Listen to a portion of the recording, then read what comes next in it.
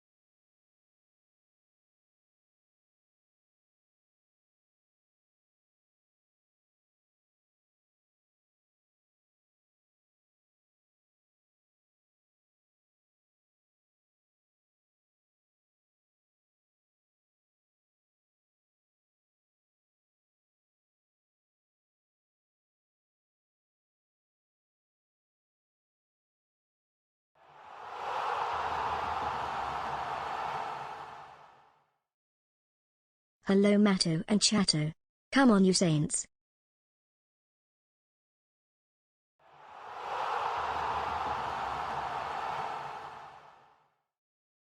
"17 months of the most average streamer."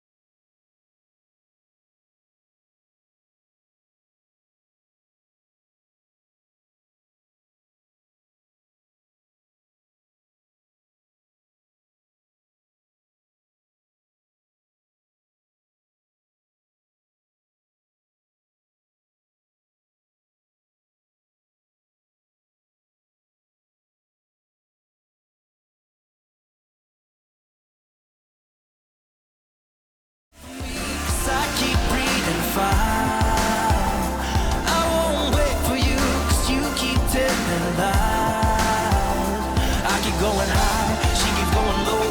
At the end of the day, she's gone. But you don't wait for me, 'cause I keep breathing fire. And you can tell her now.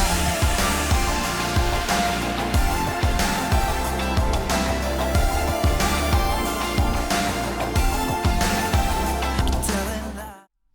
Hello, Chatto. It's Sundat and come. 'Cause I keep breathing fire.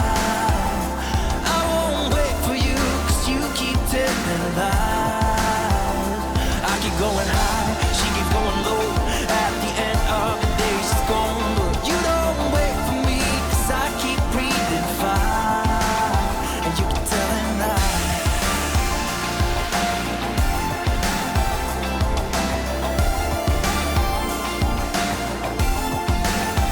You can tell her now.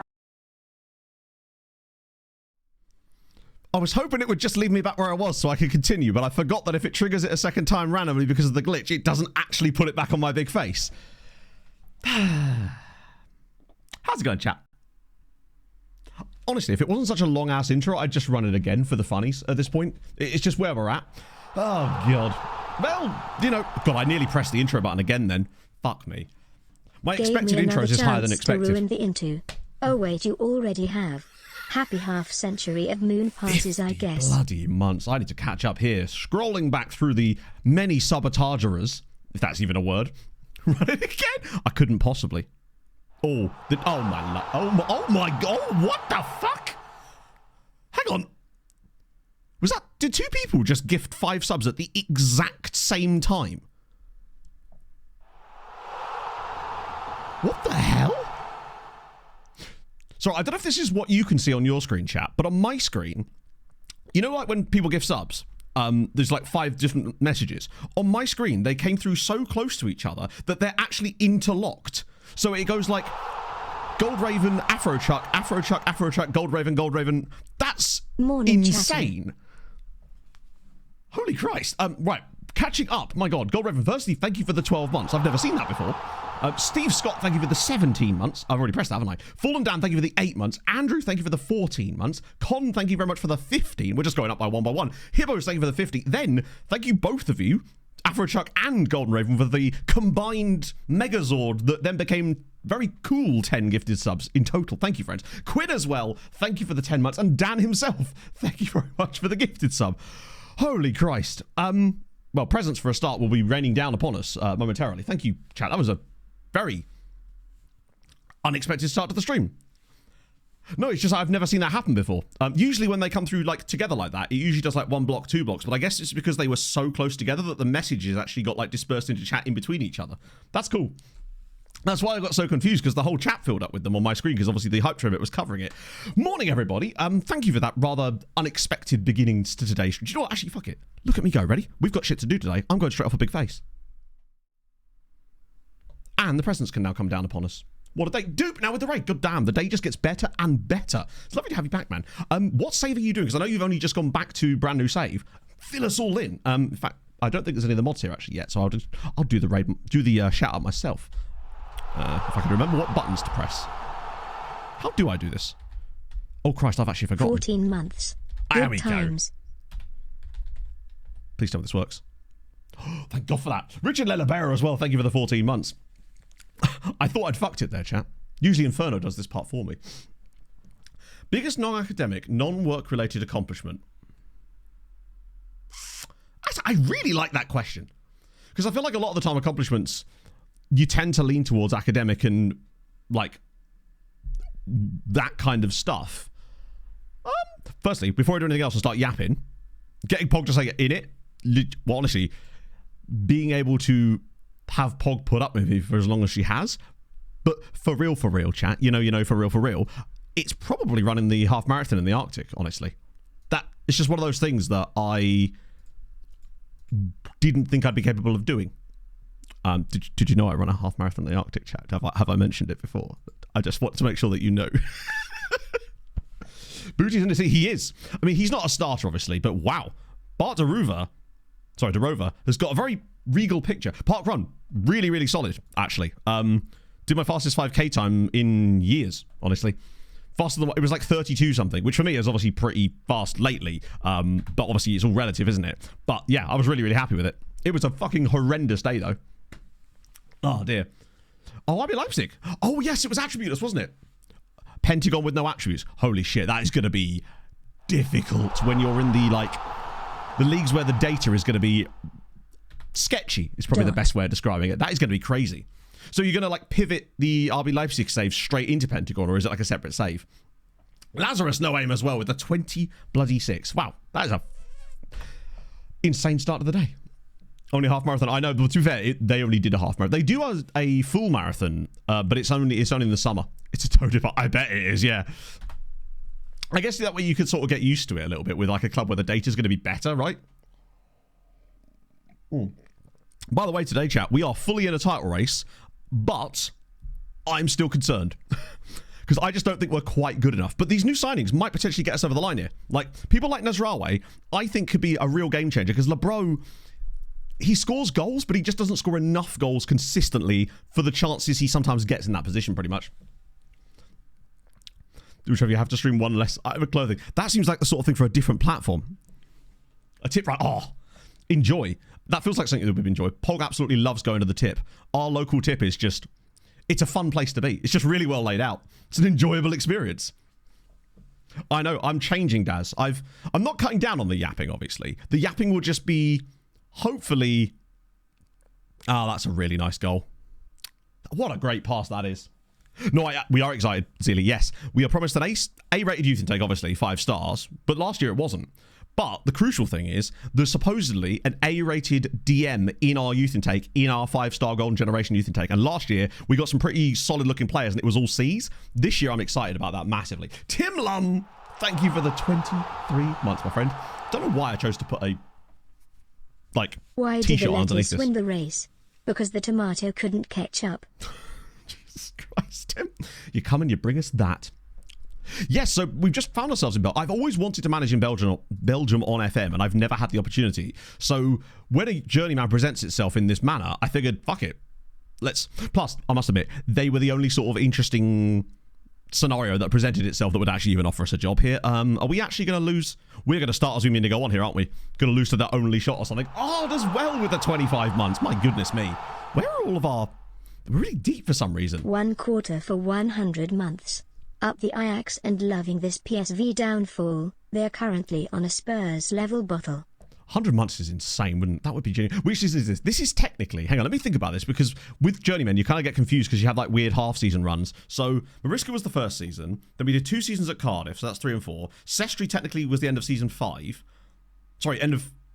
Oh, hello, Nasrawi's in. Come on, buddy, finish it. Oh, he's gone round the keep. What a ledge. This is season 6. Yes, this is right the end of season 6. In that time, Seraing have, well, found themselves in the 3rd tier of Belgian football. Global European style tournament system. Hang on, a global European style tournament system. I'm not sure I entirely understand what you're getting at, Selfhound. This might just be that I'm being, what's the word? Oblique. I'm not intentionally anyway. I do, Rob. Yes, this is. Get ready for this, Rob, because we have some catching up to. This is, Rob, my office. There isn't a bed in here. This is just my office. Oh my god, the other camera actually worked. I wasn't expecting that, honestly, chat. I thought I pushed the button more out of hope than expectation, and the second camera actually triggered. What a day. It's messy as fuck. It's mostly Pog's stuff here, but holy shit. And it's nice. It's nice not having a bed in the background.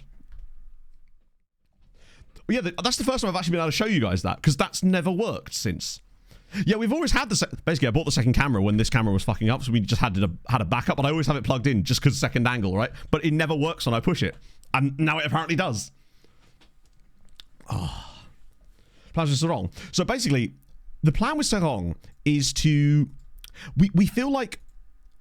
Basically, to catch you up on what's happening if you're new to the streams, Seraing, when we took over, are in absolutely insane financial crisis. So...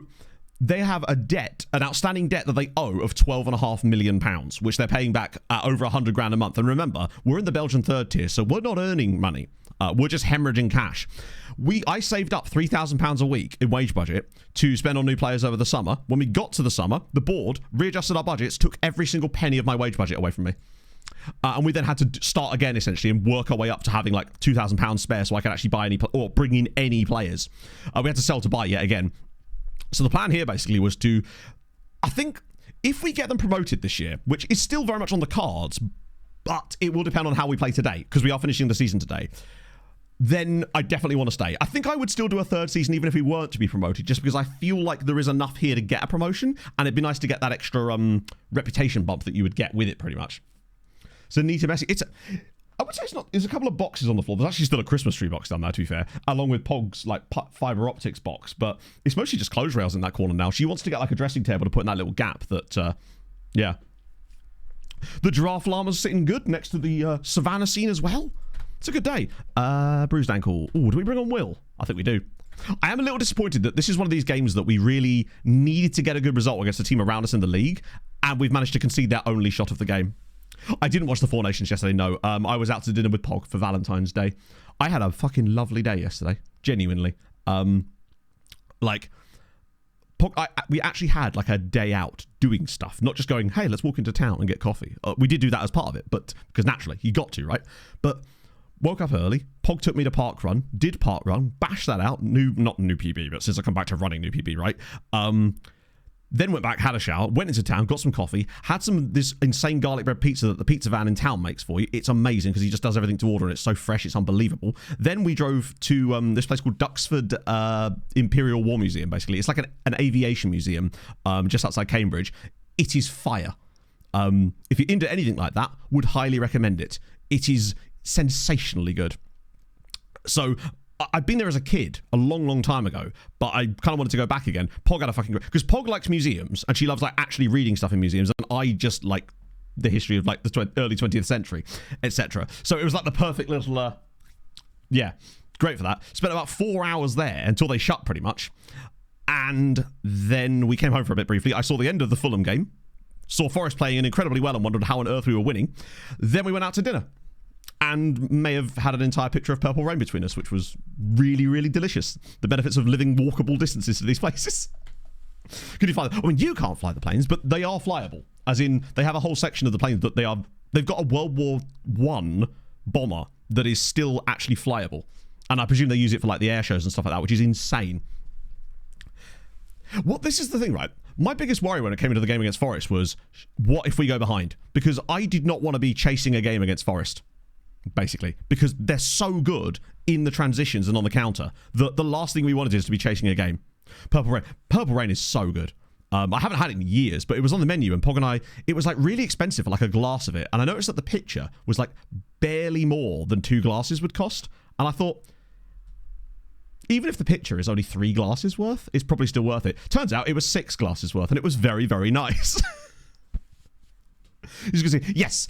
So I'm using a skin called Saz24, which you can find if you do !skin in chat. However, the version of the skin that I'm using now, chat, some of you may have noticed today, is ever so slightly different to the one in that thing. Saz is testing out some beta stuff, basically, just to mess around with bits in the skin, and he gave me and a few other creators like a sort of a random beta version of it, basically. There's a few things I really do want to highlight about it today. One of them, actually, is this... You'll notice on player profiles, there's now an add to the default shortlist button just clickable there. There's also some adjustments to pizza charts. Trying to find the other things. There's also a new player comparison screen, which adds way more information to it, but still allows you to do the same like comparisons that you were doing before, basically. I believe. I just can't actually remember where you do it. Oh, it's here, isn't it? I think. I believe, anyway. So yeah, Saz be doing Saz things. In addition, there's some changes to the dev center. Just makes it look a bit nicer. There's also 2 more changes. Also, you'll notice down here, the bookmarks screen has been changed slightly too. So you can now, like, deal with it a little bit easier. There is actually 2 more things, but I can't show you them until we actually get to them. One is to do with the youth intake, and one is to do with FM Christmas. It's just Saz, being an absolute ledge, basically. So I wanted to sort of give it a go today and see what it was like. Just little baby stuff there. But yeah, I noticed, I looked at the XG back, and I was like, damn, where did all that come from? Because I only saw the second half where we were literally under... huge amounts of pressure. Right. Riley, God, I'm so glad we got Riley back. Although, I do think we may need a bit of boober for the final moments of this game. I'm going Sven. Sven just does bits. What do you do? I actually don't know. I suspect it's most likely to be the indefinite one, just because that would be easier for all round. Yeah, it's crazy. Like, I got home from Duxford at, like... And I turned the game on, it was like 68 minutes in. Not long after Bassi had scored the what turned out to be the winner. What a header that was, by the way. But at that point, the commentators kept talking about how Forest had switched systems after that and looked a lot better at that point. Oh, Fickett, here we go. He's got the overlap as well. Oh, go on. If we win this game, title race is back on, by the way. Fuck. That was a big chance. Wait, we might not be done yet, you know. Ah, it's a corner. Back 4 instead of back 3. Yeah, that makes sense. Wait, Hudson-Odoi didn't start. Damn, okay. But I watched the highlights later. It looked like we had an awful lot of first half chances, especially, oh my God, Lashinsky's really good at these back post headers. He got one for us in the last game. Also, really disappointing if we don't win this game. They've literally had 1 shot, and it was their goal. We have to turn this into a dub, and I'm just worried that we're not going to. Come on, back post again. Oh my God, he's missed it. This guy's going to be lethal for the rest of the season. He gets so many chances like that from set pieces. I don't even know why. Is he really tall? 6'1" with 14 jumping reach. That's weird. Like, he's good, but he's not like, you know, should be winning every header at set pieces good. Second get promoted too. They do, but remember how close the title race is in this league. At one point, there was 1 point between the top 6 teams, so there's not a lot of drop-off, which means we can't afford to be bad, pretty much. That's the problem. There's not a lot of space for error for us. Go on, Booba. Oh, slide him in. Make the run. Here we go. Nadrawi. It's the pass. It's Patrick Guillaume to finish it. Comment here. No! Adama's cross for the first goal was chef's kiss. Hope you are well, sir. God. Scott, I'm not great if I'm honest, because we keep missing chances like that, although that cross was fantastic. It's an underrated part of Adama's game. He seems to be improving his delivery output, so to speak. Thank you for the 43 months as well. I hope you're having a fabulous day. I don't know what to tell you, chat. These are the kind of games that mean you don't get promoted. Because remember, the Winkle boys have 2 games in hand on us both. And everyone else has 1 here. Well, it's sort of more down to a 5-horse race now, actually, I think. But we've done everything we can in this game, really. We played well. What I would say is, I feel like this team is better now. We're creating way more than we were before we brought in these new reinforcements. I think the team is better. But... oh, go on, 1 more. No, what's he doing? Here we go. Come on.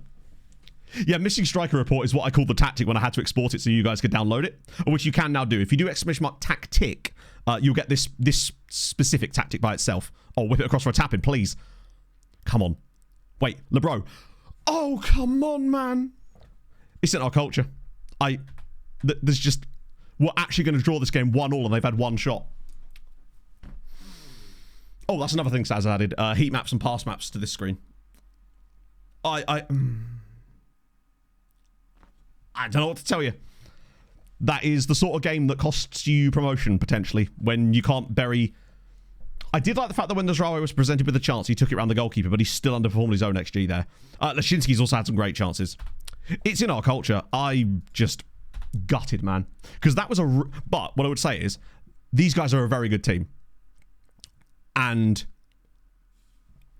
the fact that we've been that good statistically against them suggests that this team is really ready for the run-in, because we were doing okay this season, but we were sort of overperforming our statistical numbers, whereas now it feels like we're underperforming slightly, but we're creating a lot more output, which I think over the course of the last 11 games of the season could well be enough. Good God. Too many times off target. The problem was, though, it wasn't like we were shooting from range off target. Like, you saw a lot of the highlights in that game. It was clear... gilt-edged chances, one-on-one a lot of the time, that were put wide rather than saved. And that's unfortunate. But look at this. It's more of a 5-horse race, I would say now, particularly as Young Reds have played an extra game. But either all 5 teams either have a 13 or a 14 goal difference as well. Where are we XG table-wise? Second. So we're still right where we're supposed to be, but overperforming ever so slightly, unlike Hoogstraten, who are doing crazy bits, pretty much. Yeah, that's an unfortunate one. But we move. You know, it's important to focus on the positives, and we played well. And I think Nasraoui is going to be... I reckon he's going to operate at nearly a goal a game for the rest of the season. It's my bold prediction. Perhaps a little too bold, I might say. Ooh, didn't finish my coffee.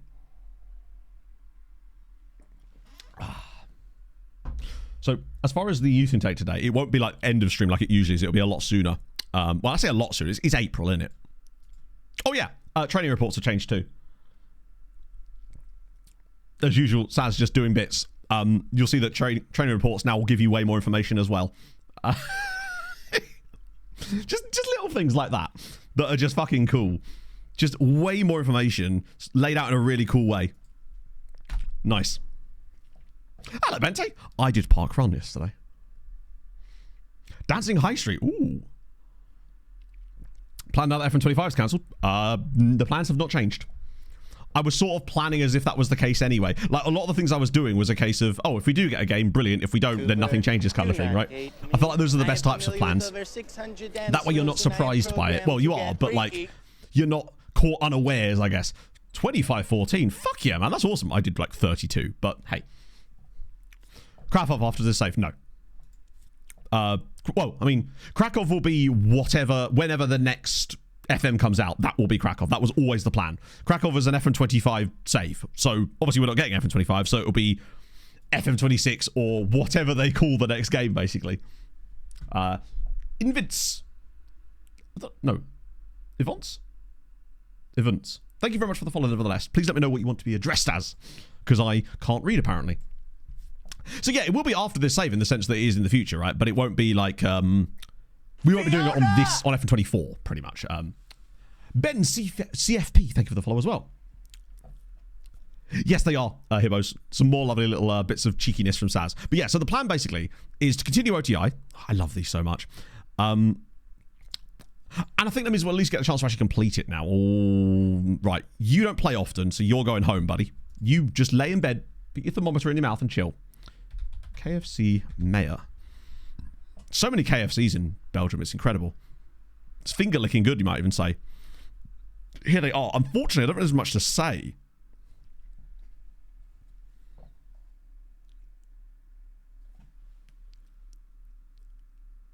Krakow? I thought the W were pronounced as V's. But I actually have HP, yeah. It doesn't, like, tell you that it's been spread.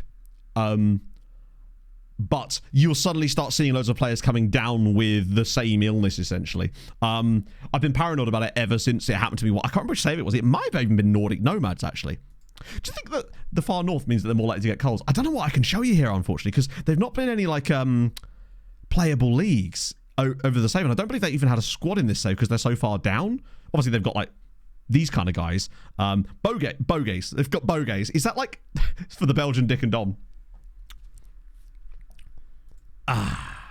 Yeah. But there we go. I wish I could show you more, but that is what we're left with. They're not suddenly... So are they 5th tier then? So they would be in our league if they got 2 promotions. Is that where we're kind of at them at the moment? I'll refund your points. I don't feel like you got value out of that. The Pablo with the 4 years. Love to see it. Thank you very much, friend. How's it going? 48 months. From Tromsø to Treaty to Africa to Malta, what a journey it's been. Glad to hear the house move went well and you're settled in. Keep up there. Work? Working hard or hardly working, eh, Pablo? Mostly the first one. Wizard, thank you very much for the prime, friend. It's very kind. Hope you're having a fabulous Sunday. Claim the cable that exists for over 20 years. Oh, I really... Bear in mind, I realise that obviously we call them KFC because you can't not, right? But thank you for... I didn't know that. That's really cool. I've actually quite learned a lot of things about the way that Belgian football teams are named, like the SL16 thing. Because that's the... Is it the matricule number? Or something? It was explained to me in a VOD comment, which was very, very useful. Oh, come on! Zebra Elites doing us... Oh, hello. Excuse me. Game's like, no. Point being, Zebra Elites have just done us a massive favour. They've beaten the Winkle Boys, so they can't go above us. But also, Young Gent have just played a game, and they do go above us. But it's semantics, chat. Well, I know the SL stands for Standard Liège. It was the number part we were interested in as to why they had that, and then someone's explained to me. It's the same reason that Antwerp has the 1 on their badge, right? This is the end of the second season at Seraing. Pickup. Oh, I've seen these guys. Because they're an English team. Pickup Academy. I remember seeing them in one of my videos I made last year. It was either it must have been the Random Champions League one. Just go with Royal then, because they're cheeky. Bloody French or something. Oh. Love to see it. Right, yeah, so it's not... When you think of Pickup Academy like that, you don't assume that it's going to be an English side for whatever reason. It just sounds like the sort of club that wouldn't be in England. It is giving, like... Also, is it just me or does it look like the PUA is off-centered? It probably isn't. It's just because of the italicized nature of it, but my God, is it, like, throwing my brain for a tizzy loop. And cool. Malaysian vibes. Ooh, that's a deep cut. I'm not sure I could ever be like confident enough in anything to describe anything as Malaysian vibes, honestly. Do you know what I mean? Speaking of vibes, the Fulham versus Forest game yesterday was fully Snapchat vibes FC, the derby, wasn't it? Great. Set up for the Journeyman. So in terms of the way we've got this set up, so we have virtually every league in Europe switched on, including loads of bonus leagues that were done using Timo's databases, with the exception of North Macedonia, which is a different database, which wasn't made by Timo and had some slight tweaks by Hadrian in order to create the situation where random clubs are loaded. In addition, we're also running a database tweak that I use, which allows us to have even more players loaded without slowing the game down too much, basically. That's the current way we've got it set up. It's 230 players turned on.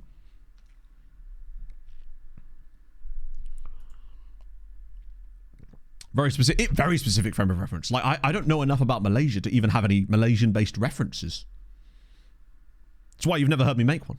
I don't reference that which I do not understand. That's not true at all. I do that constantly. What I do is I throw things out there, wait for chat to actually me, and then go, yeah, fair. You got me. That's been my latest strategy. It works tremendous. Just be wrong on the internet and someone will find a way to correct you, and thus you will get to the answer much quicker than Googling.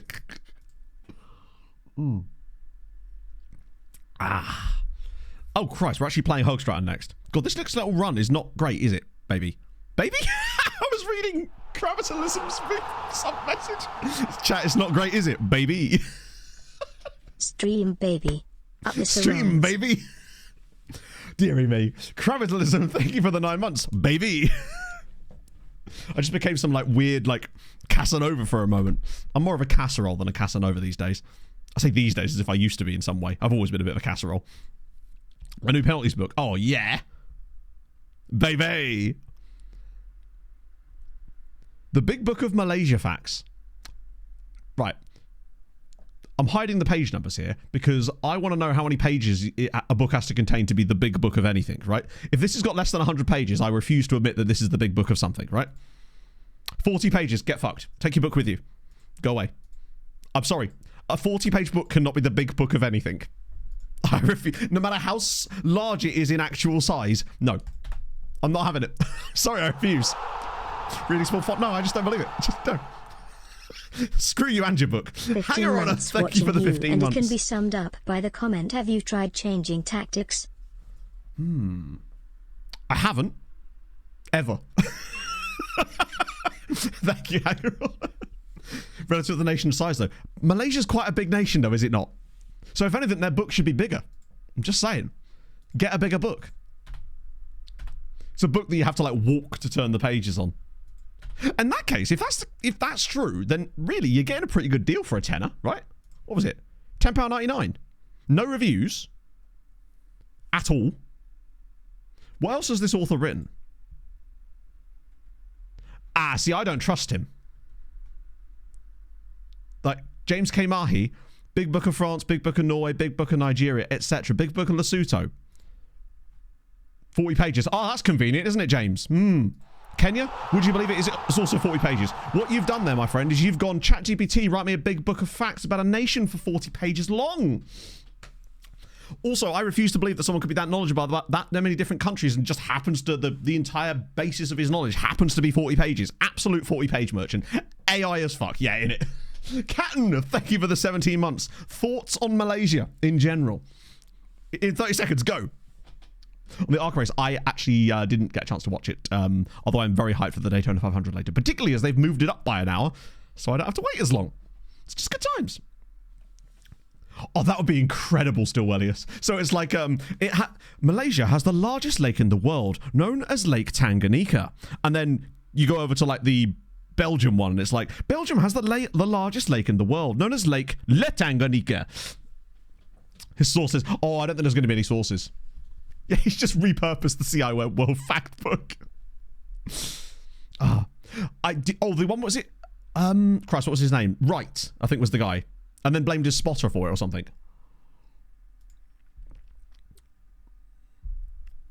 See, that's better, Water Scarlet. Bro has at least written 256 pages. He knows how many bits he's got.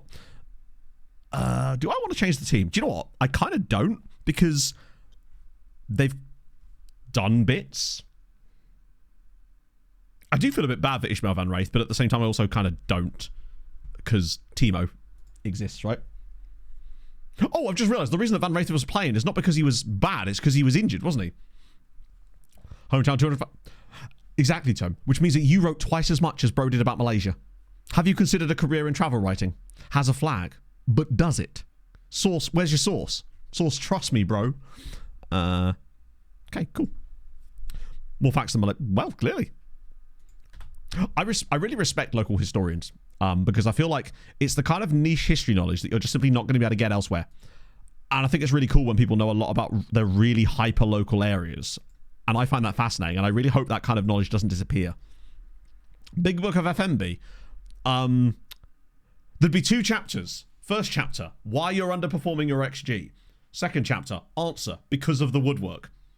Conclusion, download a different game. Loans, also a chapter on loans, and it just says loans. Sponsored by Zealand. Local Ely City. They were actually playing at home yesterday. Pog and I were considering going, but then we went to the War Museum instead. But they did win, which means, if anything, I'm a lucky omen by not being there. We're away. This is going to be tough. I'm going to go brace for Nasrawi. I reckon this is when he really kicks on. He's got his first goal. He showed composure to go around the goalkeeper, the likes of which I've never seen. They've got... Oh, no. Chat was screwed. They've got a mage. They've got a mage in their team. How are we supposed to compete against that?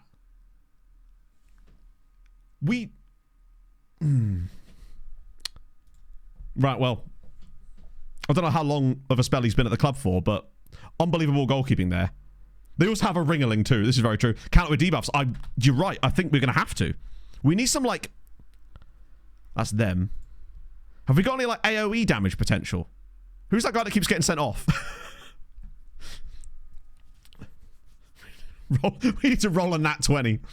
That was unbelievable goalkeeping. Wait, did that not... Was that blocked? Oh, it was Lashinsky again. Good lad. Oh, no, I haven't. I haven't caught up on the Arca stuff. Was this all last night? Because I haven't managed to catch up on anything. I saw on Instagram this morning the Xfinity pit road accident. But most of the stuff I saw was the truck stuff from the day before, because Frankie Muniz got a top 10 in the truck race. I realise it's the trucks, but still.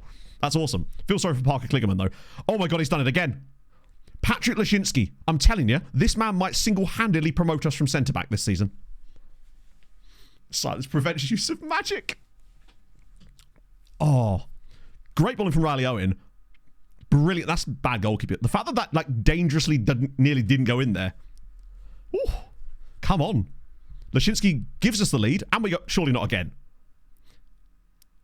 No, that would have been a bit excessive if he'd scored twice. Bear in mind, we've only scored like 2 set-piece goals this season. Lashinsky's only been at the club for like 3 weeks, and he's got 2 already. It's very surprise. Oh, hang on. It's Matos. It's 2-0. Chat, we're being top of the league 2-0 away from home. Matos has actually scored from the right wing spot and refuses to celebrate with his teammates. Wizards can't believe. I mean, this is very true. The robe, I feel like you'd fall over it. That was an unbelievable pass. Was that Owen again? Or was that DeVos? Oh, it's Valincic. What a finish. Look at that. Opens his body out. Keeper actually gets a touch. Not enough. Jumping heading. He's got 14 jumping reach. And does he have good heading? Maybe that's what it is. He does have 11 heading, which at this level is pretty solid. But we've had tall boys that could jump well in this team before. And either way, we're 2-0 up. That doesn't mean we're going to win the game, though, because you know how this goes. But, like, after that performance against Young Reds, now to go straight into a game against Hogstratton and play this well, this is really encouraging signs. We're going to go a penalty in a minute or concede a long-range banger, aren't we? Oh. This is surprising. Could be bought? Maybe. The thing is, Tome, we don't even have a small amount of cash, ever, at this team. They keep playing that same pass, and I feel like it was eventually going to come back to haunt us, and I think Angeleri's just scored an own goal. Yeah. Cool. Not less than ideal. Who is it Valincic that keeps getting absolutely skinned? This guy here keeps making some very good runs, and I don't really think there's much Valincic can do, because he's just got raw speed, I think. Doesn't help that we put the ball in their own net. But let's have a look. Who is him? It's Kasombi. Oh my god. Look at the speed on this chap. There's no way he's got 13 pace. It's almost certainly way closer to the 19 than the 13. Right. Let's see. Tight marking seems pointless because if we're... Then again, if we're tightly...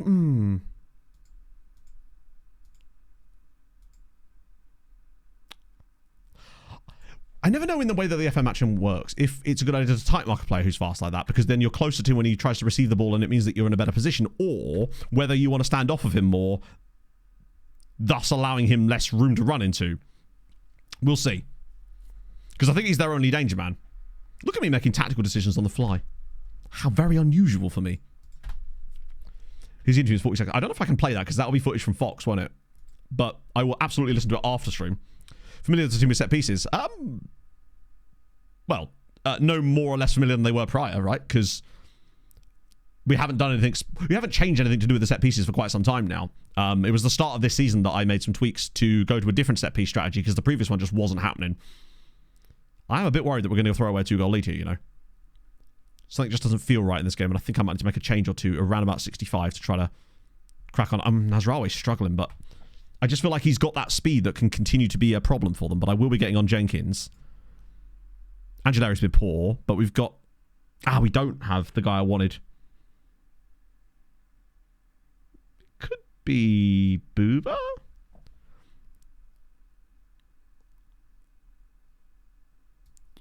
I'm taking a huge risk here. I'm bringing the writer on instead for the last 20 here. I feel like he may just give us slightly more control when he gets the ball, because he's very technically proficient, but I do worry about his ability to actually score goals for us on a consistent basis. Lose familiarity over time. How do you mean? If we're training something, surely they wouldn't lose familiarity, they would increase familiarity, no? Or maintain it at a level. Either way, Lashinsky scored a couple of set-piece goals for us, which is great news. Valincic is taking his sweet-ass time here. Oh, Matos. It's in, and it's Owen. It's an own goal in the end. Jesse Balsfeld gets the gets the goal. Come on. Yeah, Cam Bragger's, he's kind of faded a little bit. It's an own goal. Nice. It's a shame because Matos isn't going to get credit. God lord, that was going nowhere near the net. This is our biggest issue. Like, strange. Training set pieces, though. I'm not sure what you mean by am I training set pieces. Every team, if you have set pieces, you are training set pieces. Like you can specifically train set pieces to increase the quality of your set pieces, but you're always training set pieces to an extent. Otherwise, there'd be no point in having them. Oh my god, it's offside. I got a bit confused there. Either way, this is a strong performance from us again. Like output-wise, creativity is good. Actually got a shot on target. Well, yeah. I mean, it depends on what league we're going to be playing in. Oh, are we about to second phase someone? Never mind. Never mind. Look at us go. Wait. Oh, cool. Don't do something stupid here. I think the lone centre-backs have definitely improved us too. Oh my god, this is... The tighter marking definitely did seem to do it. Like, it's not something I could use like consistently, obviously, because it was more of an in-game scenario based on what I saw. But we haven't seen anything out of Kasombe since I did that. Nice. Again, good. This is good. Are we going to get another chance here? What are you doing? Okay, there we go.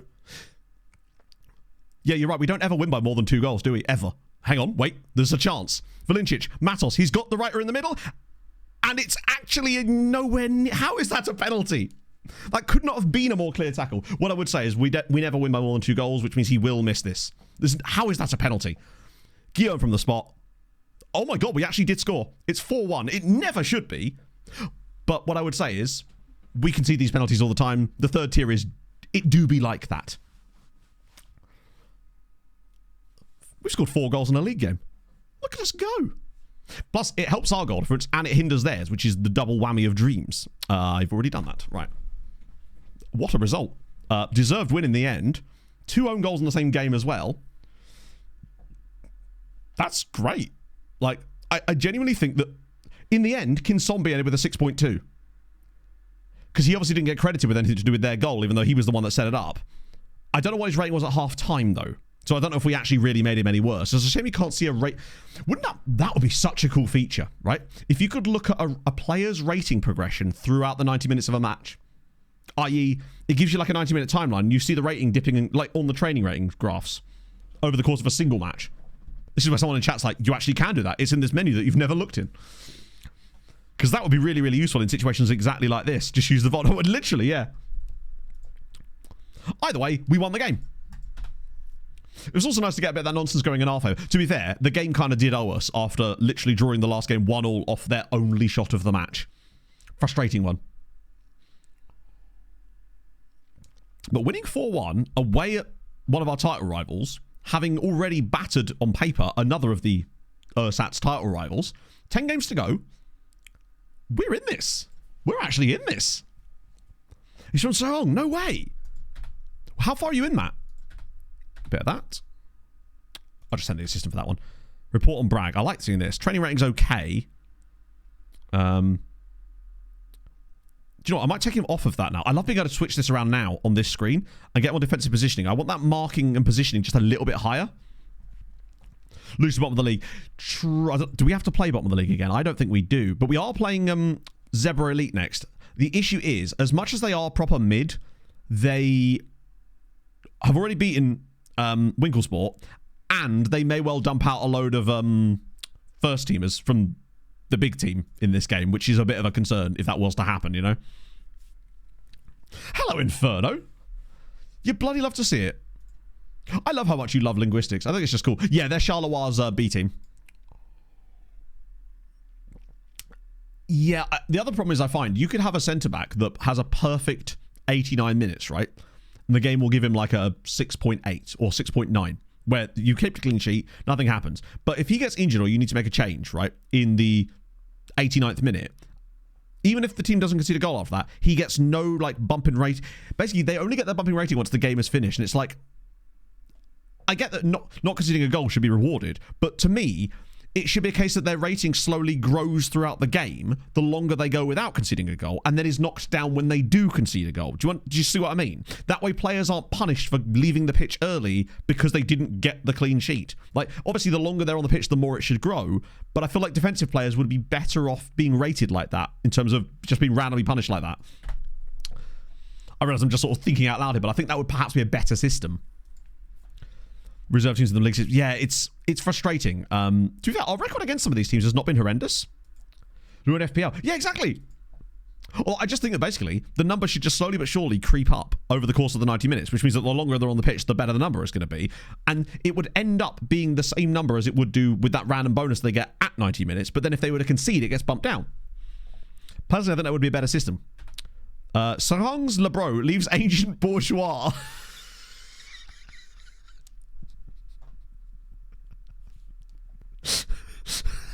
Matthijs Lebro is a communist, confirmed. That's incredible. Julius Bourgeois. You got any other players we can have, bud? He's got a guy called Jules van Klemput. Tremendous. Oh, this man just collects names. This is insane. Dario van der Boys. Cryptic crossword. It does, doesn't it? Thibaut de Smet. Michel Deleuze. He's collecting great names. You don't happen to represent... Hang on, is that a guy at Man United? Oh, no. It was Mechelen. Yeah, he's very much specific. Oh, he's got a few kind of higher paid guys. Doesn't have any opinion of me, of course. Any younger players that might be at, like, random clubs we can have a little look at? Steve Albers? Francie Pouchet? Tremendous.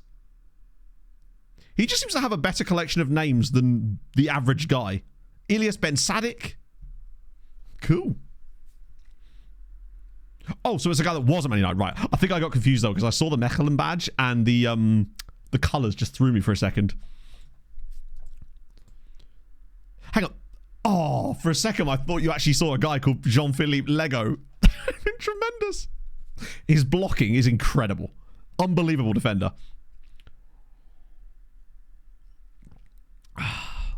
Another dub. I mean, we're absolutely destroying this league. So this was the better of the Yaros, was he not? The mercenary guy. Yeah, he's never playing for us. But that's okay. Still only 10 points clear, but they're definitely going to win the under-18 league, I think. Well, I don't think they can get promoted out of this or anything. I think it's just... Actually, wait, maybe they can. I don't know how the Belgian under-19 level works, whether there's any promotion, because I noticed that none of the other teams in this league are... like top flight sides, but I assume it's just based on what league the main team is in, potentially, right? I wish there was more of a league system that rewarded the quality of the under-19 team rather than just sort of slotting them alongside wherever their main team happens to be. Wow, we played early, didn't we? There's too many different permutations here to even care about what's going to happen here, other than we need someone like... We need Genk to not win. And they're playing Standard Liège's B team, so maybe there's a chance of that happening. Oh my god, and there was. In some style, in fact. Hang on, did they all lose? Winklesport dropped points again. Young Genk lost. Young Reds lost again as well. That's really good news, actually. We are now top of the league. There's still teams that can overtake us, but it's looking... Winklesport have really mucked up their opportunity to do exactly that. Plus, I think we're going to have gained even more in the XG League again. Oh, wait. I think Young Genk might have just got absolutely... I think they end up winning the league in the end, potentially. Because it seems like they got a bit FM'd there, despite losing 4-1. Oh, dear. Oh, the 1-0. Yeah, what was that about? I saw that and I went, 1-0? And then I realised it was rugby. How does that even happen? Like, I don't know enough about rugby to understand how you win 1-0. Well, then I'll see some spot. Yeah, I think... I assume it is just based on... Because it's weird, because there's less teams in this league than there are in our league. Drop goal.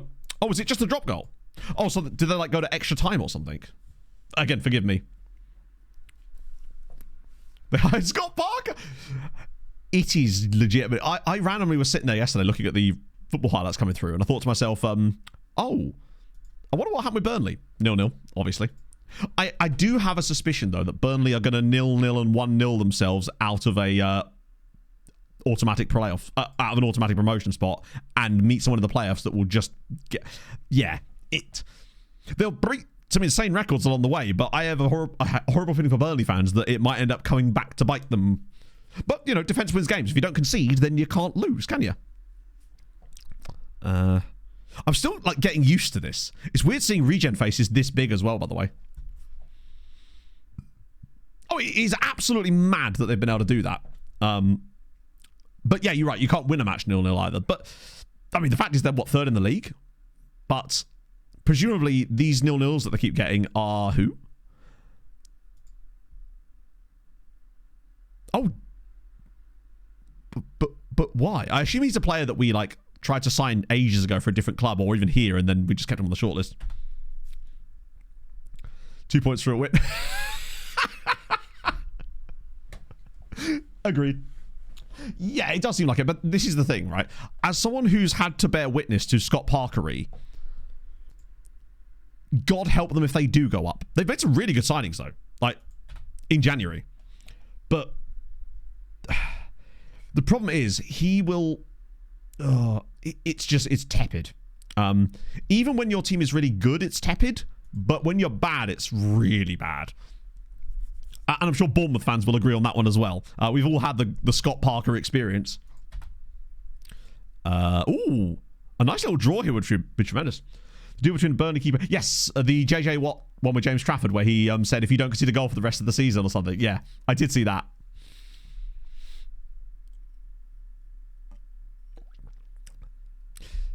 I do wonder.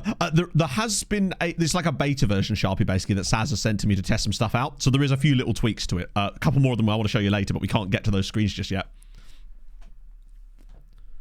Wait, Sheffield United have a points deduction? I didn't even know they had that. Can't be as bad as Arsenal's points deduction in that save that Stewie sent me. Holy shit! The investigation I did into that, insane. Right, a draw here would be ace. Possibly. That's fine. We'll take. Good God, there's still only 2 points between the top 5. 2 points for tomfoolery. Don't you hate it when the tomfoolery comes back to bite you? Oh, okay. Fair. Oh yeah, bear in mind, I think you're right that I think basically what company lacked in the ability to set up a side defensively for the Premier League challenge and was maybe a little bit dogmatic in not being pragmatic. I suspect that Parker, from what I've seen from him, maybe he's learned, would be the exact opposite of that, whereby Burnley would actually probably not concede that many goals in the Premier League. The problem was they would be simply unable to score because of the way that he sets up teams. We had Mitrovic under Scott Parker, and he played like 5 Premier League games that season whilst being fully fit.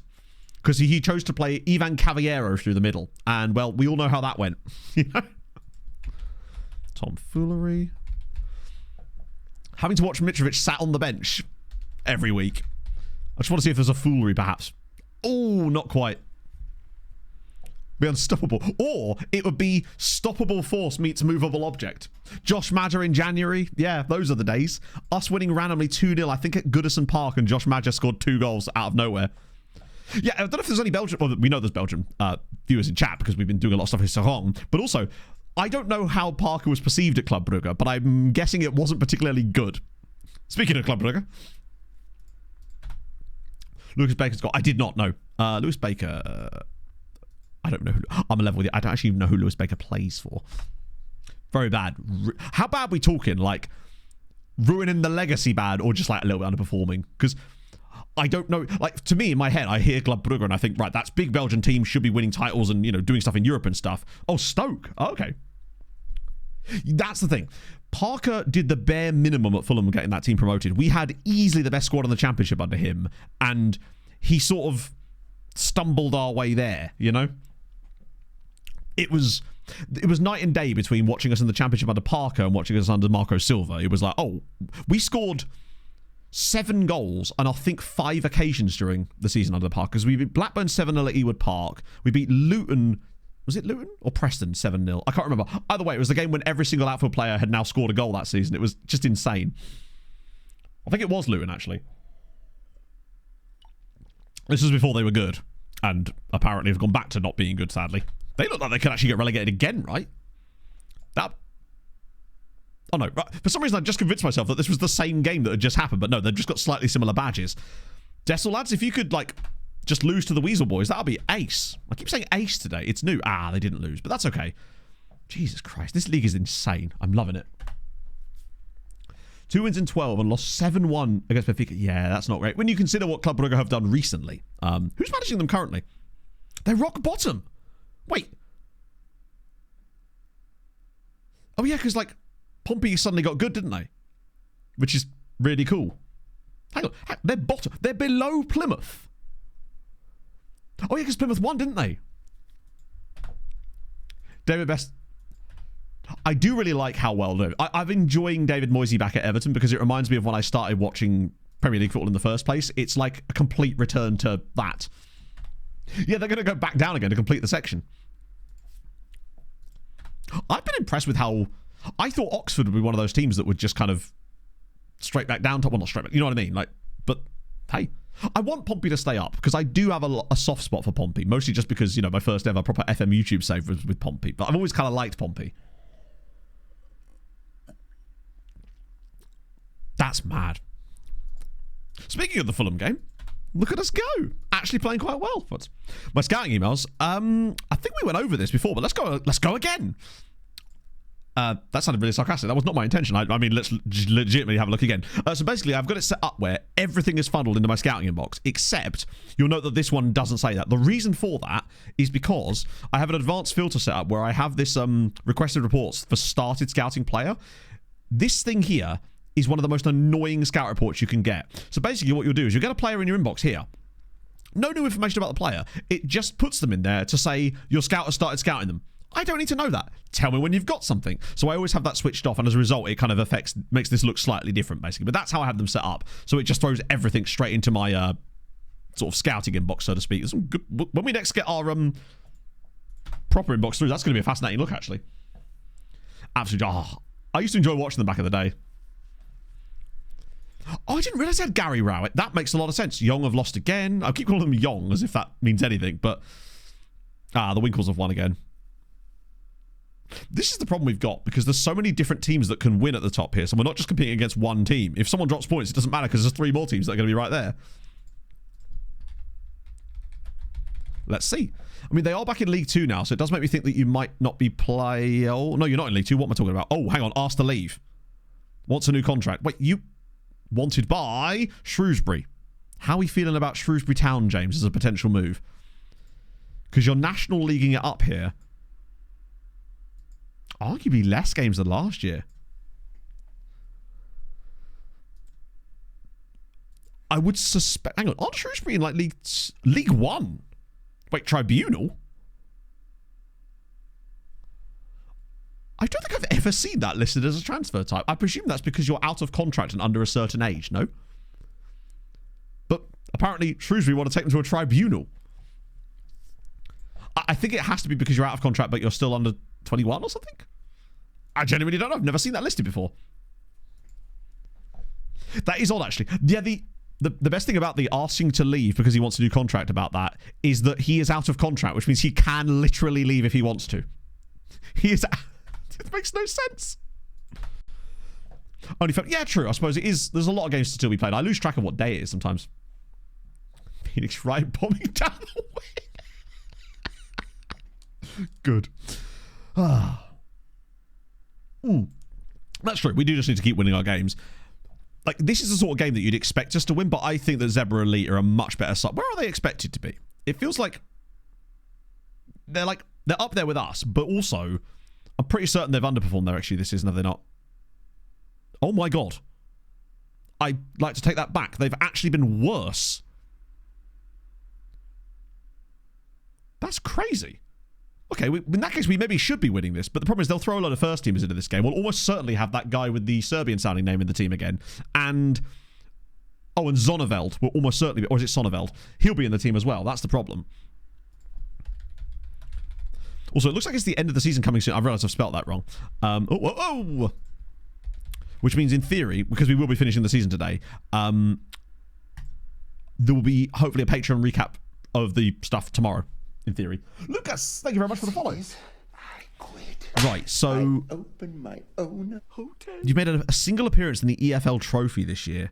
The issue you've got is you've got yet another year left on your deal. It's not looking good. People have mentioned that HCast, but I actually forget what the problem with the... I mean, bear in mind, there is a problem with our finances in the sense that we have £12.5 million in debt, but that is more unique to us, and I can't remember exactly what the issue was with Belgian finances. So if someone would give me like a TLDR once more, I would be very grateful, because I've once again forgotten exactly what the issue was with that. Iron Out. I believe you are. Why can I never spell Iron Out properly? It just looks really weird written down like that. Trenchin. Yes, you are. And you're just playing regularly now. I don't know if you're going to reach £12 million of debt. I honestly don't know, Con. I wish I did. They had £13.5 million worth of debt when we joined. And we're very, very slowly paying back the money to the point where the board just take all of our money every summer. He's on a youth contract and being poached. The buying club needs to pay the value of the player via a tribunal. That's hilarious because he's being poached while not having a contract. Because he doesn't have a youth contract. He doesn't have any contract. He's quite literally CTR, which is why I found it really weird. I wonder if the game's just got confused. Yeah, contributing a few more goals. Ratings around about the same. I get the feeling that Trenching is the sort of side that we could very easily find ourselves coming up against at some point in this save. Or even potentially managing. They are overspending their wages by 4k a week, which might not sound like a lot, but their wage budget's 14k. So that's a lot. Sick. Lose ton of money should have been no prize. That would make sense because we have no prize money. Favorite non-English word? Possibly. Two words. They're both, I believe, Swedish. This is from back when I was learning Swedish years ago. Sköldpadda, which I believe is basically turtle tortoise because it means like shelled toad. Sköldpadda. And solglasögonen, which means sunglasses. Or the sunglasses in this case. I just really like the way they sound when they roll off the tongue. I'm sure I'm saying them wrong, but still, they're really enjoyable. Also, hospital. Sjukhus. It just feels nice. Sköldpadda. Yeah. Solglasögonen. Is just... It just feels so nice to say. I'm sure there's others too, but those ones particularly stand out. A pencil sharpener in Spanish. Un sacapuntas. Oh, that's great. Yes. Nützlich. Useful. That is going to be useful to know that, to be fair. That's going to be nützlich to know that. More drop points for Young Reds. More drop points for Höchstraten. Good news. Strassenbahn. That's fun. That is very fun. Time to beat some... We can't do that. The Savannah would never forgive us. It's bold of him to want to change the entire team. He wants to put Lebro out on the right. Don't like that. No. Nobody tell Peter. No. 23 years old. Interesting. I've just never seen it listed like that. That's cool, though. Freudenfreude. The bliss you feel when someone else concedes. I didn't know that. So that's like the opposite of Schadenfreude, right? I didn't know Freudenfreude was a thing. Or is this one of these like words that actually doesn't really exist? It's just been created by English speakers to make... Do you know when you see those... You'll see this list of like English words. It's like, oh, they mean this very specific thing. And it's like, that word doesn't exist. You've just made it up. But I did... Either way, I like the idea of Freudenfreude because I really do like seeing other people. I was talking about this... Weirdly, I was thinking about this before stream, actually. About... I take a lot of joy from seeing other people succeed because it's just nice seeing other people be happy, right? If I can't experience something myself, I might as well see it for others, right? That was dark. That was unintentionally dark there. I'm trying to be a more positive person lately. Never heard of it. And you're German. This is what I mean, yeah. Just slipping that in there. That was a little bit, you know, tonight will be the night that I'll fall for you over again type of thing. Compounding as that's what it sounded like to me. One of those words that sort of people that don't speak German have recreated using German compounding and gone, hey, it's a German word, and nobody in Germany would ever use it, right? Krankenhaus, yes. Because obviously ambulance is famously Krankenwagen, isn't it? Unterseeboot, that's incredible. Unterseeboot. Me when I found shoes in the river. Oh, it's an absolute banger. Correct English. Oh no, they 100% do, and I love that. I think that's one of the cool things about language. Inferno's just been like, what? Force in the Forest game. I only saw the last 20 minutes of it, and we didn't actually look that great during that last 20 minutes. But I'm told that we were actually fantastic for the previous 70 minutes, the bit I didn't watch. So what I need to do is not watch Fulham games in future. Pretty much. Krankenschwester. I hope so. That sounds amazing. U-boat. Well, yes. That would make sense. I like the idea of U-boot. No, me-boot. Right. I swear like before every game now, it's just like there's just some random dude that we're never allowed to press. Yeah. Inferno's 40-page book. He's going to do a collaboration with, what was his name? James K. Mahi, who may not even be a real person. Let's be honest, he could also be AI generated. His picture looks suspicious. I don't know actually what I clicked there. Hopefully that made a difference. No, my grandfather was not a U-boat, Andrew. Very specifically was not that. He was a motor torpedo boat, damn it. fait accompli. I like bastardized versions of phrases from other languages that. So, an example with fait accompli would be saying fate accomplished, right? Where you actually somehow convey a different meaning, but people sort of still know what you mean, right? It was these 5-player, different granddad hippos. Legitimately different granddad. That was my paternal grandfather was the East 5-player. My maternal grandfather was the boat. What a statement to make for people not understanding that. Basically, during World War II, he was on a motor torpedo boat, and I once accidentally said that he was a motor torpedo boat, and so what? And chat won't let me forget. Defenestration is fun. Also, I recently, the other day, learnt the difference between desecration and desiccation. All his grandfather, I know! Cheeky. Some say it's good to have at least 2. With us being at home, the difference is not, I mean, you're not wrong. But I guess I just never heard them, like, spoken in a way that I heard there was any difference, you know? And I'll be honest with you, I got the reason because I was watching Bones, as always. What about defecation? I would never do that. Oh my god, another deflected goal. Chat, are we getting the luck? My grandpappy was a boat, my granny was a dinghy. I'm in love with it, chat. I actually don't know what defenestration means. So I could have said anything. No, you don't want to get desiccated. Very much not. Yes. Getting thrown out of a window. Wait, the act of throwing someone out of a window. Why on earth would we need a verb for that? That's tremendous. Although, interestingly, my dad's actual paternal... Obviously. My dad's actual father did fall out of a window. Different grandfather, because the grandfather that played for East 5 was actually his stepdad. But he refers to him as his dad because obviously he was very young when his actual father died. He fell out of a window waving to the dustman. This fenestration of Prague. Wait, they're throwing entire cities out of windows now? Oh, hang on one sec. Nasraway's through. Oh, he's a genius. I'll refund your points, and I can take it off. The Ballad of Marie Curie. I'll remove that from the queue. Love to see it. Make it a lot shorter. Yeah. That was glorious. Just brush over. Basically, this was in the 1950s. He was wearing socks on a wooden floor that had just been polished by my grandmother, I believe. And essentially, he was waving, he slipped out of a window and sadly passed away. Yeah, you feel bad now, don't you? No. It's a strange story.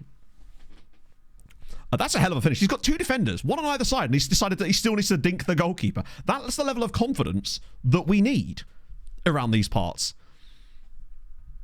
The fact that we're 2-0 up again while playing against some really good sides, I'm starting to feel some like genuine title energy here. Like, we are putting up numbers in games all of a sudden. The new boys are making a difference. If we could just keep this up for the rest of the season, we may actually win this title. After the way things went last stream, I just genuinely wasn't thinking...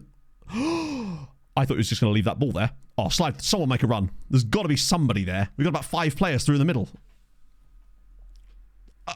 I didn't even see that. I briefly looked at chat because they had possession, and now... I genuinely don't know what happened here. I just suddenly saw Nasraoui scoring. Oh, he just... Oh my goodness!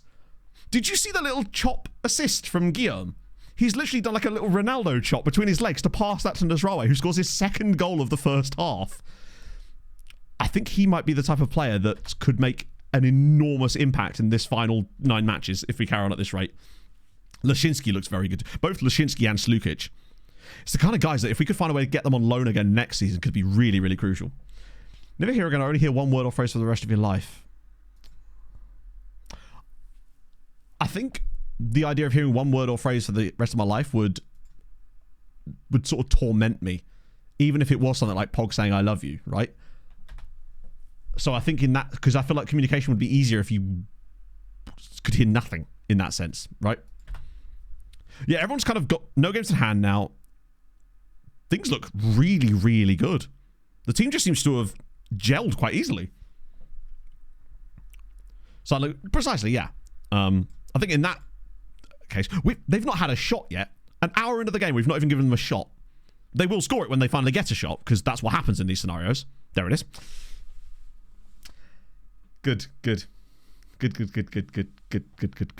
That's tremendous. I like it when that happens. Imagine if we actually had 2 games in like a 3-game spell where our opponent's only shot is the goal. Was that his first goal of the season? Who even is that? Steve O'Neill. That was their left back. A Canadian Belgian called Steve O'Neill. Steve. Okay. Oh, it's always the first goal of the season, isn't it? Let's make a few little changes then, since we got the lead. Matos has played better lately.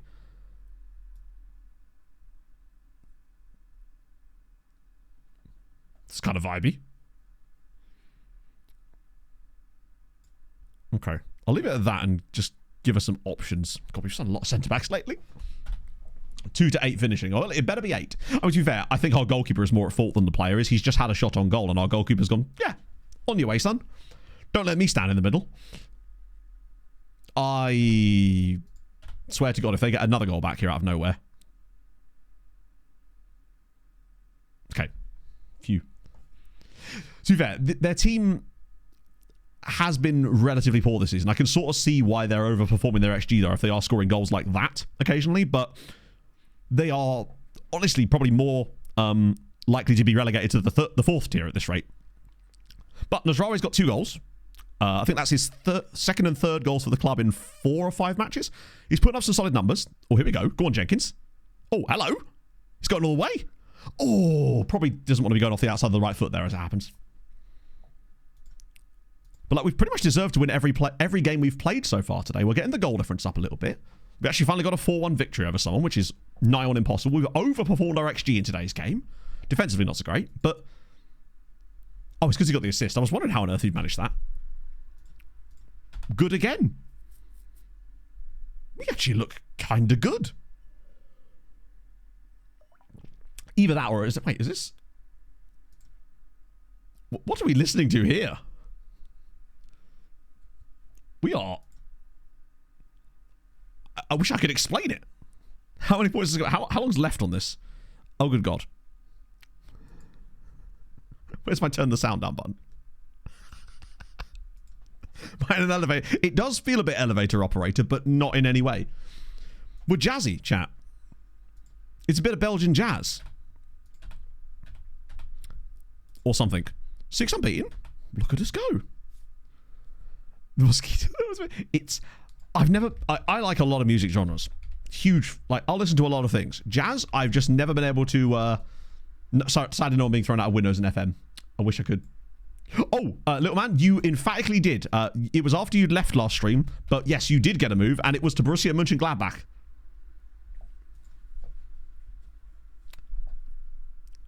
You've already made some substitute appearances in the Bundesliga after your £1.1 million move from Melbourne City. So yes, 14 caps for Australia, 4 substitute appearances in the Bundesliga. It's not gone well. A lot of genres within jazz. I've yet to hear jazz that I found enjoyable to listen to. But again, that's fine, right? You know, not everyone has to like the same things. Not everyone likes metalcore. I personally do. Some people consider it to sound like just noise, and I can totally understand why they would feel like that. But also, you're wrong, damn it! Now, let me scream at you incessantly. Yeah, to be fair, there definitely has to be something to you. Plus, I do like the old A-League to Bundesliga pipeline. Gripov, yes, I can. But that music is not subjective. Thank you. I agree. And if you disagree, you're wrong. Right, so yeah, the career path so far. I wish this job history page was... I'll just show you my milestones. It's probably easier, actually. My manager timeline. Ah! Fuck me. I thought it might be something different. I don't know why. Oh, it's here. This is the better one. See you later, King Chimera. Right.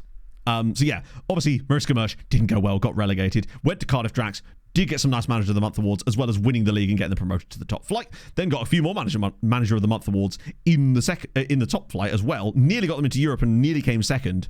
We were literally 1 goal away from it on the final day. Unfortunately, decided to move on at that point. Then went to Serie C, and we don't talk about that. Then we came to Seraing. First season 10th, but we're one of the best teams in the league. We just got absolutely XG'd out the wazoo. This year, we're actually playing to the level that we played at last year and getting results to go with it. And as a result, we sit top of the league, hopefully for promotion. Having a great time. Yeah, it's like musical soggy biscuit, I guess. I guess doing a lot of heavy lifting there, I realised. But damn, that guy's moved for a shitload of money. £14 million to Lech Poznan. Poznan are dropping bags. That must be a record transfer for them, right? Yep. Surely by quite a large amount, right? 64.9 million zloty. That's a huge... God, nearly £15 million dropped by Lech Poznan on a player. They're cooking something up in Poland there. Or maybe they've just sold someone for like a massive amount of cash or something. It could be a tycoon, or it could just be like they've got a lot of cash burning a hole in the pocket. But now I kind of want to find out. And yeah, it looks like Man United might actually get back into Europe again this season. I mean, they're £114 million negative bank balance again. So there's that. Let's have a look. Lech Poznan. Secure finances. 21 million in the bank. It's not looking like they've had a new chairperson, but it's nothing major. Maybe they had a big sale? Transfers out.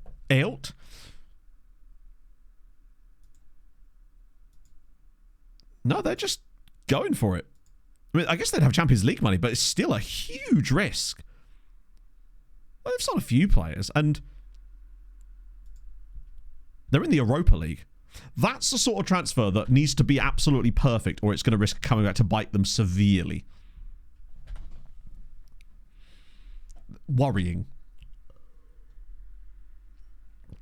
Mechelen away. Now, these guys were relegated. We're making very good progress, by the way. Playing 4 games in like the first hour of stream. We've only got 12 to get through today. I'm admittedly... I do feel a bit for James DeBio here. But I also really like Patrick Lashinsky and Dražen Slukic.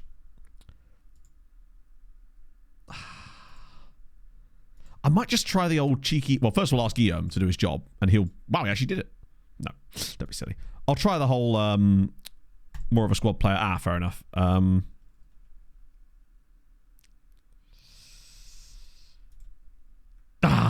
was kind of hoping we might get the old, I don't want to go anywhere, boss, but it sucks because I like DeBio, but clearly the team wasn't playing as well until we got Slukic and Polish man, whose surname I literally just said out loud and I've already forgotten, in the team. They made a huge difference to us. And maybe it's just like completely accidental. Maybe the actual results are coming from elsewhere in the team because we're actually scoring goals now.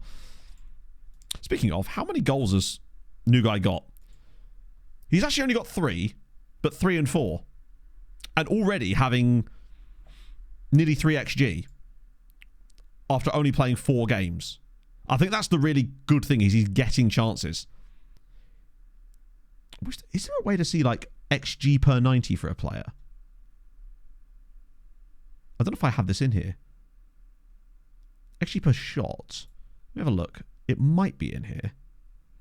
Shots. Conversion rate. Or is it in stats general? I forget. No, it's definitely not in there, is it? No, I don't think I can. I think I've already got that one in there. I like Cannibal. When I saw Arda, I got worried for a second there. Shots per 90. Yeah, no, we're not looking at shots per 90. I already have shots per 90 in there. It's in stats general. Oh, is it actually? We want XG per 90.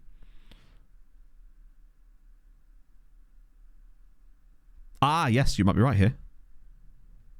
Expected goals per 90 minutes. That's what I'm looking for. Yeah, that's good signs. Seeing his up as high as that, obviously small sample size, but it is nearly double that of Matthijs Lebro. That's kind of what I'm looking for. It's nice to see that the writer actually was kind of on a similar footing there. That's good. Once again, weird FM stuff, yeah. Not quite weird enough for weird FM unless they continue doing strange things, but we move. But you can get non-penalty, actually. To be fair, he hasn't actually scored any penalties, thankfully, so that number would be the same regardless, but that would be good to know. Because I suspect that part of the reason that Guillaume's is so high is because he takes penalties. Am I spelling this wrong?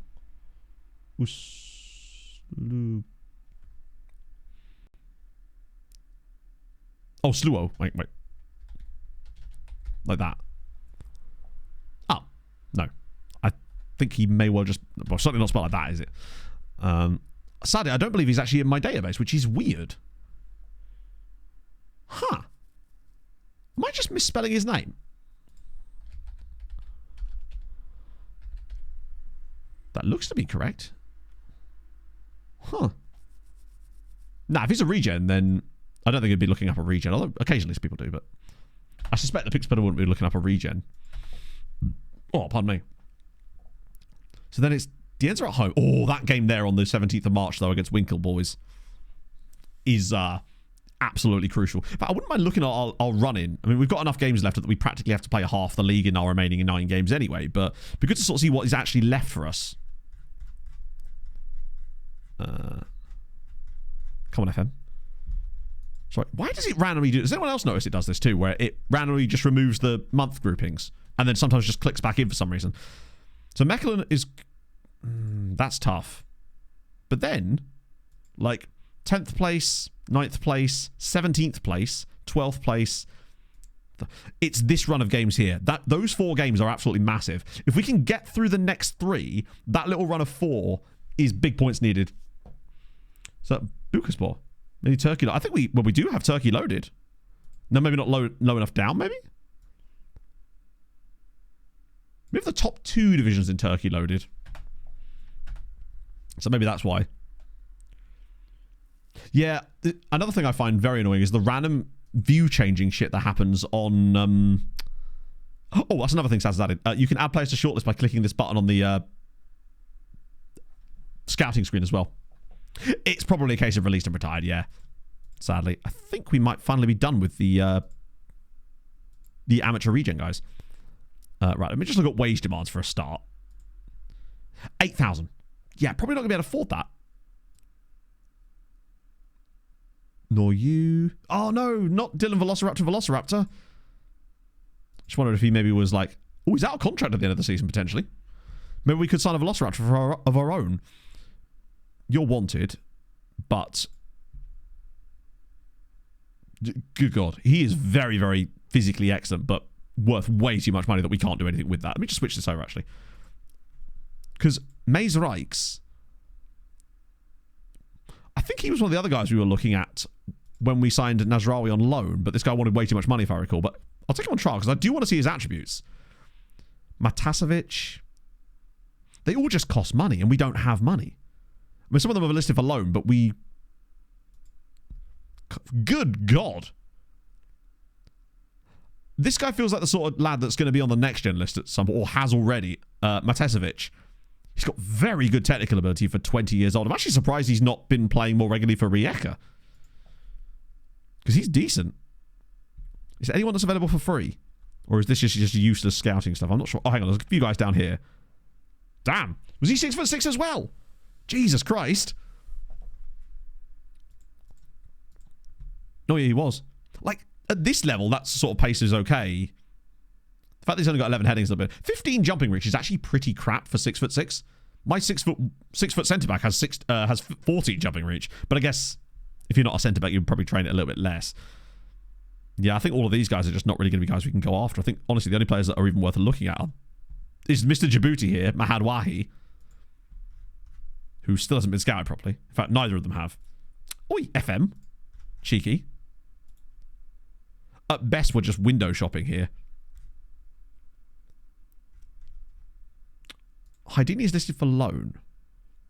Do you know, I think... Did we take the money on Haidini's clause? We did, didn't we? Yeah, I think it was probably a good idea because he has not played a single game for Slavia yet. He's only played a couple of games for Slavia's B team. So I think maybe us taking the 150k on him is probably a good idea. Also, remember, in the summer, I honestly think the rest of these guys are crap. Or not crap, but unuseful to us. Oh, for goodness sake.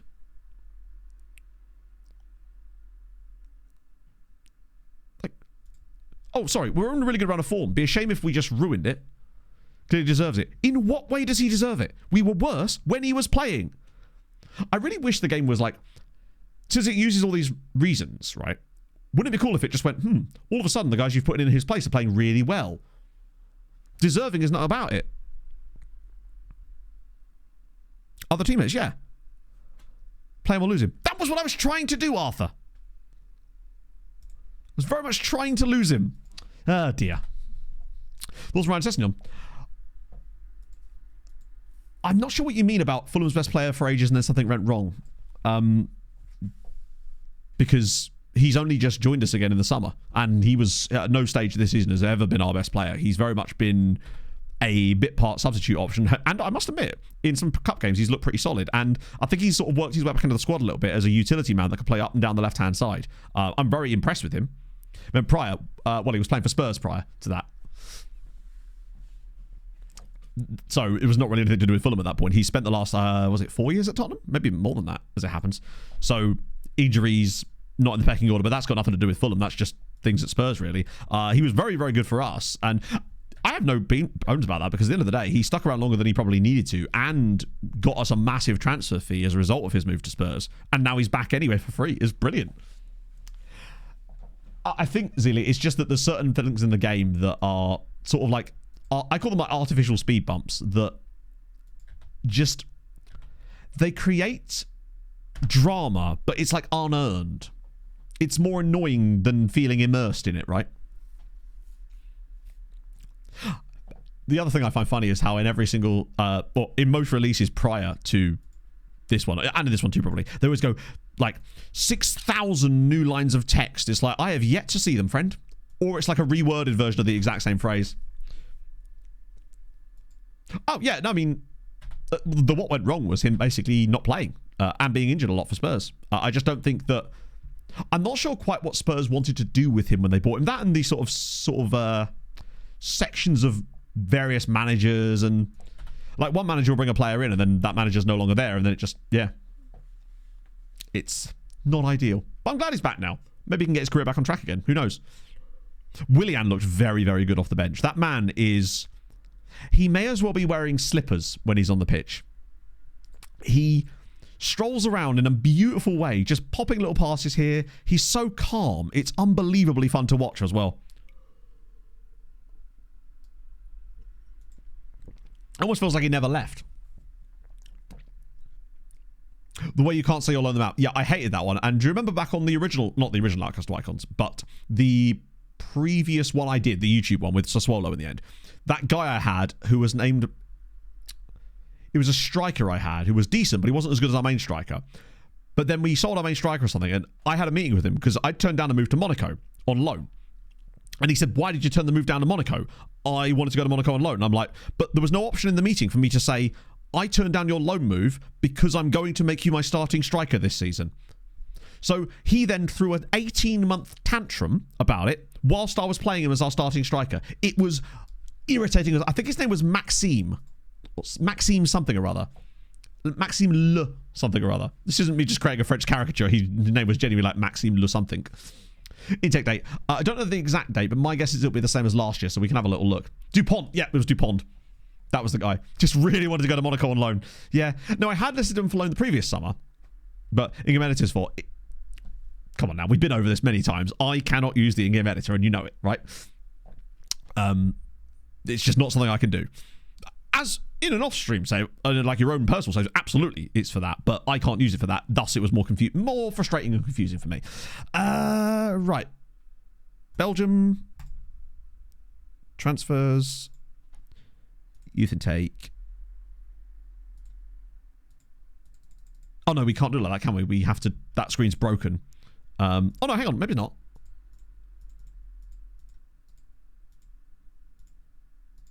Wait, why was there a random youth intake from one dude in June? There we go. This is actually probably quicker than what we were doing. So, we expect to get ours. We're probably towards the 30th of April last year. Unless anything drastic changes. They need more dialogue options that have sort of context, right? Oh, no, absolutely, Cannibal. I would totally recommend people have it switched on in the saves just in case shit like that happens and they need to sort of just go, come on now. Because it's what's the sort of thing that could kill your save, right? If you're just playing it for fun, right? But I cannot have that on. As I always say, the moment I have the editor switched on in the top corner, people just go, you're adjusting players, PAs, and attributes off stream, etc., etc. It's just not worth it, right? That's why I think I try to avoid player meetings. I'm trying to think of any possible positives that could come out of any meeting with a player. That's the other reason, right? There's very few scenarios in which you come out of a meeting with your players in the game where a positive effect has happened as a result of it, right? FMRT. Crazy. I did actually use it for that save that Stewie sent me to have a look at Arsenal's finances. It was unbelievable that there was £600 million negative in bank balance, and that doesn't include debts. I suspect it was even more than that. No wonder they ended up in League One. An admin log when they... I think there's... Hang on. It's here, isn't it? Where is it? I swear it used to say, like, in-game editor used no. Or is it down? There you go. In-game editor used no. But I've also had that appear as yes in, like, a brand new save file when I hadn't even got the editor, like, installed or even purchased one year. So that was really weird. Right, there we go. 7 reloaded player interactions, and no matter what you do, they get pissed. Yes! There are certain, like, meetings you can go into where not a single one of the 6,000 dialogue options that they provide to you end up with any different result. Now, admittedly, sometimes that makes sense that the player has just decided they're going to be a dick, and that will happen, because that does happen in real life. But it's the frequency in FM. It's basically every meeting you have with them, pretty much. Which is why I like the fact that you can sort of figure out little ways to sort of cheese it, because I think you sometimes have no choice, really. So why I don't feel bad when we do it, right? It's much tougher in saves like this, though, because you can't really cheese it in the same way. I feel like Booty should probably be on the bench, but I don't know who I'd even take off. 34-year-old that... Hey, there you go. That's a surprise, because I've never even managed to... There is one, if I recall, I can't remember which one it is, that works reasonably well. It's something to do with the form of the player that's playing in front of them. Usually that's okay. Masked attributes... Disabling... I don't believe you can disable masked attributes. I'm pretty certain that if you have attribute masking switched on, that's for the save itself, not for the manager, because that's a setting you change at the start of the save, not when you add a manager, right? And it's just another one of these things where if I then do that, people are like, oh, you know this information about it. It's just not worth it for me, right? Besides, it won't be long until we're at a club with enough scouting that I can see all their attributes anyway, because I'll be able to have worldwide scouting on, and then I'll have it keep up to date, basically. Yes, the one that is particularly annoying is every time your best player wants to leave, your squad's like, yeah, get rid of him, bruv. It's like, I feel like that wouldn't really be as likely to happen in real life, though. Must admit, Timo Nagel, not been overly impressed with, potentially. For watching the wingers. They're kind of meaningless. It just means that they play well together, but it doesn't give you as far as I know, it doesn't give any boost to it. It's just alerting you to the fact that they play well together. But the lines... I find the dotted lines where they're saying it's a bad partnership appear way too easily. You could lose one game sometimes and it's like, ha, they've played poorly. I'm like, yes, it was a cup game against a top flight side and we're in the 9th tier.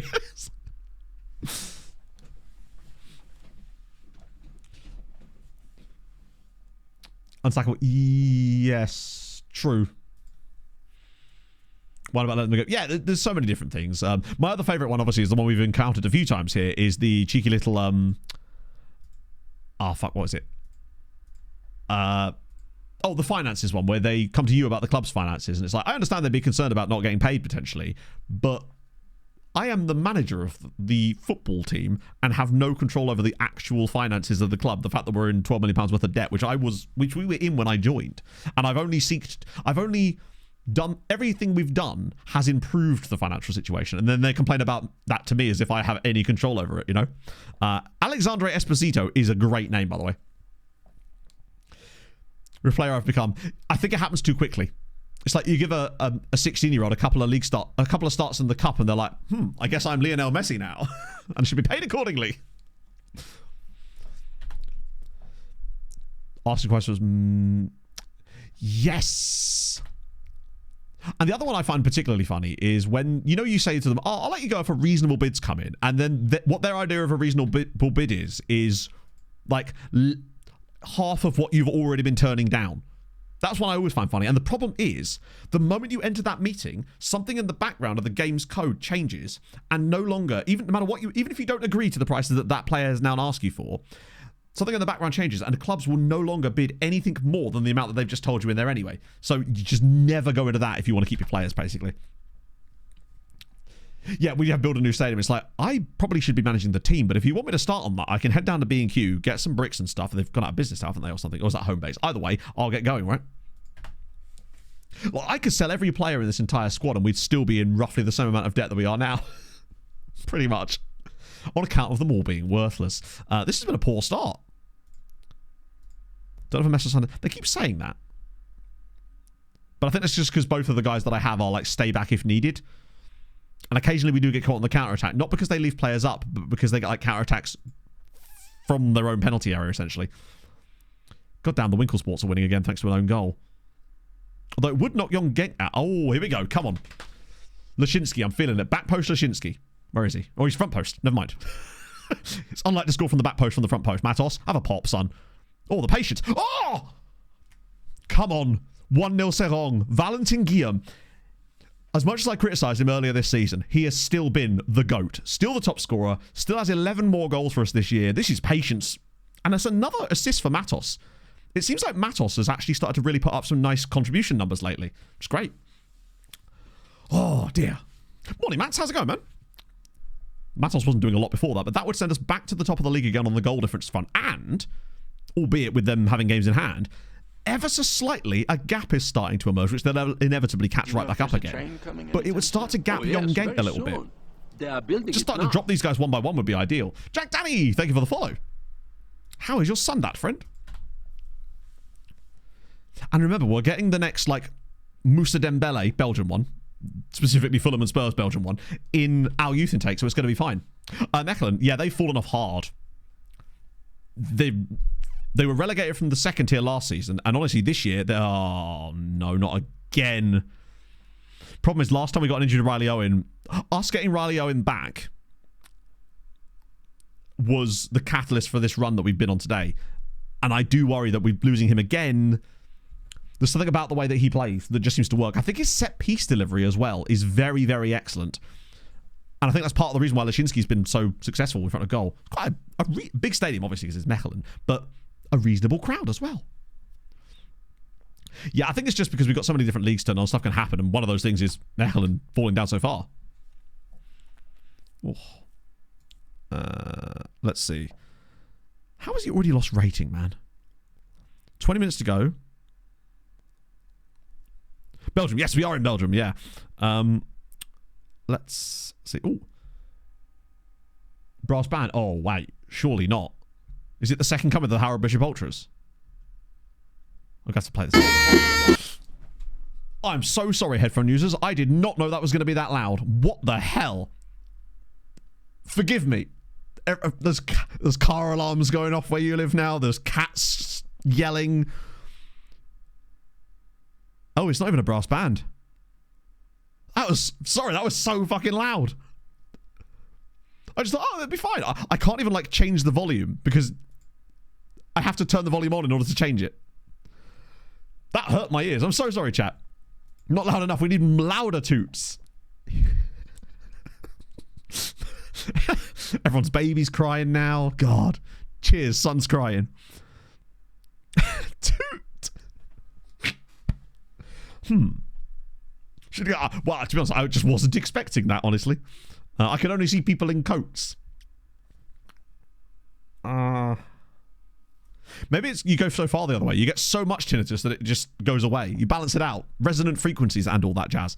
I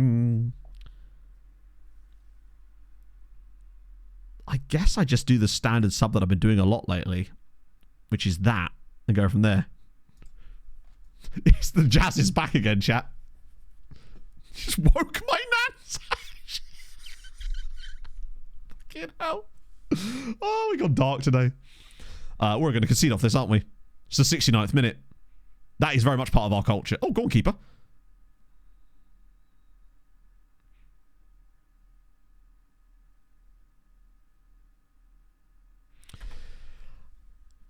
I didn't want to say anything because I was worried if I said anything I might summon a beast there that would score a goal against us. Keeper's just had an absolute mare there, and then the guys missed it. They are...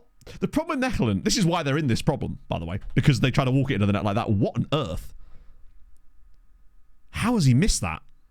Just drill it into the empty net. Bro took an extra touch for absolutely no reason. It was kind of like the play yesterday, actually, towards the end of the Forest game, where... Oh, God. Roffick. Well, we're getting a bit caught out here.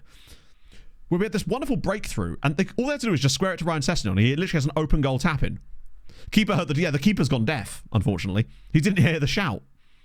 He still can just hear tooting repeatedly. He's going to sign for Tooting and Mitcham in the summer. I I do think we're going to get a 1-1 draw here, unfortunately. Oh, for goodness sake. The moment Riley Owen leaves the pitch, all hell breaks loose. Because now Slukic has decided, you know what? Fancy a week off. What are you doing? Oh, he's a centre-back as well, isn't he? Hey, it looks like DeBayo's going to play. I will... Do you know what? I'm actually going to take Guillaume off. That way the midfield stays deep. And then... I don't think we're going to be able to hang on for this length of time, but, you know... A guy can dream, right? I think it's unlikely we hang on. But just any kind of time wasting we can do for the next 10 minutes would be just lovely. Though sometimes we actually do offer some attacks when we're on time wasting, because Smakes will just dribble through their entire team. Here we go. Oh, that's not a bad pass, actually. Go on, Smakes. He drilled us across for 2-0. Oh, what a little spin. Smakes is all the way through. Why is he shooting from there? He has literally got a pass across the ball. Nasraoui, back post, bang. 1-0. Oh, sorry, 2-0. Game over. But instead, no. This means, unfortunately, it's probably got 1-1 written all over it, sadly. Because I think that we've got to do better for that. I guess he is playing for... That's the downside of it. But really, in that position, you've got to be just squaring it to your teammate. I like the time wasting we're seeing from Jenkins-Davis, though. Some solid time. Wow. That's just going to be an easy one for the keeper, isn't it? Then again, there is no such thing as easy one for the keeper in this league. 5 minutes. Come on. Oh, no. Please. Their keeper's up, chat.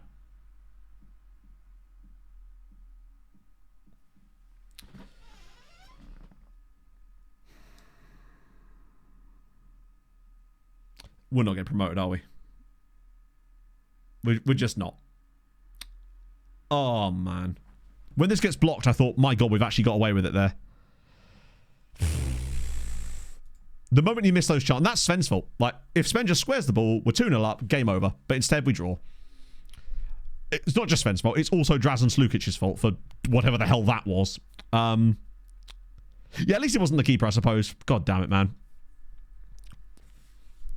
3 firsts in the first 9 seconds. Really? I haven't actually had a chance to watch the highlights or catch up on any of that sort of stuff. That's unfortunate. As good as they're an okay side. Exactly. Now DeBayo can just be like... Oh, man. To be fair, we have scored a couple of lucky goals lately. The problem is those lucky goals that we've scored have been meaningless ones. It's been like the 3rd goal in a 3-1 victory or the 4th goal. It's like we never seem to get those lucky goals when it's meaningful. But when we concede them, it always is. And that might just be more about the fact that we just can't quite put it to bed. But remember, we don't have to win the league. We just have to finish 2nd. But that's most of the rest of the year. And we're going to lose Slukic, which means DeBayo's back in. Riley Owen has been sensational for us this season. I think it's his set piece delivery too. I don't know what his corner taking is. Let me have a little look, because it feels like I think he's our top assister. Yeah, 9 assists. 10 corners. It's pretty good for this level. That's so annoying. He's such a good player. Hopefully, though, we can recover. It does seem... One thing I am encouraged by is the fact that Nasraoui's match ratings continue to be... What? Huh? No. What?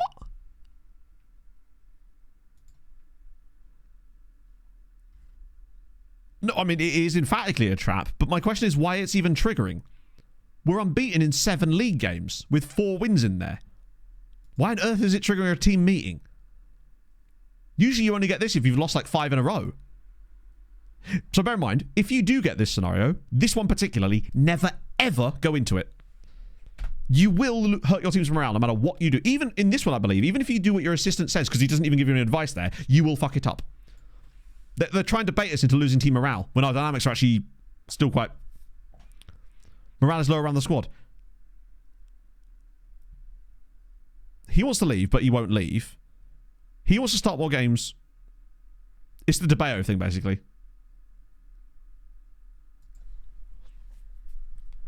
I don't know what MTFY18 is. Oh, an FM18. There were scenarios in FM24 where you can do team meetings just fine. Like when the morale is bad and you've lost a lot of games in a row, the team meeting is actually brilliant because it will bring the morale quite a lot up again. You'd be surprised how good it is. If you do the like ensure your heads don't drop one, it's great. It's a really good way of pulling yourself out of a slump. But when you're playing well and it triggers a team meeting, no. Or if you've got an upcoming cup final, What the hell? Hogstrike and win again, but it does mean less points for Dessel Sport. So them taking points off each other is good news. Fall from the next feature? Well, probably not. If anything, well, we actually have slightly, but that's, I think, more to do with them catching up the games they had in hand. We're right in the battle between these three. So weird. Oh, well, we move. Yeah, the only team meeting I'll ever do is the team meeting when you're actually genuinely in bad form, because that is a way of getting free morale, and it's really easy to just click the heads don't drop, try to ensure that our heads don't drop one. That team meeting is gold, because it will literally send your morale from, like, I don't know, just looking up, trying to think, like, from like sort of 4 o'clock, no, not 4 o'clock, yeah, from like 4 o'clock arrows to like 2 o'clock arrows, and that is a huge increase. He's training well, so I can praise him from there. I like being able to praise him with one click from this screen. That's really, really good. Don't know if I can get away with criticizing him. Let's try it. Ah, fair. Apparently not. About 6.6. That might be worth it. I think it's sort of anything below like a 6.5 you can kind of get away with. It is still 3rd division, yes. Yeah, they're easy to do when you have nothing to lose, but right now our... I hate the fact that DeBayo being a dickhead. Actually, no, not him being a dickhead. I understand his desire to play, but I didn't like the fact that we couldn't get any kind of reasonable resolution to that meeting. The only thing I could do that would have resolved that meeting would have been, hey, I'll promise to... Maybe I should have just promised to play him and then not played him, but by then we'd get like the boost in morale. But I wanted to be careful about breaking too many promises to the players as well, because obviously we got that whole... I don't know if that promise is actually still intact. That might just have only been the first season. So that one's only an attempt to loan. This one is the fact that he's still disappointed because we're not playing youth goalkeepers. The weirdest promise of all time. Like, he was right about the lack of depth. Next time I'm definitely not going to do that. I will just do... Wait, what? I'm fairly certain I have re-nicknamed him, no? Did I not change his name in this one? High scores. He may well do. Oh, I haven't actually changed his name here. So he is, ironically, at Mets, which is funny. Oh, dear. For a striker, his numbers are not outrageously good. 6 in 14 with... Actually, 6 off the bench is pretty good. And they are in the top flight now, I suppose. So it makes sense that he would struggle to score goal. Because I remember when this guy was like the guy in every save I did. Let's look at the squad hierarchy. Our hierarchy is probably going to be quite light. DeBayo is an influential player. Our only team leader is currently unhappy, which definitely doesn't help. But the problem is, the only way that we're ever going to remedy the team leader being unhappy is by getting rid of him. There is no way that we can fulfill that promise. And that was on me, because I should have known better than accepting a promise that makes logical sense, but isn't actually fulfillable in any reasonable way. Unless we get really lucky and get like a goated goalkeeper in our youth intake. Good God. And then complain for the rest of the season. But if I recall, we're not expecting any good goalkeepers in this intake, are we not? Oh, no, we are. Well, intake lacks quality, but it's a C-rated player in a 5-star youth intake. So actually, we might have a decent goalkeeper in there. It's this I'm excited about. One of our defensive midfielders has the potential to go far in a 5-star youth intake with a team that actually has good youth setup and stuff. That's exciting to me. I feel like I'm expecting someone very, very good there. Watch the striker end up being the best player. That would actually be kind of gut-wrenching if the striker in the youth intake was the best player. Record number of wins, really? That's strange. Will definitely come in. We don't know exactly, but last year it was the 14th of April. So, barring any major changes to teams' recruitment, youth recruitment levels, it's most likely to be the 14th or, you know, around the 14th again. So we've got a bit of time yet still.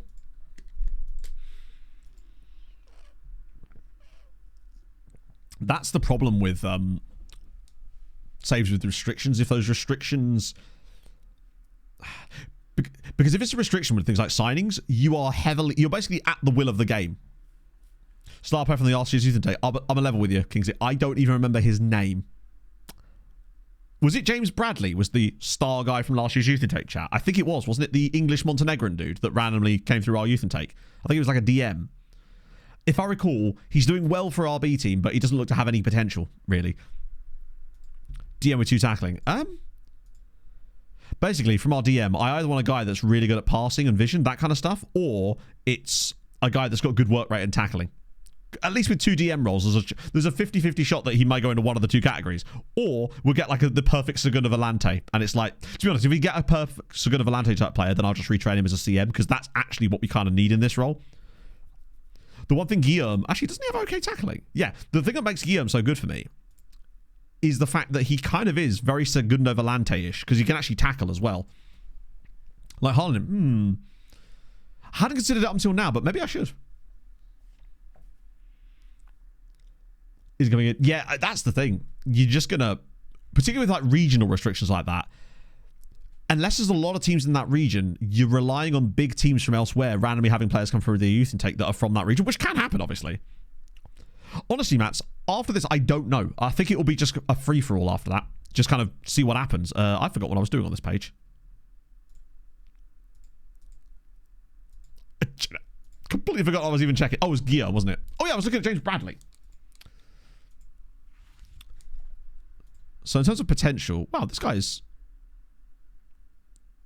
He's just so slow. Who's he wanted by? Dessel's... Well, that's a team in our league. Where is Bradders? There he is. Wait, there he is. James Bradley. So, like, while he's not an awful player, he's casual, which is not a great personality to have. And I just don't think he's got any PA. Sadly. I'm really hoping that we get... Bear in mind, last year's youth intake for us, though, was a C-rated one. And the players we got through it were very much C-rated. This year it's 5 stars, and there's an A-rated player in it. Came through Borussia Mönchengladbach, really? But he was Italian from that region, though. That's cool. Wait. Oh, Christ, this front line is so different. So Owen can't play. So it's going to have to be Boober again, even though I'm not convinced by him in any way. I might even start the writer on the right-hand side. I don't know whether that's a smart idea or not. But we'll also put in Dion. God, Palumbo's not even making the bench at the moment. I don't think I should... Oh, no, now I kind of have to put Robinson in. We don't need Petra Simon on the bench too, though. Just signing Allison. It's not a bad idea. We are going to have to start DeBeo, though. The thing I like about Lashinsky as well is his left-footedness. Like, he's putting up really, really good defensive numbers. Other than Nasraoui, he's probably been our best player since he joined us. I want to hype it. I want to believe in things, you know? I want to be positive about stuff and believe in it. It's more fun that way. Until the inevitable disappointment that comes immediately afterwards. Right, okay. Oh, shit, I've put a suspended player on the bench. That's one way of doing it. Verlaine is actually technically...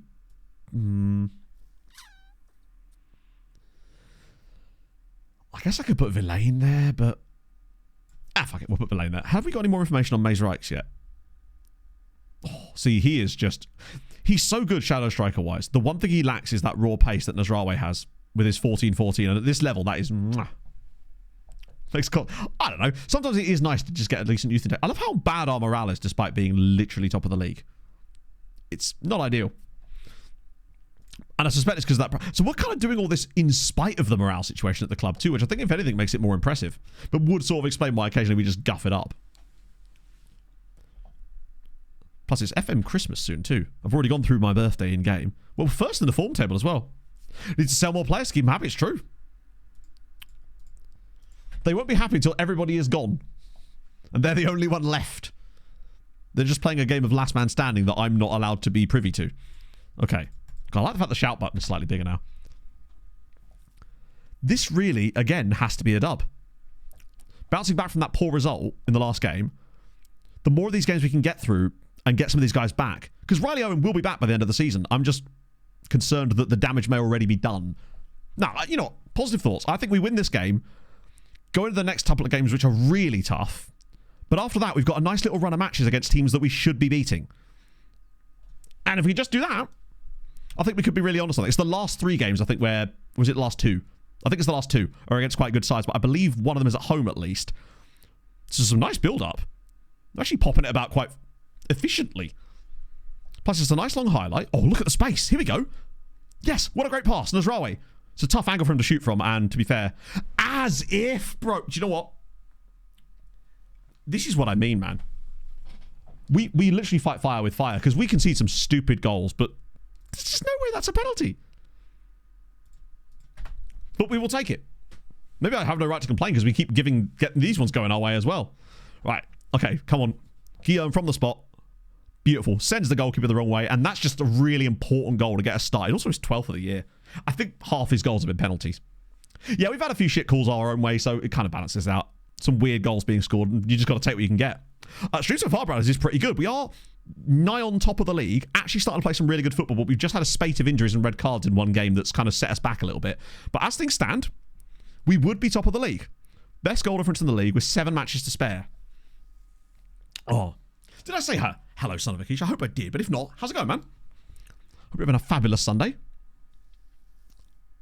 Yeah, we spent all our money on the refs this year. That's why the debt's not going down. DeBayo's actually done okay so far. Do you reckon that... No, it's only a suspension, isn't it? Although it's 3 games out, though, right? Meaning that DeBayo's going to get a run of games in the team, and he might actually stop complaining as a result of that, potentially. Performed well enough. So far, I'd say so. Oh, good save. That was a weird sound that just came out of my mouth. I do apologise, chat. I'm the Pope. Basically, the way the tactic came about... Take off the Pope hat. Urianx? No. Urian? I'm sorry I'm struggling to say the name, but thank you very much for the follow. Do let me know what to say. I'll say anything. When we got to the first game on the save, we made the decision, or I made the decision, but chat helped, to build a tactic that was built solely using the 11 best players that the club had. Oh my god. Oh!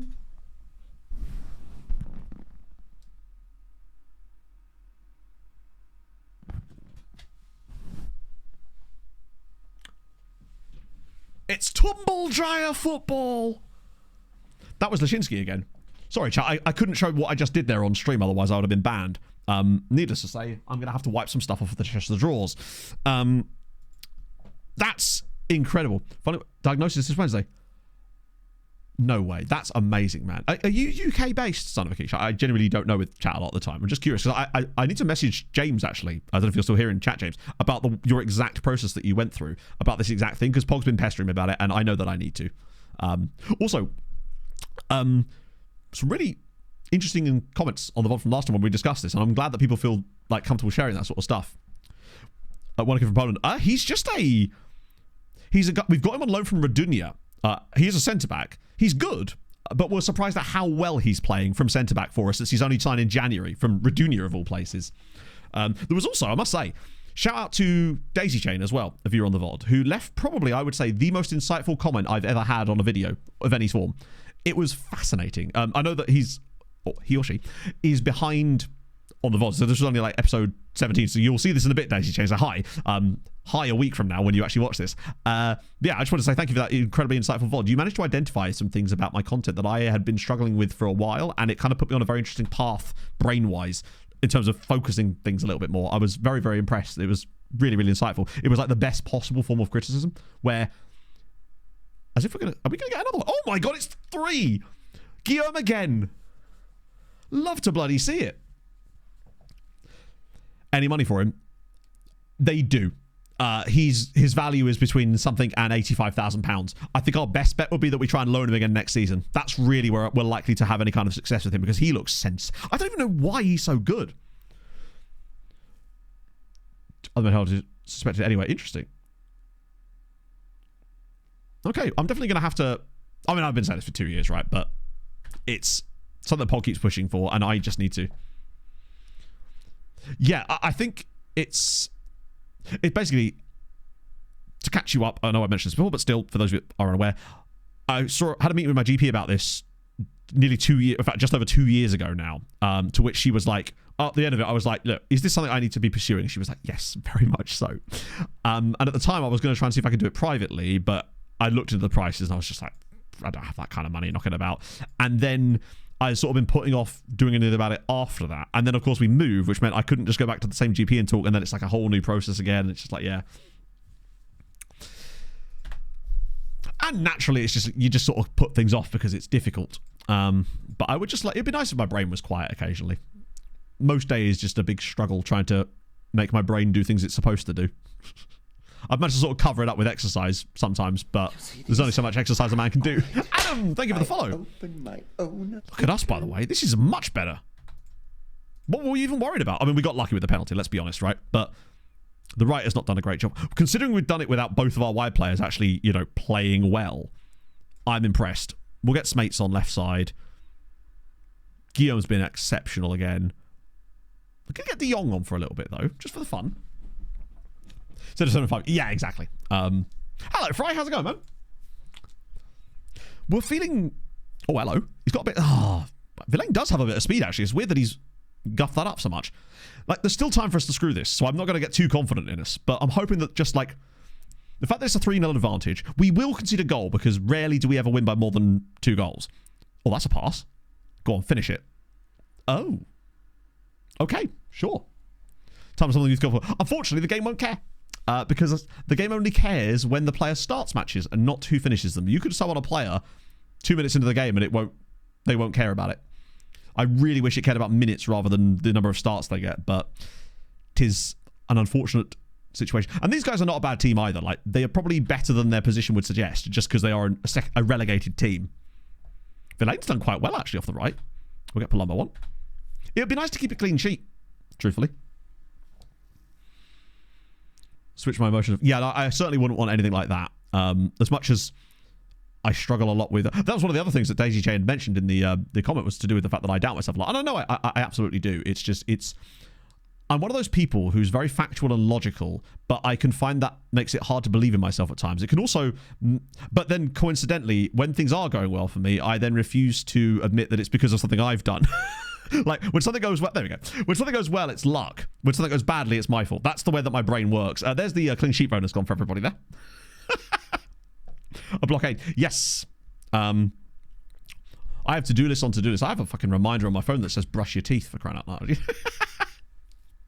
Backcode. Nice. That's awesome.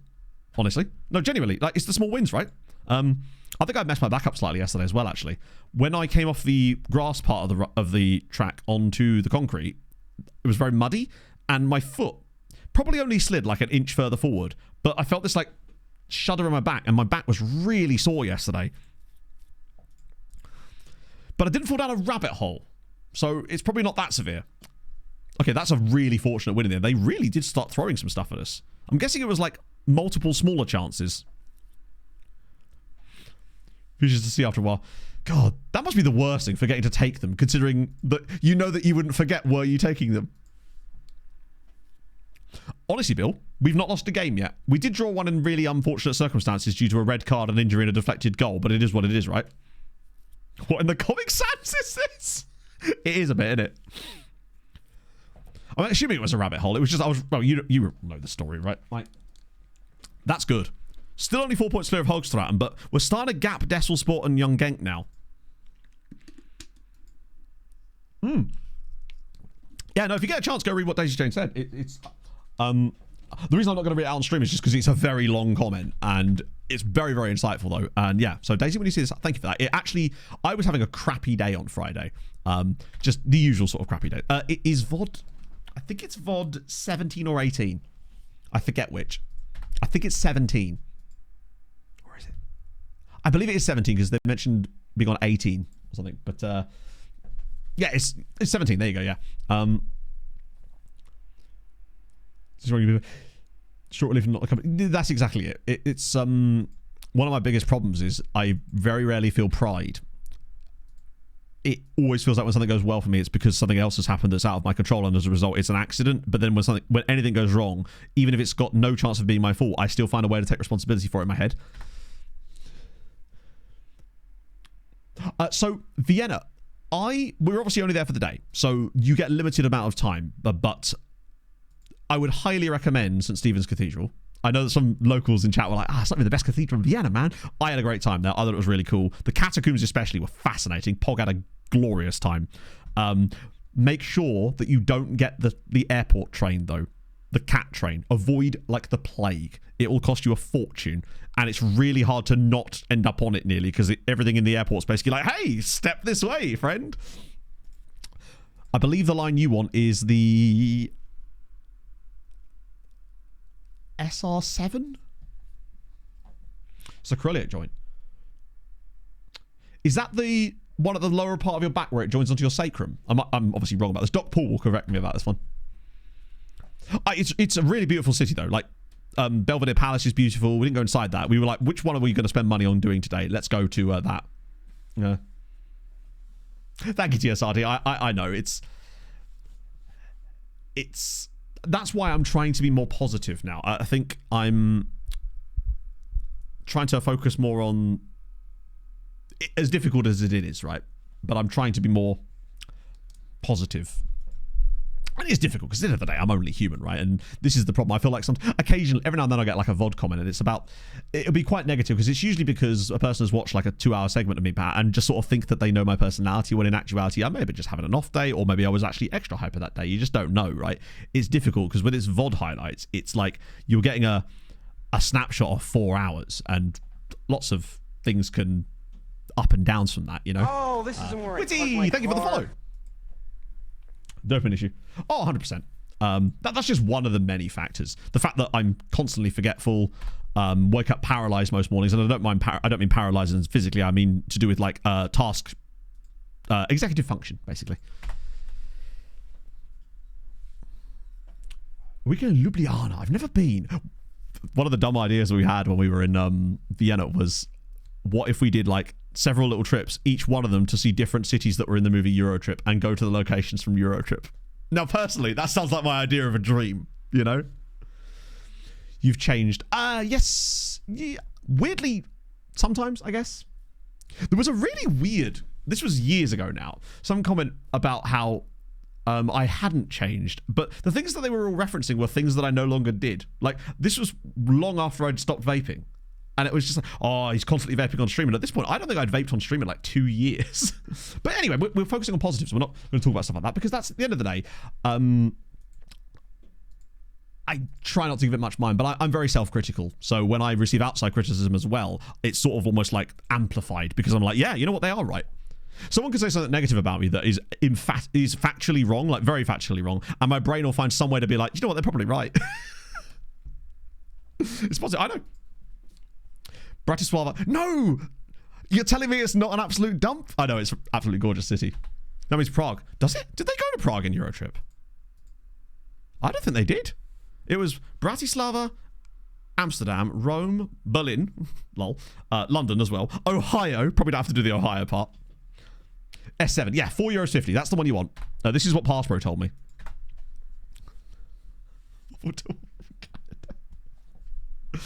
The French town. Yes! The one with the nudist beach. Yeah, I don't think any of it actually... They weren't... And obviously the cathedral at Camaret, if there's time. I think that would just be quite fun. Plus, I have wanted to go back to Rome, honestly. It's... I enjoyed it when I was 13, but that was a school trip, so, like, you know, things change. Let's just all watch Eurotrip. If you haven't, enjoy. Unironically, one of my favourite films. I could pretty much quote every line from that damn film now. I'm sure some of you probably have the same thing. Like, is there a film in your random little friend group or whatever that has a much larger significance to you and your mates than it does and has any right to outside of that tiny circle? Because for my friend group, it is Eurotrip. There's just nothing even comes close. It's Eurotrip. Because of the fact that I accidentally downloaded it on a torrent when I was like 16, thinking it was Ice Age 2, and it took me far too long into the movie to realise it wasn't Ice Age 2, because there's an animated intro.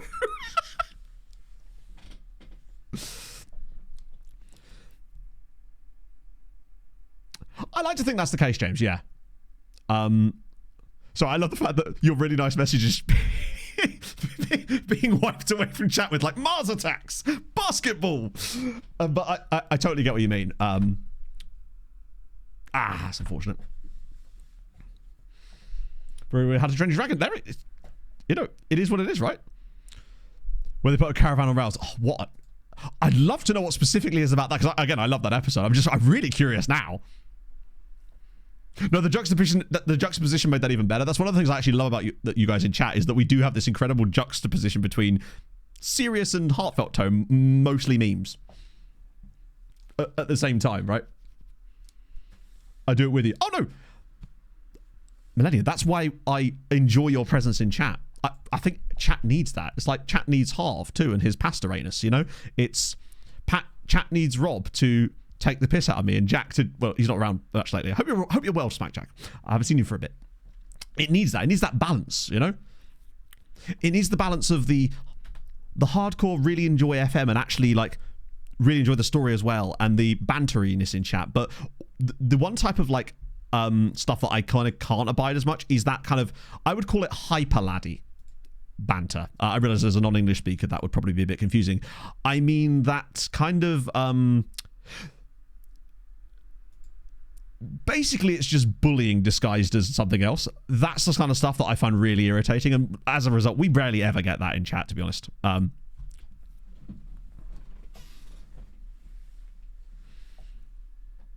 you, Basil. Enjoy the rest of your day, friend. Tom Cook. Fiona! Thank you for the follow. As Fiona screams at us. At some point, I will get around to changing on my follower noises, but also I don't want to. I simply don't want to. A part of me sometimes thinks like, you know, yeah, maybe I could perhaps have an even bigger following if I just changed my personality entirely. Like, do you know what I mean? Maybe I do yap too much, but that's okay. I feel like I'd rather have the viewership that I have now than have a slightly bigger viewership if it means I have to change the way I am, you know? I realize that's not always going to be everyone's cup of tea, and that's okay, right? Because people have different interests and people like different stuff, so I really hope that they do find someone that like clicks with that, right? Temerity. Do you know, Don, I would say the same thing, except I don't think I've ever seen it outside of FM. I'm pretty certain the only time I've ever seen temerity written down is in FM. I think so, yeah. That's one of the reasons I've always liked streaming. Since I started doing it, my favorite thing about streaming, I think, is it's allowed me to be me more. It allowed me to be myself a lot more. Really got that many viewers as that already. Christ on a bike. Particularly with, isn't Robbo doing like a 24-hour live stream right now? Matt said advertising other streamers. The Ultra List. Oh, no shot. Wonder, did you just write this down and screenshot it for me? Because I'm...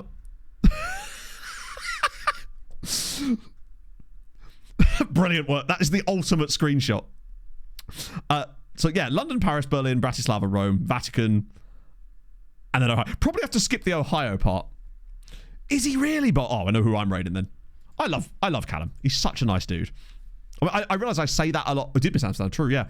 I realize I say that about a lot of people, and that's because most of the people, in fact, the emphatically overwhelming majority of people that I've met and interacted with on a content level anyway through Football Manager have been stellar. They range from like your A-rated individuals to like your A** rated individuals usually. That's genuinely how it is. Comes to look at the screen. No, I'm so glad Wanderer did it like that. There's an analogness that I really enjoyed about it.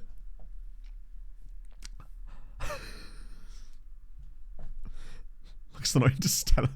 I love me some Interstellar. Honestly, one of my favourite films.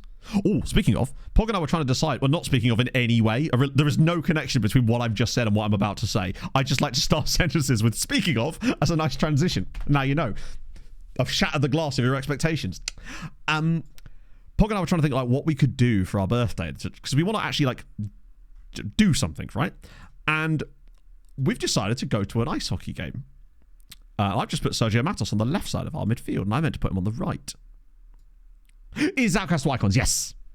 Sorry, I should have been clearer. What am I trying to do here? I want him there, and then I want... Christ, who do I want? Oh, I guess Booba, right? There we go, got them in the end. Guildford. Well, so it turns out Guildford is actually further away than Coventry Blaze. So and also they have because I was looking up like the. We're thinking Coventry Blaze, James, is actually closer than Guildford now. Where it used to be, it was obviously Guildford all the way, but it's Outcasts to slightly less Outcasts, slightly higher reputation Outcasts. But sorry, you know my brain does this. Still, yeah, the Outcasts to one day we might hope to improve, but as things stand, we're still Outcasts. Although we're in line for a good promote. This game, by the way, chat, is massive. I think Sheffield. Yeah, so Coventry's close to me. And I was looking at some of the games that are available on that day at home. Still play the Skydive? Yes, they do. Because they have, it's like 20 odd quid to get in general admission, which is like fine. But they have this thing called the Sky Lounge, which is like their sort of hospitality tickets. I actually saw them on the padded seat.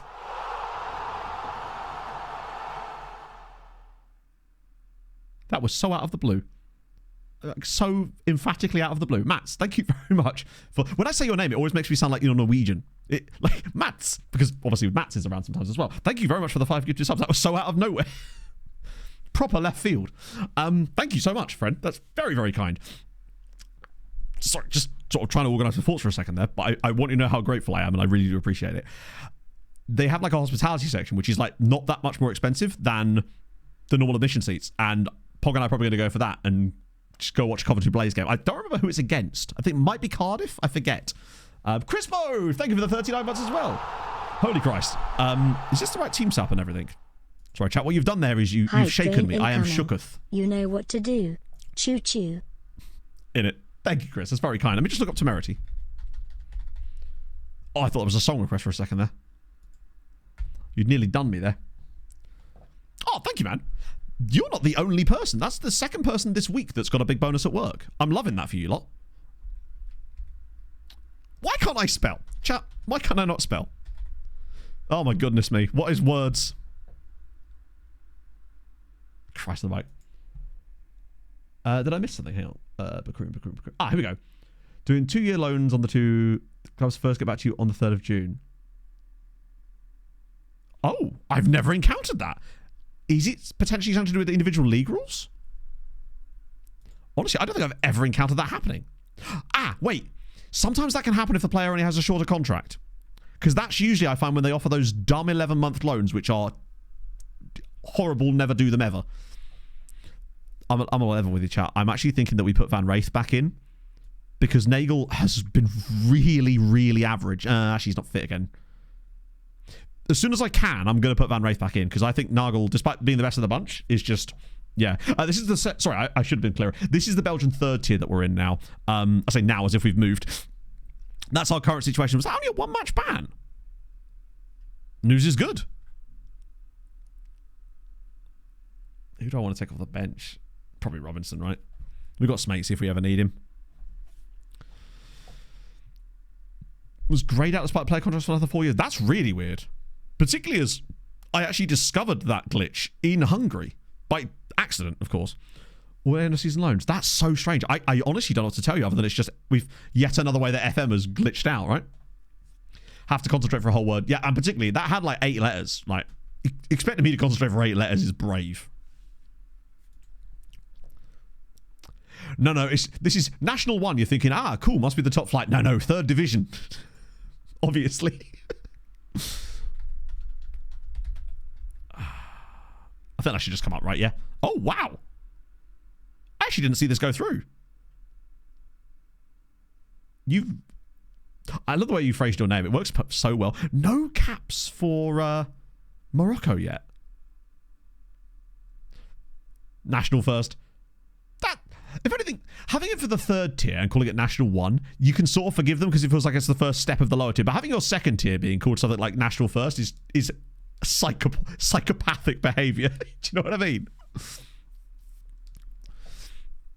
I totally forgot to mention this. I know I talked about Pog and I went to Duxford yesterday, but I didn't realise that in the American Air Museum section hangar, they actually have an SR-71 Blackbird in there. And there isn't like an information page next to it, whereas there is on all the other planes. Like, I mean, you know, if you know what an SR-71 Blackbird looks like, you kind of know when you see one, which is rarely because they're stealth bombers. But I do wonder if Pog and I had this like theory that maybe there's no information on it because it's so stealthy that you can't even see the information on it. But it's there and it's cool. There's also a B-52 in there too, which is unbelievably cool. No info because stealth. Exactly. That was what we thought. It's more likely it fell down, but I kind of enjoyed that about it. No, Youth and Tech is going to be in about a month's time. So yeah, you've had a nice full season here at Elversberg. A 2nd tier as well. So you're playing Zweite Bundesliga. That's cool. I think there's something to your player. It's just weird that you've not got any Morocco call-ups. My apologies. Wait, did I say stealth bomber? I meant stealth plane. I was talking about the B-52 bomber. I get confused. I don't know that much about planes. I just enjoyed seeing like Lancasters and stuff like that. Particularly as they actually had one that they'd used as a lot of the inspiration and stuff for Masters of the Air, which is pretty sick too. It's just if you're into that kind of stuff with World War II or planes, Duxford Airport or Airfield is unbelievably cool. Would highly recommend it. It was a little bit pricey to get in, but I honestly think it was really worth it because the people there, the volunteers, are so knowledgeable. Like, some of the talks they gave were just really, really fascinating. And it was great for me and Pog. She loves museums, and I like that part of history. Right. I'm going to have a pee break. Fuck it. I'm going to grab myself a Beppis, have a pee break, then we're going to come back, get a youth intake, stomp home to the rest of the league, and smash it. Let's go. I'm going to be back in a moment, chat. See them fly. We didn't see them fly, obviously, because it was just a random museum day and it was really, really wet. But they do have the air show twice a year. Right, back in a sec, friend.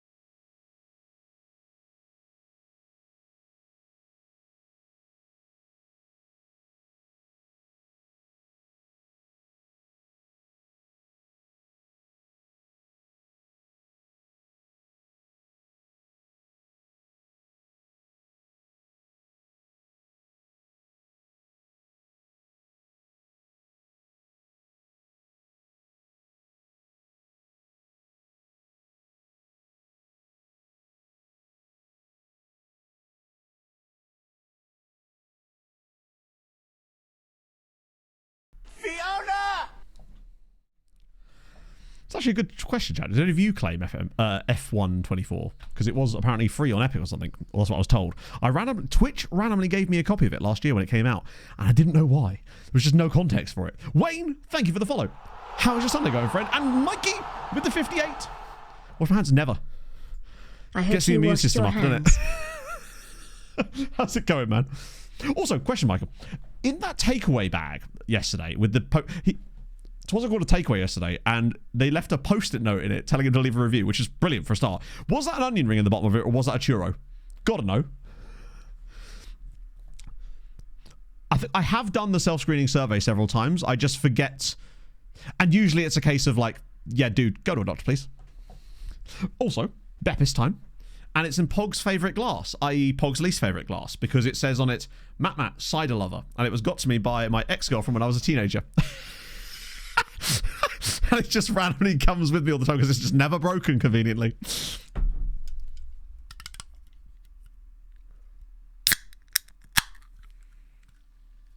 Sometimes I'll make Pog's drinks in it just to annoy her.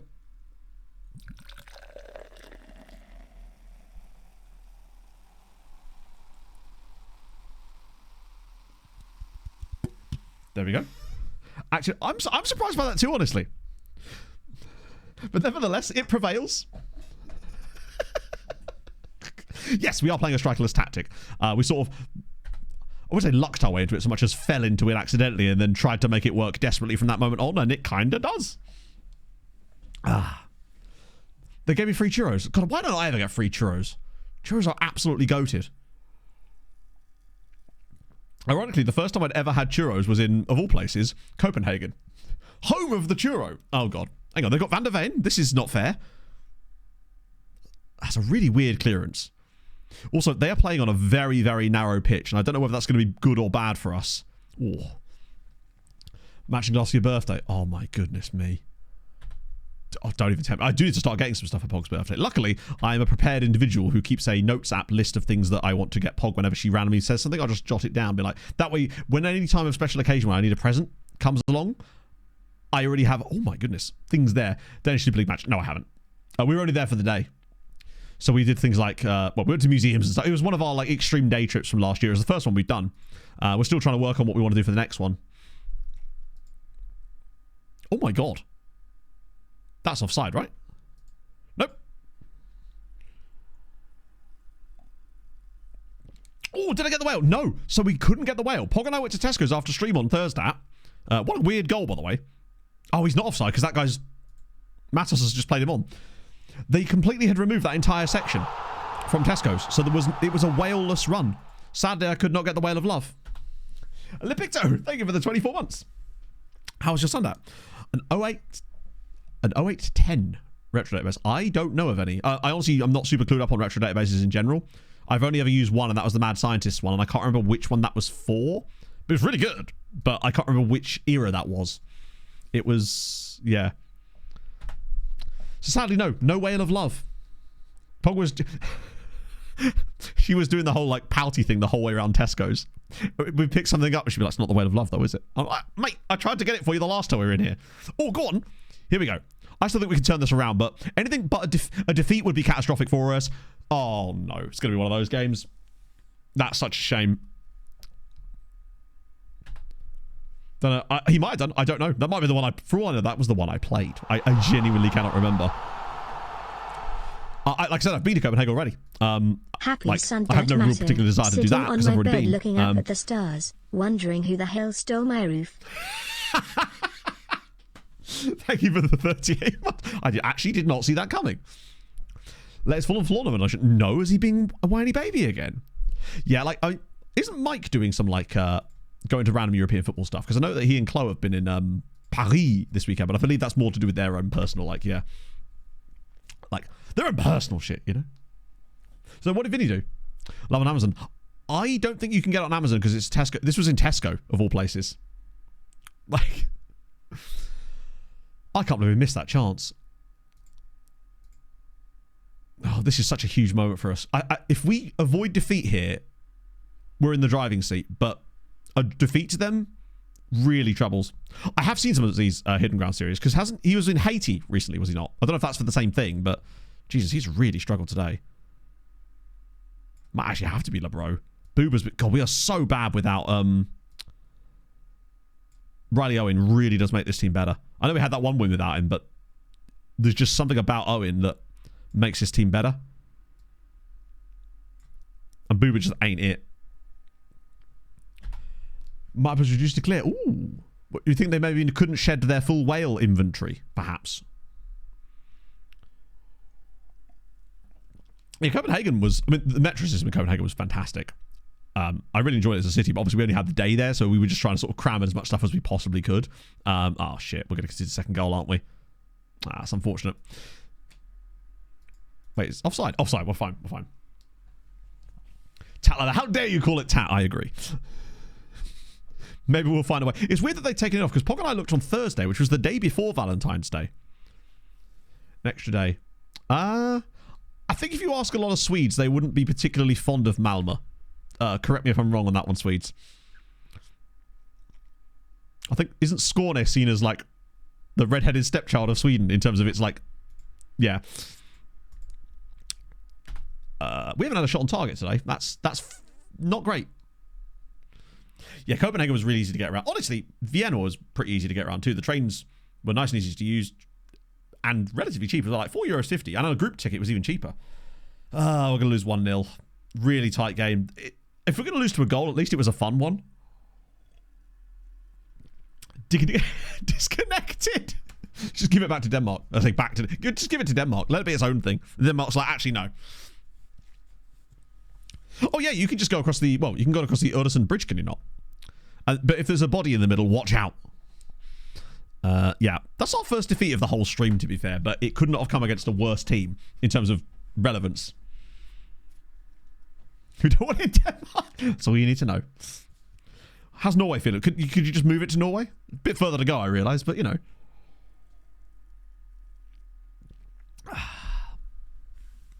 Swallowed by the sea. And the sea gave it back?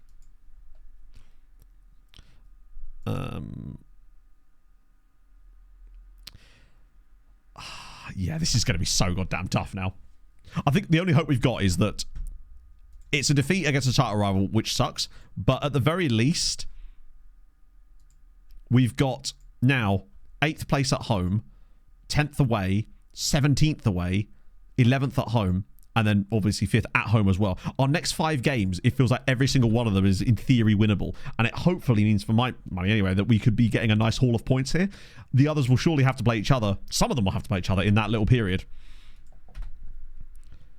I guess so. Just in terms of crossing countries off the list, one of the other things we wanted to do maybe was grab a car. I think grab a car, as in just take one of our cars and get the ferry across and see like some northern France, bit of Belgium, Luxembourg as well.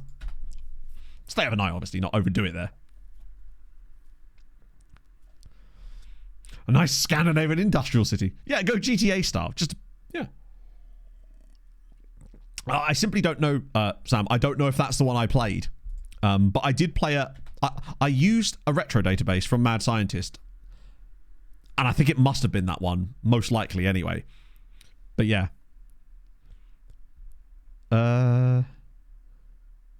Yeah, the survey. Isn't that the same one that was just linked? Yeah, it's the same survey. I have done the survey before. Many, many times. In the hope that it's just going to be wrong. In the hope that one time I'd be like, no, actually, you're fine. It never says that, sadly. Any drop points? Hoogstraten drop points. Tremendous. We're not dead yet. Yeah, no, honestly, with stuff like that, it's best to actually throw it in the Discord and then like tag me. That way I'll see the notification after stream and actually get a chance to watch it.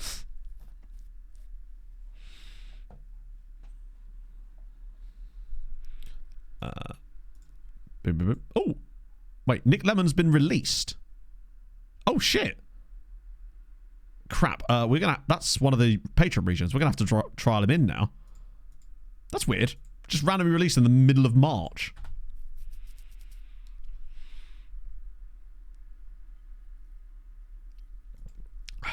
Yeah, every single time. Oh, Mr. TD.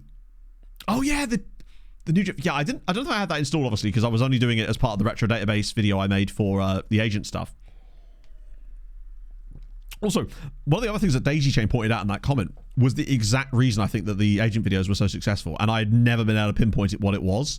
And you probably saw my response to it, but I figured out a way that I can do an entire career video, but instead as the agent of a manager instead. And I think that would be very fun. I've also got another video idea in the background, but that's going to be a long-term project that's not even really that closely tied to FM. But I have at least managed to organise my thoughts as to what's next. What's next is Cardiff Drax recap. After that, there's the... Wait, what? Chat, I'm so confused. Guillaume is now pleased with the amount of improvement from the club's youth players in goal. We have... What? We didn't play any. All I did was... Wait, surely it doesn't count Nagel. Imagine if the loanee, even though he's 21 and is on loan from Augsburg, somehow did it. I don't get it. I mean, he is young, but he's not even our own player. If that fulfilled the promise, I think FM should just give up at that point. Kind of makes me want to play Nagel for the rest of the season at this point. Good God. That might be the dumbest promise fulfillment I've ever seen, and even more so dumb than the one where you can fulfill it by just signing a guy from the same nationality no matter how crap they are. I guess, but like, in the original promise, it specifically says, from our academy. I'm fairly certain on academy. Develop youth players in goal. Wait for the club's talented young players in goal to develop and integrate them. Bear in mind as well, the guy that was playing in goal for us this season, prior to this injury, was 19. Yeah, the please buy me a friend. At least it's easy to fulfill, right? Oh, you're joking. That's a good point, Asher. Do you reckon it's actually about Van Wraith? And it's just because the current goalkeeper we brought in is actually older? Oh, I would say FM never changed, but like, please do change a little bit. Or Valentin's an idiot. I mean, there's a reason why he's still on a non-contract. He's one of the few players on our team that's actually not on contract. Oh, I don't know baseball. What was the last thing you saw? It's a very open-ended question. Ages, maybe. Bastards. It is FM, or it's got nothing to do with anything that we've absolutely done.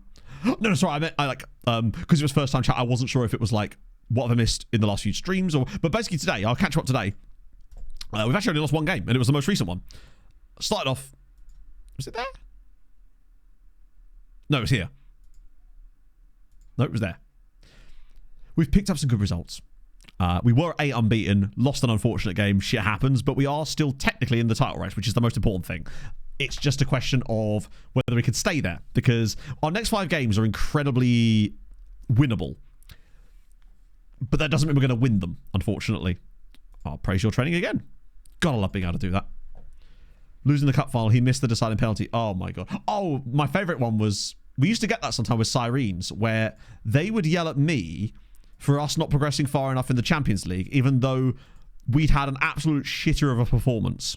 And it was them that had done it. I see, basically. Yeah, so that's why I was confused about what exactly... Like, I like giving an update, because it means I get to talk about the save, right? But I need, like, parameters. Otherwise, I could just talk forever. And everyone would hate that. Wait till the next transfer for promise to improve the coaching. That is actually a really smart plan. I didn't even consider that. Huh, yeah, I like that a lot, actually. Just so you've always kind of got it there in the background. Wasn't there a time when I managed to cheese that other promise about strengthening the team by... I was signing 2 players. One of them wanted me to strengthen the squad in a certain position, and it just happened the other guy I was signing was actually in that position. So I made sure that the first guy signed first. That way I then had the promise active, and then when the second guy joined, he immediately fulfilled the promise.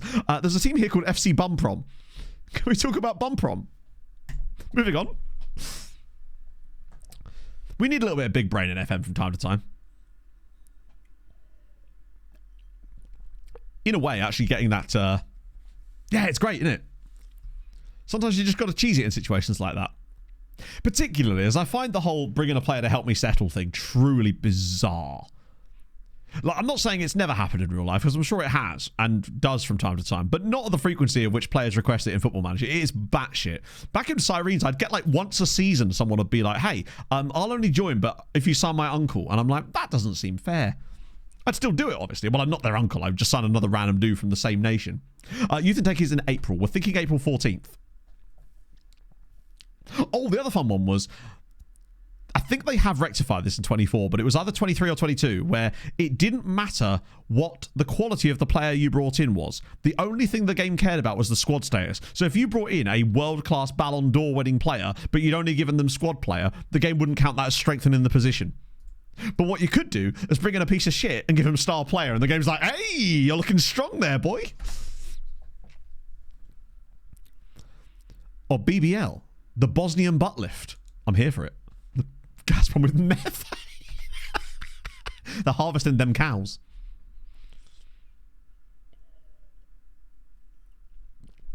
So if you got some... They wanted to make sure he had a real hostile atmosphere because they felt he could thrive under pressure. I kind of respect it. That's the level of shithousery we've come to expect from Sparta. Oh, so you're a Sparta fan, right, Fry? Because I wasn't sure if I'd forgotten briefly if it was Sparta or Slavia, because we sold a guy to Slavia in the summer.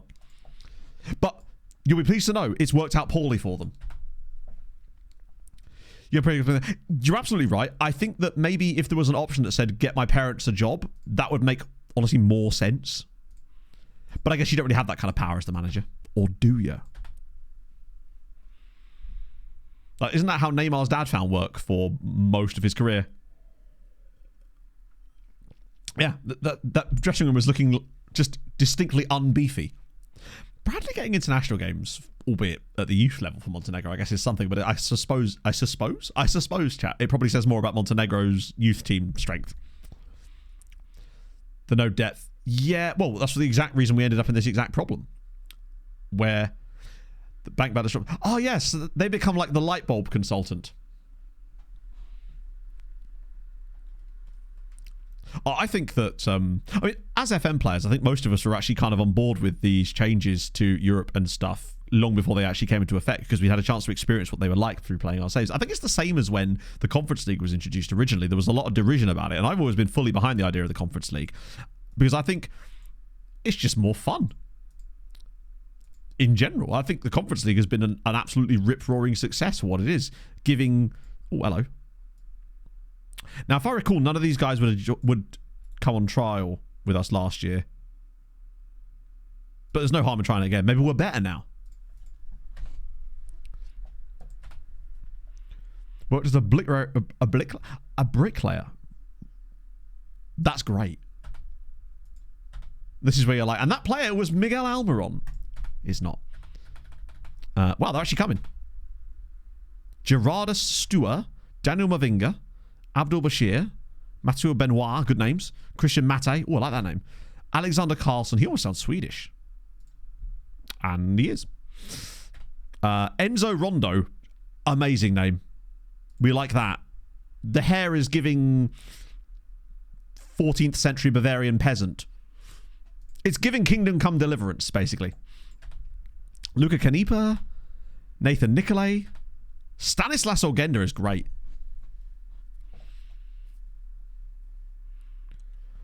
Oh.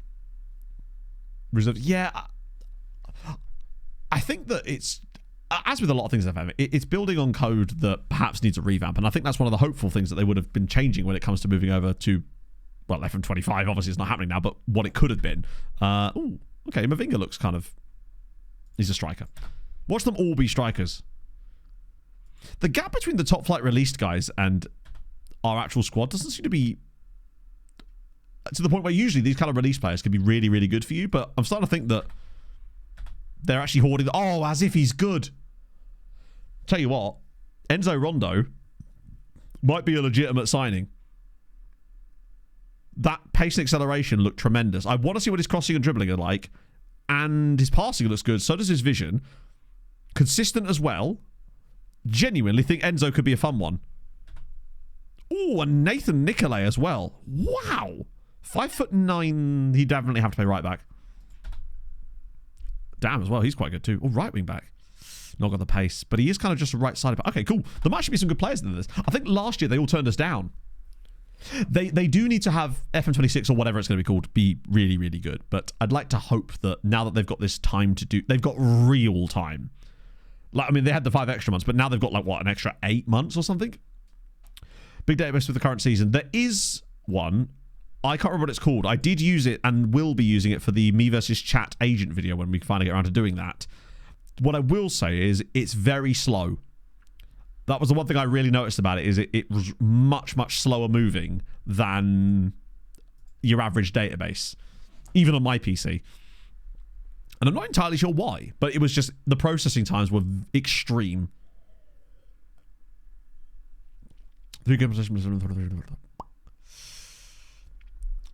I guess. I don't think the UCL teams would ever agree to the fact that it would always be on a Tuesday instead of Tuesday and Wednesday, spreading it out a little bit more. But I don't know what other day you could really slot it in for Europa League night or Europa Conference League.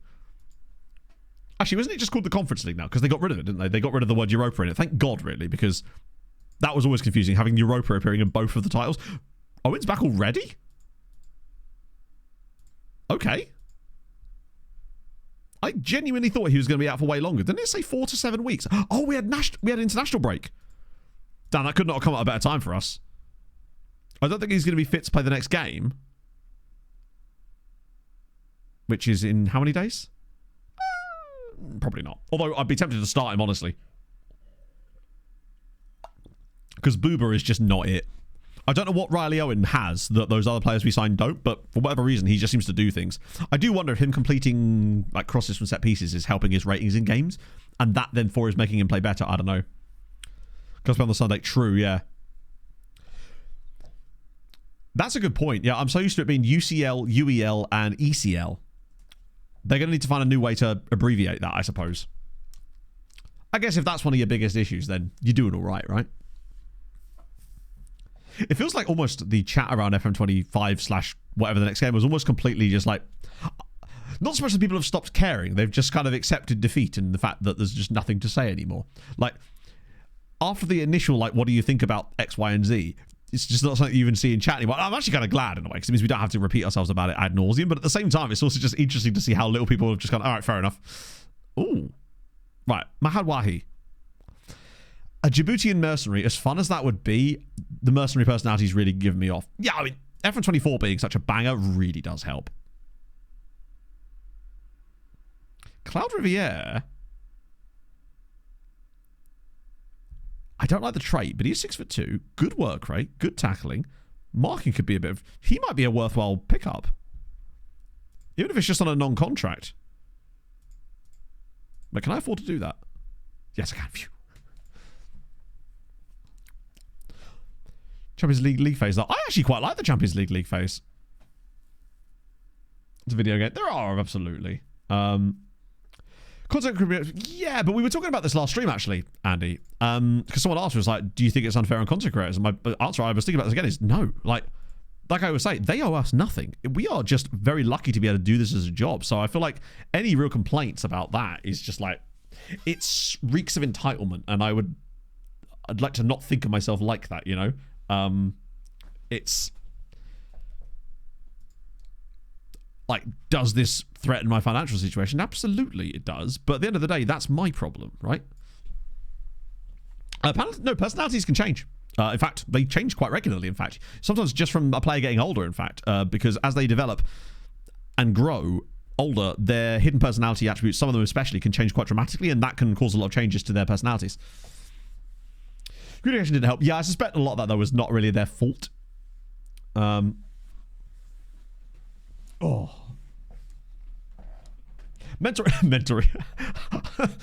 You don't want to know my thoughts on mentoring. Is Riley able to play? I think, honestly, we got to start him. Or we could just put Peter Simon in there for absolutely no reason.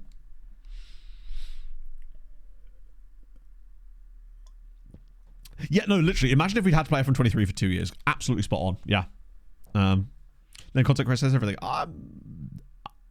That's what we do. We create content, right? It's up to us to make content that is interesting. And yeah, it doesn't make things harder, of course. But it's...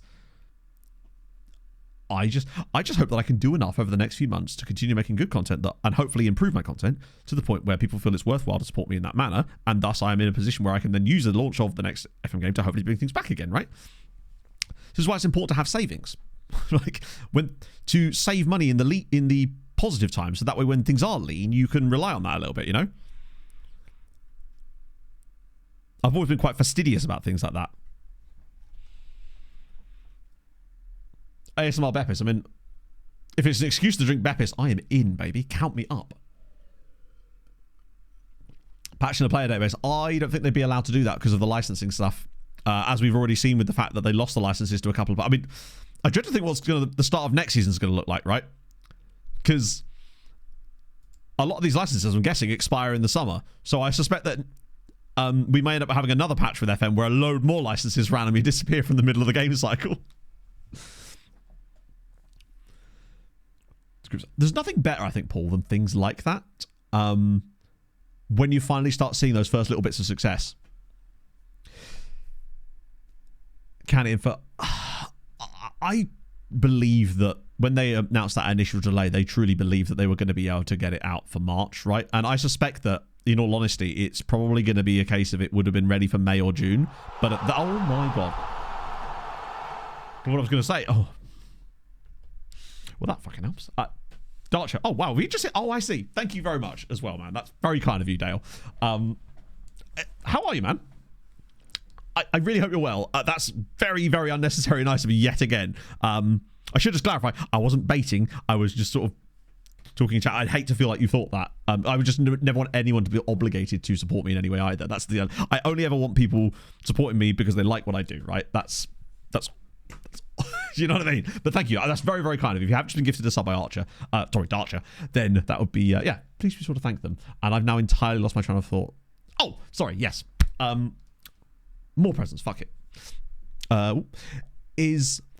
I suspect that in actuality, they probably could have had a pretty solid working version in like May or June. But at that point, releasing a game in June probably would have been somewhat pointless. So I suspect they possibly thought, well, maybe we'll just carry on and just like that they maybe needed a little bit more time, but not as much as the 8 months they've essentially gone for. But at that point, you may as well just cancel, bring it back round the whole way, right?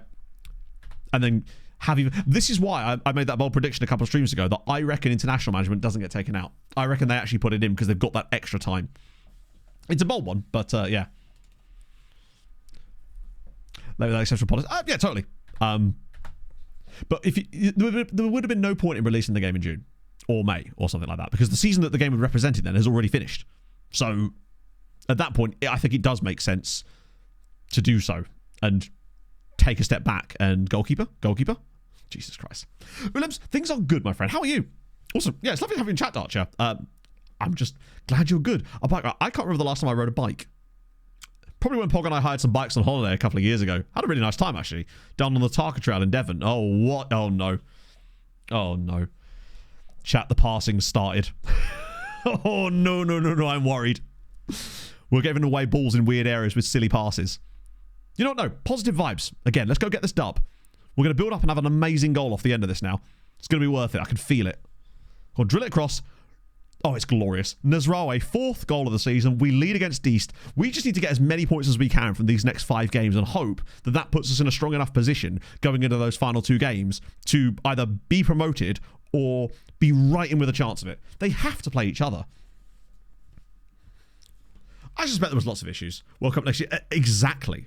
That's my bold prediction, is that FM, the international management technically doesn't even get removed per se, because there won't be an issue, there won't be a title without it, is my prediction. Springtime, thank you for the 11 18 months. That's 2 Twitch babbers.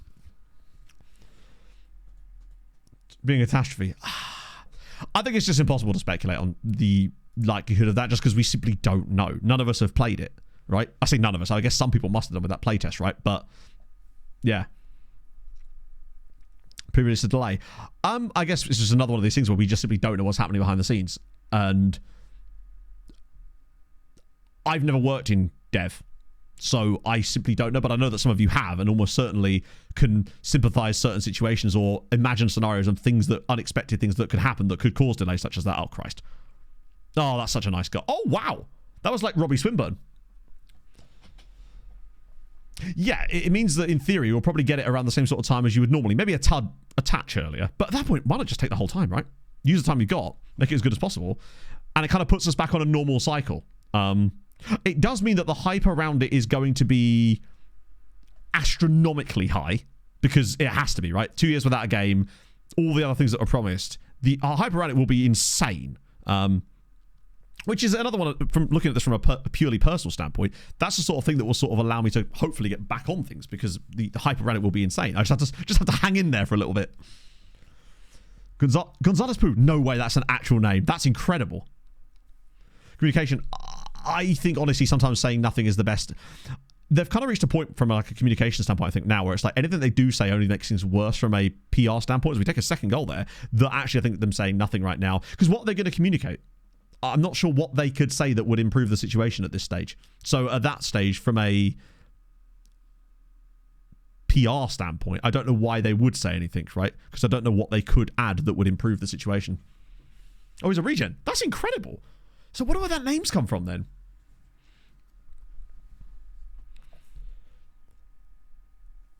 I mean, there's always a chance. There's a chance every game is a bust, right? But I think that I'm choosing to be positive because I've met these developers, I've spoken to them, and like I always say whenever I talk about this sort of stuff, they want this to be the best game every single time, and sometimes it doesn't always work out like that. What a goal. But they always want it to be good. They care so deeply about their jobs, specifically,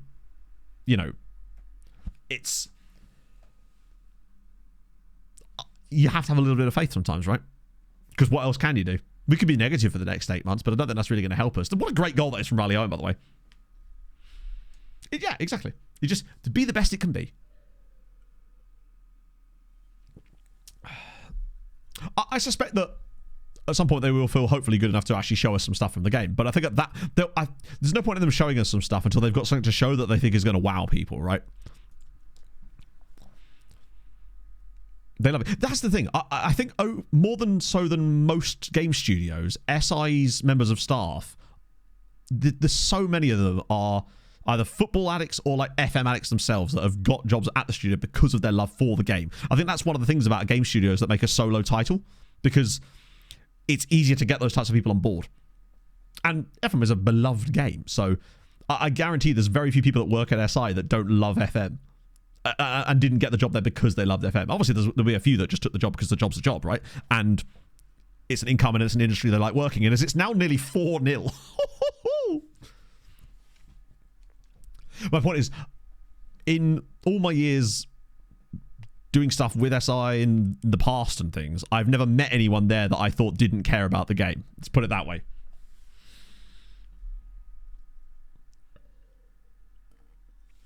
Contrast from reactions. I must admit, Crazy Brio, I haven't really looked at other content creators' reactions per se, because I don't really go on social media very much, so I'm curious to know what the contrast was. Oh shit, I just nearly stuck my microphone in my drink. Excuse me, chat. That was my reaction. Exactly, yeah. They need an internal roadmap. Oh yeah, good point actually. Yeah, get Owen off now, because it is really noteworthy how useful he is in the game. Like how good and how much he gives us when he plays. We just play so much better with him in the team. At least he's a permanent signing. Would it be fun to bring on Booty right about now? I think it kind of would. You know?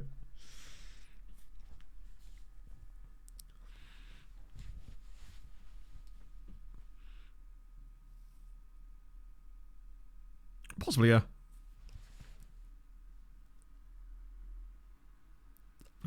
Yeah, I obviously didn't watch it, but someone did like TLDR it for me. But like, I don't know.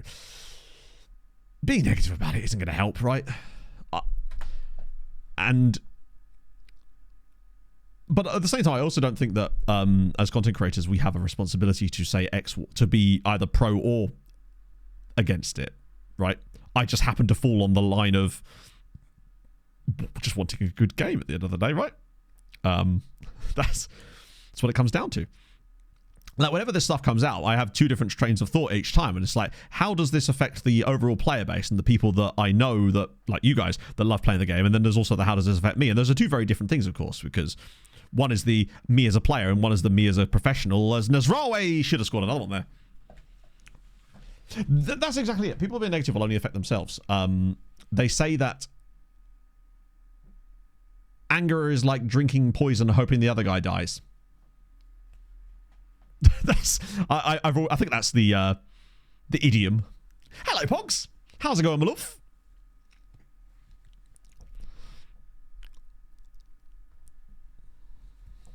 Yeah, no, we are so lucky that F24 was genuinely goated. I love this game. Like, I wouldn't be able to keep enjoying it the way that I am if that wasn't the case, right?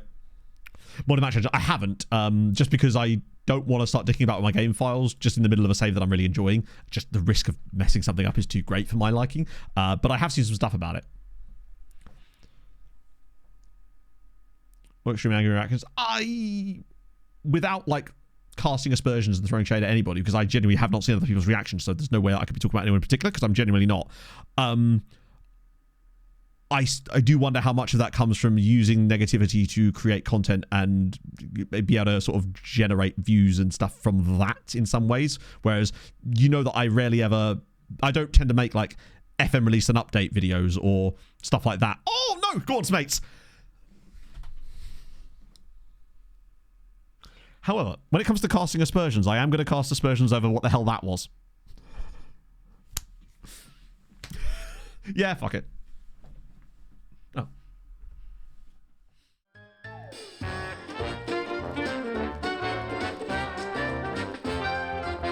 What the f was that? You know me, chat. I don't enjoy that type of content, and thus I would never feel right making about it. I try to make videos that I would want to watch, and I don't enjoy that type of content, but it is what it is, right? I don't see how me making videos sticking the boot in is in any way productive, so I tend not to do that, right? We won the game anyway, but at what cost? to my morale. Smate's getting chances like that and not burying them is a little disappointing. I think we kind of fell off in this match as a result of me making all those changes, to be fair, to like protect players from injury, but Lincic was goated. Hate the adjustments they'll have to make. Yeah, I mean, it's going to be a big change to get used to, for sure. No doubt about it. Oh. The thing is, right, the what the fuck was that segment is so unbelievably old. Oh, did Clates not make one either? No, fair enough. That's one of the reasons, you see, Clates, what a guy. As always. Oh, shit. But, like, yeah, the what the fuck was that segment is the oldest segment I have on the channel. I made that during Portsmouth. That is quite literally, I think, it's 10 years old. Over 10 years old. So, the version of me doing this in it, I just randomly took that and then made it into like a silhouette. That's before I'd even done face cam, I think. Long before that. If you said we're talking about, you know, content's content, right? It's two different 24. I mean, it's going to be different, right? Oh, next gen list. Right. Oh, yes, by the way, the skin has now changed. The next gen list has also changed. Thumb cam before, damn right. I was like, yeah. No, I just never had. I didn't do face cam until probably about a year after making content. F1's been doing weird shit for a while, yes. Some more changes to the next gen list here. So the Norwegian Romelu Lukaku is in there. So there isn't. It's not really an update for this. It's like a test version that Saz has thrown over to me with some like little miniature changes that he's trying out, just to sort of test the waters on a few things. And I'm showing you today, basically. But yeah, there you go. Yeah, it feels like such a long. It feels like it was a longer time than that, because at the time it was like a long way into my journey, but now it just feels like a smaller segment of it. Like I've been back doing YouTube now for 7 years, considering I took that random 2-year hiatus in the middle. Yes, the attributes it show you are ones that are relevant to the position the player plays, which I've actually only just noticed. That's insane. The level of detail to put that in there. Holy God. Well, yeah, Saz just keeps finding ways to make things happen. But it's the fact, the extra information it shows is insane. Presumably these stars will only show up if you've already scouted the player. You can even see their damn contracts. So Murat Chan check-in already has moved clubs. We've got Amit Cohen. I think he was on here last year, wasn't he? What a guy.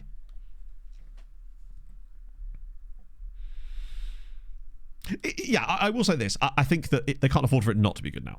There is absolutely that factor, for sure. Right, what we got? I want to see those new guys. Belgian dude here at Lazio, of all places. Oh, he's from Leuven. God, imagine if we'd got a guy like that. We're about to. Notts County. Was it really? I think I started it with the original Outcast to Icons. I think I had introduced Facecam towards the end of the original Outcast to Icons, perhaps. Not sure. All I know is I bought a camera finally and went, fuck it, why not? People can see my fat ass. Well, not my ass, my fat face. Oh, Sparta guy. Wanted by. Yep, everyone. Cool. I guess Sassa's just kind of like decided to do a couple of little extra bits. Yeah, I mean, I realised I was the catalyst for that, Daz, but I think that was a mature and interesting discussion, right? I think we were good about that. 19-year-old Matty Taylor's back. Sinisa Mimic, this guy's been on the list before as well, hasn't he? Didn't we get like recommended this guy at one point? I swear I recognise the name. Robert Mulders again. God, have they got anyone new on here? Ruven Meisel, German on loan from Bayern at Sassuolo. Okay, show me some fun stuff. Another dude from Bayern. Jure Sorsta. Damn, he's got a hell of a first touch on him. By God, where are the fun and interesting players here? Costa Rican dude, that's a different Costa Rican dude. Damn. Another guy at United. Rolly Alunga, Carlos Prege. Is it just me, or is this next gen really bad in terms of like interesting players and interesting clubs? Oh, that's funny as hell. That's funny as hell. I don't know if Andrew's still in chat. Andrew Cook, right back, Liverpool. It seems that they sold Andrew Cooks-Lee to make room for Andrew Cook. That's insane. Because they sold you to Fulham, so they got rid of Andrew Cooks-Lee by selling him to Fulham, where he's now not playing, to make room for another right back called Andrew Cook.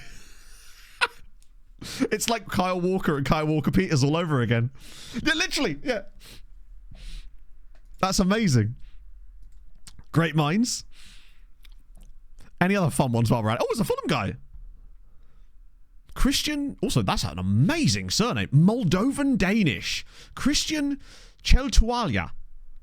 You don't see a Moldovan Dane very often. Born in Copenhagen, Moldovan surname. Hell yes, that guy.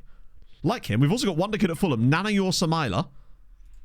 From from Bishop Store. That's where I used to do parkrun. Of course he was local to where I used to live. Tremendous. Ah, dear. Guy at Arsenal. Ooh, Korean at Brentford, Kang Sun Hoon. Came from Oviedo, of course. Nazwe Campos. Great first name there. We like that. Hartley. Ooh.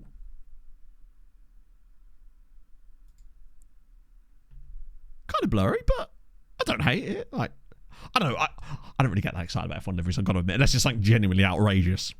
Spanish guy, Italian guy, usual boring stuff. We've got, Obed Amar on loan from Man United. God damn it, man. Ukrainian dude. We take that. Argentinian at Lazio have got some quality play. What, there's a Mets dude? Hortelin Desai at Mets from Mimosas, naturally. A Pole at Werder Bremen, Patrick Kaminski. Mexican. Wait, is that? Oh, because he's still playing in Mexico. Interesting. Ryan Taylor at Norwich. Oh, Kalyan Iliev. Nice. Hang on. Is that a Swiss dude? Colin Burry. Swiss Portuguese. At Leeds. And then the last page. Go on, give us some random guy. Guy at Luton. Aldo. Okay, to be fair, a guy on loan from Lille at Bristol City is on this list. That's pretty fun. Gambian. Mamadou Colley. That's better. Now we're talking. Ooh. Oh, no. Sorry, I thought that was a country badge. It's just a guy. There we go. Ayub Haji. Very, very good-looking Moroccan player there at Groningen. Argentinian at Spurs. Frenchman at Lens. Here we go. Daisuke Kawato at Vissel Kobe. And then Bjorn Berg. It's Bear Mountain. And he's 6'1" with good jumping reach. He may well be a Bear Mountain. Okay. But yeah, that's another one of the little changes Saz made. He has made a little tweak as well to the youth intake. Oh, no, not the youth intake page. It's just the dev center, I think. I don't think the youth intake page is any different.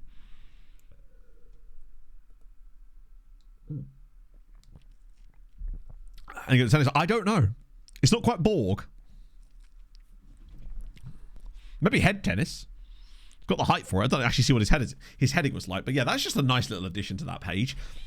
Wait, have we already achieved the top half finish? Now might be a time to ask for a bloody hell 100%. Jesus, it really does drop off quite fast. I didn't actually realise just how far clear we were of those teams. Fair enough. That means the board must be absolutely... Look, how have we not grown the rep by doing this as well? A+, right, come on. Coaching course me, lads. I've 100%ed your league here. You cannot not be happy with that. Right, anyone we want to keep? I guess I could keep Delen. He just doesn't play. I might keep De Jong because he's cheap. And that's a lot of youth contracts. God, Kusamon was the guy that was really highly rated when... You're right, that was the Norwegian Lukaku. It's strange that they would highlight him as the Norwegian Lukaku despite being number 50 on the next-gen list. I've often wondered what criteria the game uses to decide where players are ranked on the next-gen list. Because it does seem to be... I don't think it's down to purely C8, really.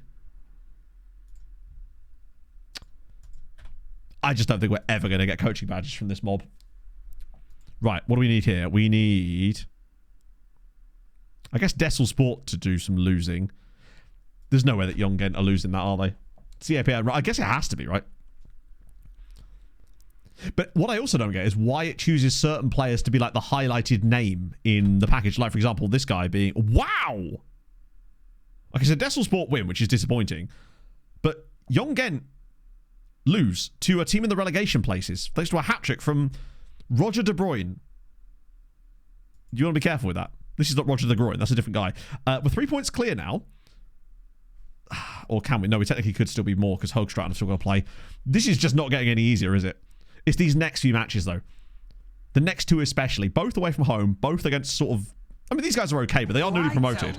And Vigor, they're also newly promoted, but they're also bad. Wow, our finances are starting to really get bad now, aren't they? It seems that the board have stopped inserting cash injections and whatnot. 77 Alks. Thank you very much for the follow. How is your Sunday going? I nearly forgot what day it was there, chat. Oh. Sorry, we were actually just talking about Araujo earlier this... Whoa, what the hell happened here? Literally, since we looked at Classy Netneg, Mana's gone on an absolutely insane tear with 5 goals and 2 assists in his last 3 games. Jesus. You can't see their form breakdown. Have they just, like, new manager or something? Yeah, these last 3 matches. He gets 1 goal against Troyes, 2 goals against Angers, 2 goals against Lyon to get them 7 points and move them up to 14th. Wow, he's literally just fired them out of the relegation places. Shout out to Lyon, by the way, who are currently 17th and may well get relegated from Ligue 1 this season. Not that we can manage them, unfortunately, but... Jim Thompson Farm. Yes, I featured in a TikTok and someone said it's even weirder when you realise who Jim Thompson is, but then failed to provide any information about who Jim Thompson was, thus leaving me in a state of like, oh god, is he an absolute whopper? Or is he just a random dude? And now you're thinking, oh, you could have just asked about it. I could have, but, you know, I almost didn't want to know the answer and ruin the illusion. Right, so, it's a big match here. It's 2nd versus 4th. Do you know what, I'd almost see kind of rather that Winkle Sport just win and start stretching their legs a little bit. Push Hoogstraten further down. Lyon do seem to be on the slide a little bit here. There's still plenty of time, I suppose. Actually, there isn't that much time. Once again, FM just loves to mimic things. So we should get... Oh, we might actually get our intake on that match day. You'd think at the point when we're rated A+ and untouchable, they would just maybe find it in their hearts to let me do a £400 coaching course. So Hoogstraten, oh my god, this league refuses to be easy, does it? So now it's Hoogstraten that are up into the top 2, and there's now 1 point separating the top 3 with only 1 place available. Sorry, 2 for promotion. And Desselsport are still fully in this, and I don't even think that Ghent are out of it yet. But at least the B teams have dropped off a little bit. I think everybody else is kind of out the battle. But they're still probably one of the best. How Hoogstraten have managed to do this 2 seasons in a row is actually batshit. Yeah, I actually didn't see what, like, their... Like, Tromsø have just put in a... Tromsø's 3rd team have just put in a bid for Sammy Sausages. And he's just gone immediately. I didn't even get a chance to say no. In 8 minutes... Sammy Sausages has just gone, you know what I need? The North. The North. Service Sirens then. 1 sec. So currently, wow, that's really tight. Is there anyone that's missing from that? Wow. Jesus, they're getting hard relegated, aren't they? Christ, in fact, they already have been. Oh, the board, that's just a Belgium thing. It's because of the negative... wait, what? Yeah. Why does it say committed spending? Is that because players I'm signing in the summer?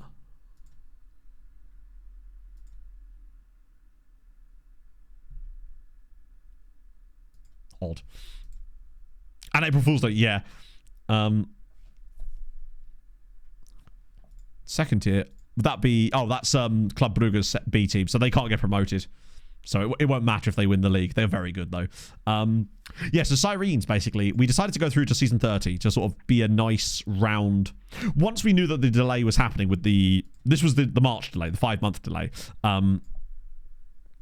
We decided at that point to call it a day after 30 seasons because we thought that maybe there was a chance we could have progressed again, but it would have taken us like another 7 or 8 seasons maybe to have another go at that, and I just didn't feel like it was worth it in terms of the time invested, but also the interest, I feel like, would have waned enough. And I had some people that were sort of critical of that, and I understand, but I didn't feel it was worth us putting another 3 months, etc., into the save with no guarantee of anything actually happening. In addition, James Render's just left his club there. With, you know, the fact that I feel like interest would have really started to drop off were that to have been the case as well. So we decided to do something different. And I'd wanted to do, wow, okay. I'd wanted to do Outcasts to Icons for quite some time anyway. Again, because the last one we'd done was the one on YouTube. And we did one on stream years ago during my first ever sort of summer of streaming, so to speak. And I had a great time doing it. And a lot of the biggest memes from chat, notably, well, Yuri Krot here, that you can see to my left-hand side here, that's come from it. And it's nice to have him back in the fold. And I intend to keep him there. It's going to look really weird in YouTube videos when I just have Yuri Krot staring at people through the back of my face cam. It's good. I'm glad I did that. Club from the first division called. Which club was that? Hang on, let's have a look. Oh, I had a great time in Malta. I just felt that there was... Sometimes you just feel like there's a natural ending point. Club from the first division called WM. Oh, sorry, first division. My bad.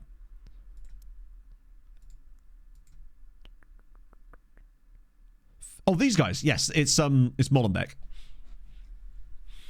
They're rear-wheel drive, unfortunately, which makes it very difficult for them in certain scenarios. But they're actually in the process of a bold takeover as well. In fact, Outcasts Icons. Basically, it's that's the general gist of it. But essentially, what we're trying to do is win the Champions League with no coaching badges, start from the very bottom of European football, with every single league in Europe switched on, including non-vanilla ones.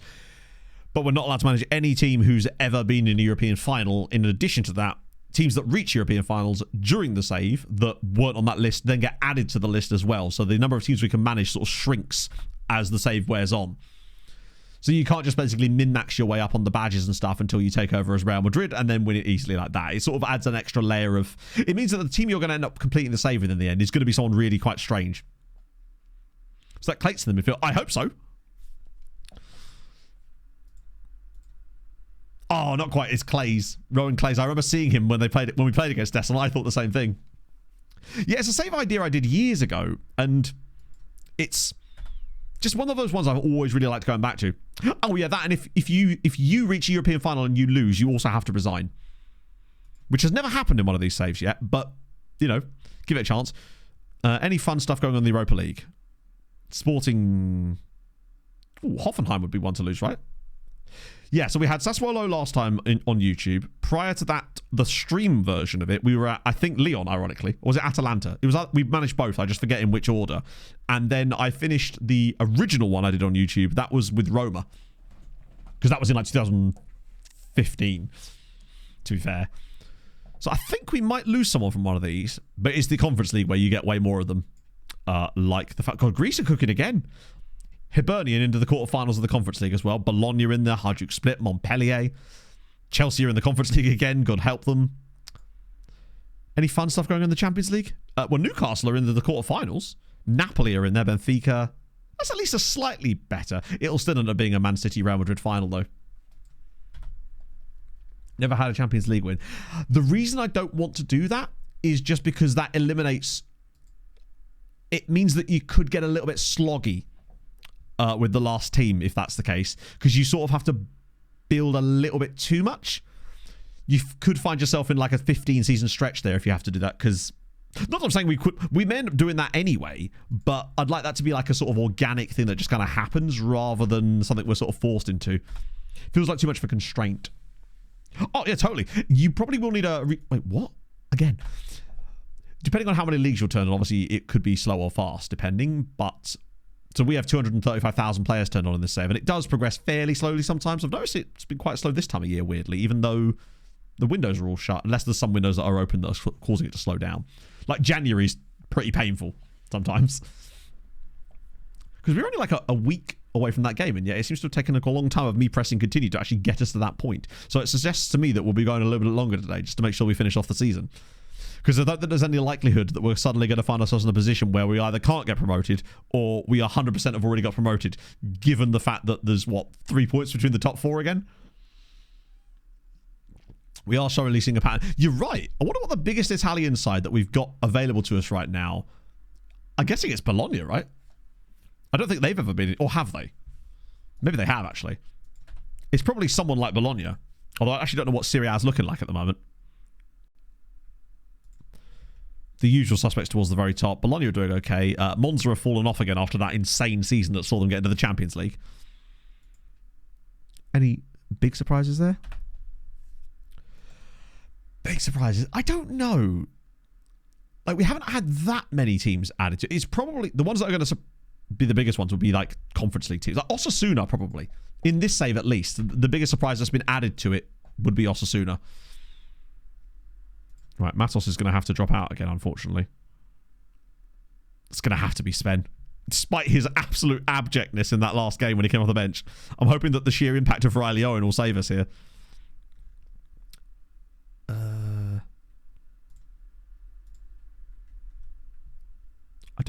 Or do I put Van Wraith back in? Wait, why is Bro wanted? Okay. That could be. I don't think it would have been entirely down to Poland, but there's a chance. Van Wraith's rating was just better. I want to see what happens if I put him back in the team, honestly, just to see if it affects that promise. How do you rate the formation? In terms of, like, do I think it's successful? I mean, so far it has been, really. It's consistently produced good results and, more importantly, in a way, good underlying numbers to go with it, which I think in some ways is more important than just getting good results, because good results can fade fast once the actual averages catch up with you. Bassi score. Oh, Bassi's... It's been really, really good. Also, you're welcome, Bournemouth. Fulham doing their best part to help with my prediction about Bournemouth as well. So, and also winning. It's just nice to see us suddenly look like a team that can win again. I think part of what it is as well, Forest are a really good side, and Fulham have actually played very, very well this season against really good sides. My camera has frozen. My goodness.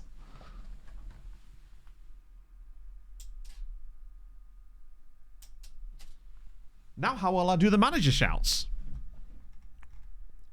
If we lose this, it's going to be because of the no manager shouts so far. I'm telling you. There we go. Yeah, the crucial thing with this tactic is it produces chances. Now, it is important that you find the right personnel that's going to let you take those chances, because one of the issues we had last season, basically, is that we were statistically one of the best teams in the league. For most of the year, in fact, we led the league on expected points whilst being like a mid-table team. Like 10th, 11th in the league for most of the season. Ended up finishing 10th. Because we actually got a couple of quite good results that maybe we didn't deserve. Slightly reverting to the mean towards the very end of the year. Nowhere near enough to like actually be... Oh, God. Okay, this is bad. Whereas this year, it's been relatively similar as far as statistical output, but the actual results have followed. Unfortunately. And one thing we did do very well towards the start of this year was win a lot of games coming from behind. And it does look as though we're going to have to do that again. Because it's starting to get a little bit dodgy now. God, this is... It's a great opportunity for it. The thing is, what I would say is we've been in the top 2 for this league for most of the season now. And the results... What's a naughty tackle? The results have kind of kept us in here. So we've been pretty consistent. And as long as this sort of consistency of, you know, we drop games every now and then, drop a few points, continues for the rest of the year, I see no reason why we would suddenly drop out unless one of the other teams had a really good run of form. That's the only thing that maybe does go in our favour. Is that they've not managed to take advantage of us dropping points most of the time. Bowen Charles... Ah, it's a good save. Ice in his camp, in it. And ice cream all over the chair of the restaurant I was in last night. I was really happy with myself that I didn't spoil any chocolate sauce all over my white jumper. And then I looked down, and right in between my legs where I was sat on the chair was just this giant pool of chocolate sauce. I promise, chat, I did not poo myself in a restaurant. You can't make me admit it. I think we're going to miss Matos in this game. But yeah, again, Owen's playing well. But Smates is not. And that's the real problem. Bruno, no, I did no such thing, and you can't make me admit it. I will not. Fuck it, I'm gonna go Villain for the second half. Smates is just dropping too much rating. I promise it was chocolate sauce. I did rather enjoy the picture of, and it definitely wasn't because I'd had half a picture of Purple Rain. Would admit I would admit nothing. You heard nothing? You've seen nothing. This isn't even a stream. You're asleep. It's more now. This has actually been a really bad performance from us. There's just been no, like, oomph to our... Yeah. It was really nice chocolate fudge cake. I got a bit... Oh, please, no. I actually thought I was going to go in the end anyway. The keeper laid on the floor for what felt like hours.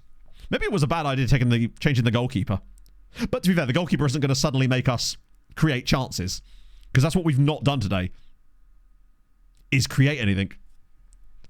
The gaslighting episode. No, chat have gaslighted me before. Frequently.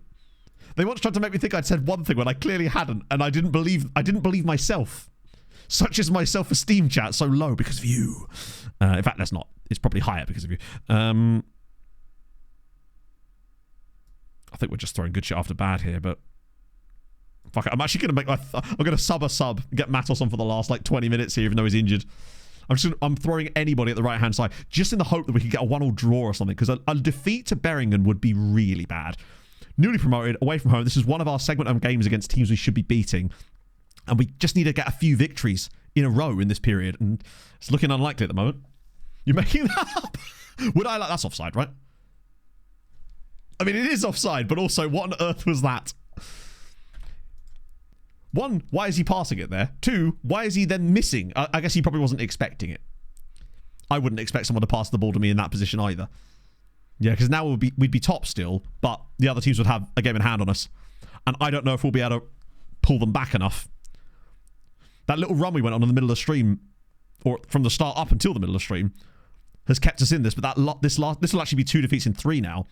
And also, like, 2 clean sheets against us in that period too. What we need is a Lashinsky goal. He's not scored for ages. Oh dear. That must be offside, right? Oh, here we go. Matos is going to set this up. I can feel it. It's going to be Lebro or something. That's a great pass. Here he is. He's onside. Will Jenkins-Davis. Seraing with the leveller. That, right there, from Matos is a genuinely surprisingly good pass. I didn't think he'd make that move. Usually in FM, they don't play that obvious little behind. Look at this. He waits for the run, plays an absolutely perfectly weighted ball through, and what a finish from Will Jenkins-Davis MP. That's how you get elected right there, with that kind of finishing. Just any little points we can earn from these situations. Go on. I'm glad I brought Matos on now. Right, go on. 6 more minutes. Try and find another one. Because that could be killer. If we grabbed another goal, I mean, I'd settle for a draw, obviously. Oh, as if it... Come on. If we turn this around in the last 10 minutes with these substitutes... Angileri, go on, back post. He's going to shoot, isn't he? Yeah. That's so unfortunate. I almost wish they'd closed him down more. Then he would have been forced to actually dink that to the back post for somebody. Right, that's a really bad goal kick. Bro's doing keep-ups off the back of his head. Right, come on, big header. Ah, no, they've still got the possession. I'm a little bit worried. It's actually going to be them scoring here. Come on, lads. You've done well to get back in this. You've earned the equaliser. Go and get the second goal. Oh, hello. Bad defending. Riley Owen, go on. Right, you've got to make the right decision here, Riley. He's taking everybody on. He's going all the way, isn't he? Wait. Jenkins-Davis. Drill it across. Yes! Come on! Matthijs Lebro. Berringen 1. Seraing 2. Jenkins-Davis has changed this game. Matos and J. David. Wow. It's good from Owen here. He literally sucks 3 players towards him. And then they just stand there while Jenkins-Davis is able to skip past them, drop it across for Matthijs Lebro off the bench. 2-1 Seraing. Come on. Right, now we've got to shut this down. If I can do it from here. No silly bollocks now. 6 minutes of stoppage time. Oh, come on. Straight from the fucking kickoff. Oh, hello. Go on. I don't think it's even made the tactical tweak yet. That does worry me slightly, though. Lebro again. God, the subs have really worked out so far in this one. Round the side. Jenkins-Davis again. Surely he couldn't square this for someone else. He's all the way through. Jenkins-Davis makes it 3-1. How has this man done this? 2 goals and an assist off the bench. It's 3-1 to Seraing. We've scored straight off of their kickoff. Jesus Christ. Do we need a Jenkins-Davis mode? Look at this. He's holding him off like he's on... I can't believe he's actually found the finish there. What a substitute. What? Oh my God. The game continues. Surely we're not now going to concede from this. Oh, as if they've given a penalty away. Jenkins-Davis. Oh, it's Slukic. Imagine if this is 3-3. That might be the moment I uninstall. If somehow we throw it away from here. Bayo. Saved by Van Wraith. I forgot that's why Van Wraith was so good. It's moments like that he is an absolute monster. Hasn't he saved like 4 penalties this season? This is the type of moments, by the way, that potentially could get us promoted. These little times where we come back in the last 10 minutes and win. That is such a huge moment. Van Reyth is very good from penalties, isn't he? Because that suddenly puts us on 60 points. The momentum stays with us. We get the dub, and we've got a home game up next. Or no, we don't, but we've got a relegation threatened team up next. Which is never a good thing. I want to check his stats, because he has, I think he's saved at least 3 pens this season. At one point, he had saved every penalty he's faced, but I'm pretty certain he has now conceded one. Although he's been injured for a while. So maybe not. Check on how save. Ooh, nice. Any idea how exactly you're going to set it up? A clip of it. There isn't really anything to say beyond my thoughts are, if the game ain't ready, don't release it, right? It sucks, but I'd rather have a game that's actually playable than a piece of shit that they're going to charge you full price for. I'd rather them just knuckle down, get it out when it's good, and we'll all move on from there, and like grown-ups. Also, our goal difference has really started to improve today. We've been really, really good. Jenkins Davis, 9.5. How many minutes did he play in this game? It can't be more than 15. Oh, actually, it is. He came on the 72nd minute, got an assist and 2 goals. What a guy. It'll be FM26 or like FM or just Football Manager, I suppose, right? It's not going to be FM25 because it's been cancelled, so it literally won't be, right? Yeah, we've been scoring a lot more goals lately. Other than that one random blip, we've been cooking. And we're now top of that. Football Manager X, there is that hope. Not that hope, but there is that chance. Now, I was going to look at Van Reyth, wasn't I?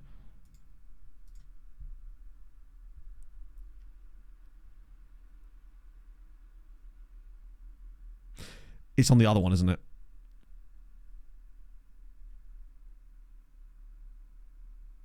I think the last time we looked at this.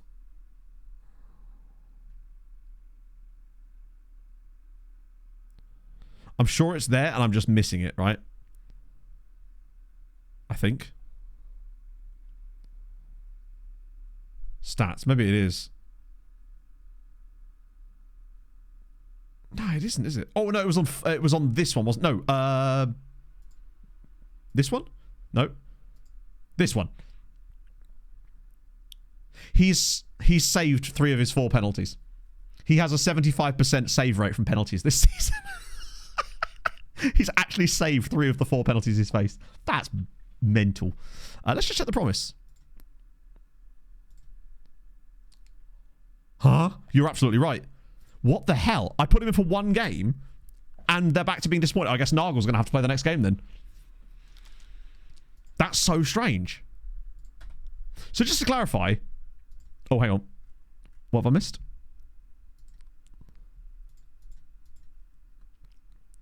Cool, Paul. So he's a face in the game. I hate to break it to you, but Moise Vlad-Paul is a face in the game, sadly. He'll be in everybody's saves at some point. Yeah, the dumb thing about that is, bear in mind, they want me to develop young goalkeepers in goal. The goalkeeper that I have currently in goal is 19 years old and came through our youth academy. No, he didn't. But point is, he's a young goalkeeper. The goalkeeper that the team are happy with when I put in goal and actually fulfills the promise is a 21-year-old on loan from Augsburg. 2 years older than him. And on loan. Yeah, sorry, the team is pronounced Seraing. Well, I believe so. That's how I've heard it said. Because it's in the French bit of Belgium. Or the French-speaking part of Belgium.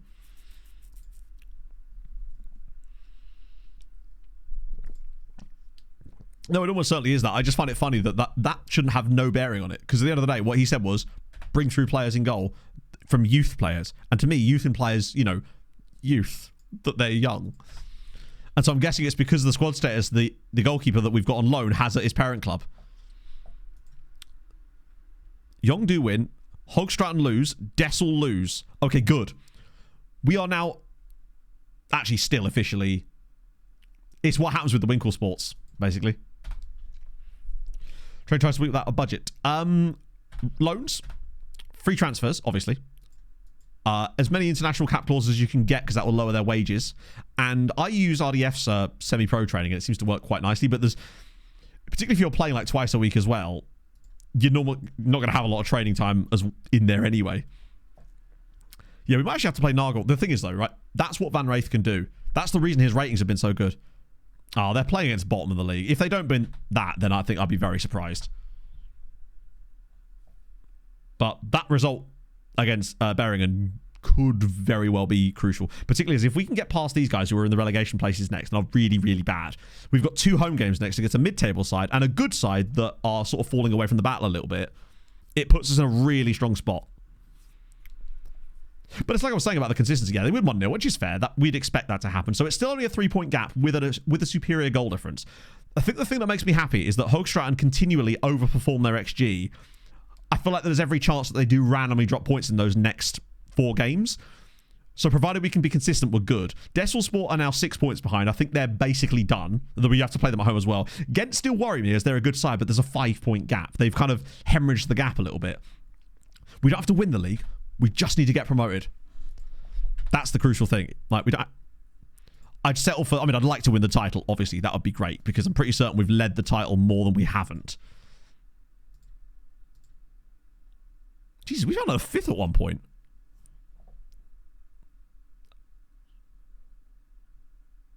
So this is today. Like, we were actually kind of around here after a really long spell. We had a little blip, and now we're back today, which is kind of good. Thoughts on FC Wimbledon? I don't really have any specific thoughts about them. I mean, I enjoyed managing them back in the day, and I like seeing them do well. These two also facing the game. Let me guess, I bet they are. Omar Guzman and Vitislav Prochazka. They may well be, but I don't know for sure that they are, in the sense that I haven't seen them enough in my saves to be able to recognize immediately that they are facing the game. But, I mean, if you want to know if they're facing the game, you could literally just go and find out. Like, add them to a shortlist or something. Go up here and type in facing the game. I've nearly 1,000 of them. And if they appear on here, then they are facing the games. Obviously, the ones I have on shortlist, these are ones I've personally added. So yours may not be quite as... but it's still a lot. That's still over nearly 900 of them that are in my save file, which is just too many. Also, we've got youth intake in like 3 days. And bear in mind, for those who missed it, we have got 5-star youth intake with an A-rated defensive midfielder supposedly in it. I am excited to see this guy. Now, it could just be a massive lie, obviously. I like them less if they're facing the games as well. I've had some players that I've really liked over the years and then found out later they were facing... Like, Tim Breach is one that I really enjoyed. The man who didn't turn up for his own testimonial.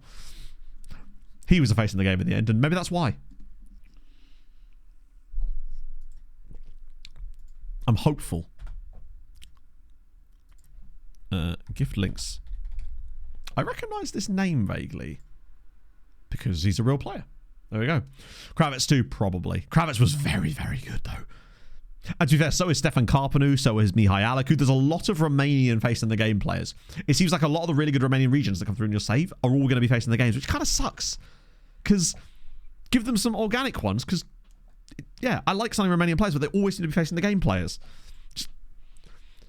Which does indicate, perhaps, that, I mean, I don't think it is that they're going to be any better because they're facing the game players. It's just that most people tend to make their players gen at bigger clubs, so they, as a result, are likely to have higher PA and CA, etc.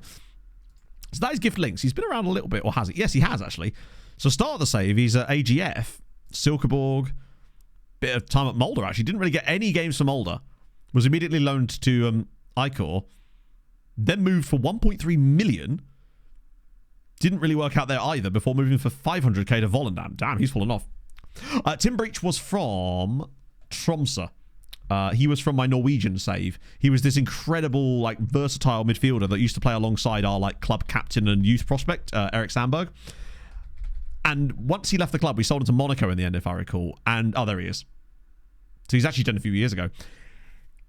We held a testimonial for him because he played for so long, and man didn't turn up to his own testimonial. So none of the players he wasn't on either team for his own testimonial.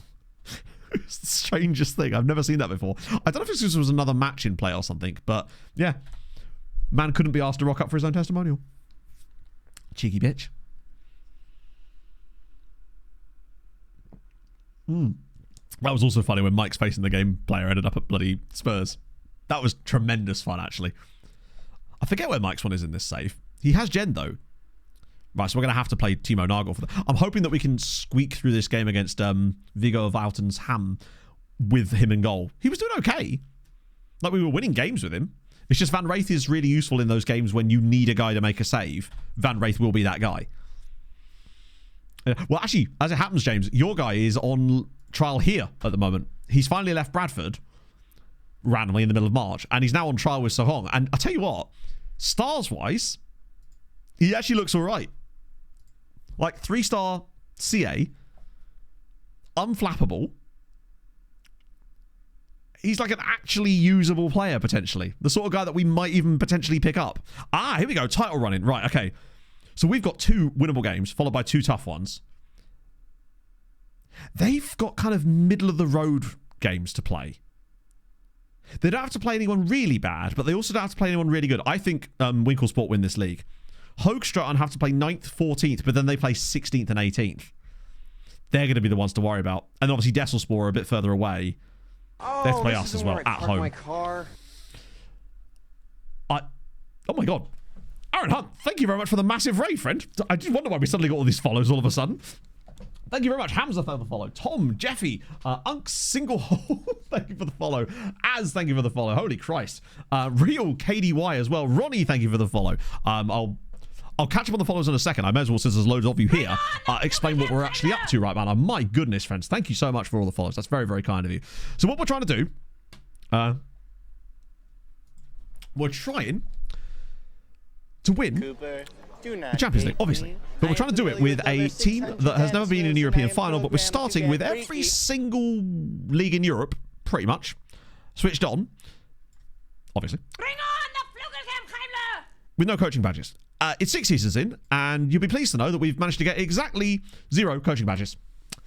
Because every club we've moved to has been in massive debt. We came in here, thought, hey, brilliant, we can sell a load of clauses, brilliant times. Except it turned out that the club is in £12.6 million of debt. And are now in the Belgian 3rd tier. As it happens, though, you come at a tough time because, well, we're top of the league, but it's about to get very, very tetchy.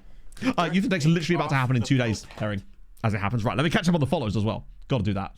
Where do we get to? Roddy, Stardark? Thank you very much for the follow as well. The Edgar Experience, Sids, Strix, Joe, Pete, Tom, and Shadow Leo. Thank you very much, guys. That's very, very kind. And thank you, Aaron, for sending your lovely chat over. So yeah, welcome in, everybody. My name is Matt. Just to sort of catch you up there. And we've got 4 games left of the season. We kind of need to get promoted. But I'm not convinced it's going to happen. Because that's just life sometimes, isn't it? Hurt Titan, thank you for the follow as well. So yeah, Youth Intake is going to be... We've also apparently got an absolute god in our Youth Intake coming up too, which we're very excited about. A-rated Youth Intake, A-rated player in it. Question is, chat, do we get him before or after the game? In fact, chat, what are your predictions on the Youth Intake guy? Jaw as well, thank you for the follow. Voltaire contracted syphilis just 2 I'm going to go bold. I reckon the guy that in question is going to be 5-star PA. I reckon 2.5-star CA. I actually think he's going to be a usable player from the off. It is. I quit. Maybe that I'm being maybe 2. No, I'm gonna go bold. I'm gonna go 2.5-star CA. Genuinely, which would be very good in this team. Surely he can't be that good. Oh, here we go. This isn't where I parked my Dienza, car. big. If they could do us a massive favor here, or just don't lose. If they get a draw, it's great. Oh. Shit. How do these guys keep doing this? They are the ultimate, like. Look, this is what I mean. This team doesn't create any chances, but they just score goals. Every single time. They've done it again. Take off the Pope hat. Like, there's a reason why they are overperforming by 14 points. How do they manage this? They did this last season as well. Now there's 1 point between the top few. God damn it. Yeah, it's incredible. They just keep managing it. Like, ever since we've moved to Belgium, Hoogstraten for the last 2 seasons have overperformed their XG by or their expected points by like 10 every single year. This year's even worse. I just keep thinking, eventually it'll come back to bite them, but it hasn't so far. We now need to win again. Does that mean the team we're playing against? Well, they're not bottom, but they are nearly relegated already, though. Thing is, though, we've all played FM before. We know what happens in these scenarios. You're in great form, top of the league. You come against a team who are about to be relegated. In winter. This has got 1-1 with them scoring a late set-piece goal written all over it. But hopefully, with Matos back, Riley Owen back, fully fresh, we can pretty much have the strongest team imaginable out there for us at the very least. Is this going to be the Youth Intake? Oh, it's not. Damn it, we're going to have to wait till after the game to get the goddamn Youth Intake. They know what they're doing. Do you know if there's a train? I was kind of hoping we might get a bit of, like, morale boost before the game. Desselsport win again, so they're not out of it either. We really do have to win. Who's the only other team involved in this playing today? Ghent as well. I'm guessing Winklesport play on the Sunday. Okay. So Matos comes back in. Thank Christ for that. It's good to know as well that we can bring on Will Jenkins-Davis off the bench and he will actually have an impact because man was good. Wow, did I not put the Screever back on the bench? Sorry, Regan. DeVos is wanted as well by veteran. That was the team that got promoted last season. Right, here we go. Matos' numbers in the last few matches, by the way. This has kind of got under the radar a little bit, but look. He's really been picking things up a little bit over the course of the second half of the season. Let me just crack this on for that. Especially lately. Like, he went through a spell of basically being useless for such a long period of time, but especially lately, he's usually good for a goal or an assist in every game now. And I wonder if that's because he's got Nasraoui around him. Yes, swap the goalkeepers again. I hate to have to do this. Because I think Van Wraith is the much better goalkeeper, but Narcos numbers are getting better. Right, okay, let's go. We'll check back with that promise after the game as well to see if it did make any difference. It's a full Belgian lineup too. Right. Magic happen, please. Just FM, just let us do something. Let us play like we've been playing, get a result, and deserve it too. Like, these guys are what? 14 points from safety with 12 games available, which means they technically can't stay up, but they can still get in the playoff game. I forget how the playoff system works for this level. I think it's like, isn't there 3 relegation places guaranteed and then 1 playoff spot or something? But they're as good as relegated. Okay. Come on. I believe it's only for relegation, the playoffs. I think there is a single playoff in relegation zone. I can't remember exactly which ones it is. Something like that. Renya, thank you very much for the follow as well. It's gone all glitchy there. Hang on. Let's just get that sorted. There we go. It's been doing that way more randomly lately. Oh, here we go. Nasraoui into the box. Come on. Pull it back to the back post. Or just drive through everybody. Hey, far be it from me to tell you what to do. You're the striker. I'm just the bloke here yelling at you. That's insane. We already lead after 2 minutes. How did he do that? He picks up the ball here and never relinquishes possession. Like, look at this. He's just taken on like 5 defenders and then just... Oh, God, he actually kicks it straight at the defender's foot as well. Oh, not get FM'd. The likelihood of us getting 2 red goalkeeper injuries in the same season are slim to none. And honestly, I don't think it's worth not having a substitute. I feel like it's just worth it having that extra substitute available for us. So this would give us... To be fair, even if we win this game, it would still only potentially put us back to being 3 points clear again. That was really nice. Like, you don't normally see players dribble like that. Oh, Christ.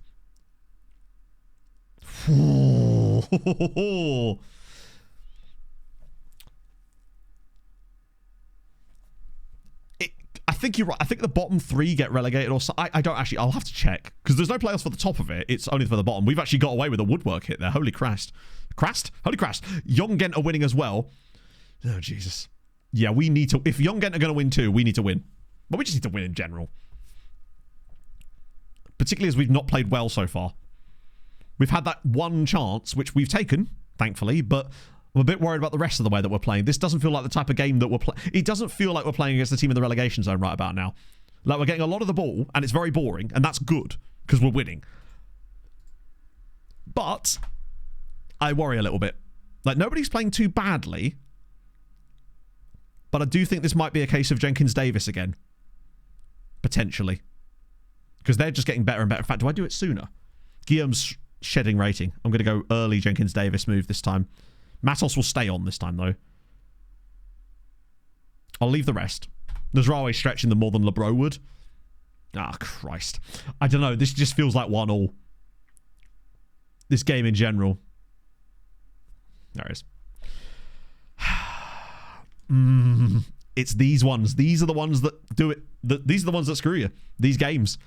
Where you just don't turn up against teams in the relegation zone. Cooper, it sucks that our right back got isolated against 2 guys at the far post. Brad Simo, thank you for the follow. And the thing is, because of the way we're playing in this game right now, I don't trust them enough to believe that they're going to be able to turn it around from here either and actually start playing. However, bold move. We're bringing on Lebro.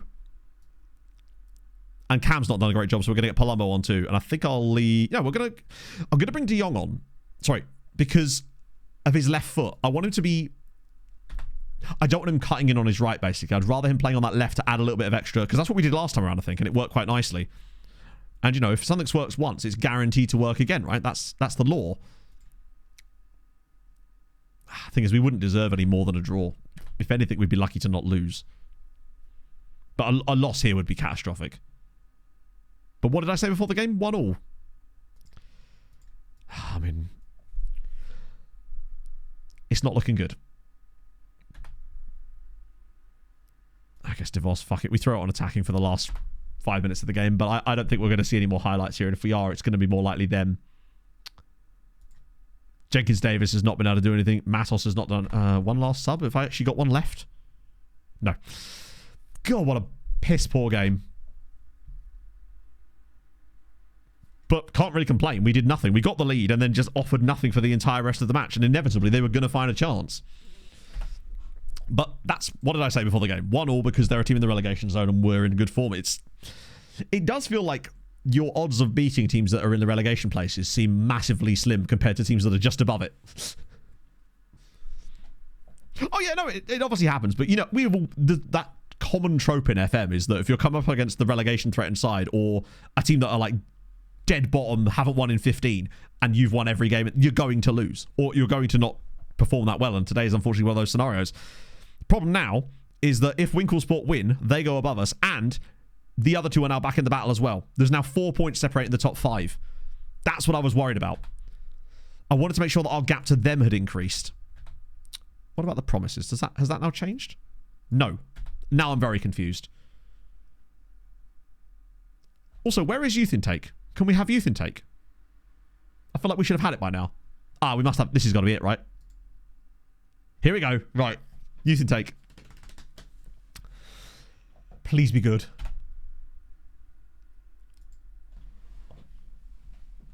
Oh my god, I was actually right. Thomas Steinmetz. Oh my god. I was being stupid when I said 2.5 stars because I figured with our strong squad being what it was, we weren't going to get a 2.5 star player in our squad. We actually fucking did. Right. Which type is he though? Is he a ball winner? Is he a playmaker? Or is he something that's really useless because he's got some bad personality? Yeah. Oh my god. He is slightly injury prone, but shit happens, right? Not the slowest, insane balance, good on both feet, determined personality, 14 work rate, 15 tackling, 20 determination, high consistency. Oh my god. I can't stand up, chat. I would be literally breaking TOS if I stood up with the quality of this player. Right.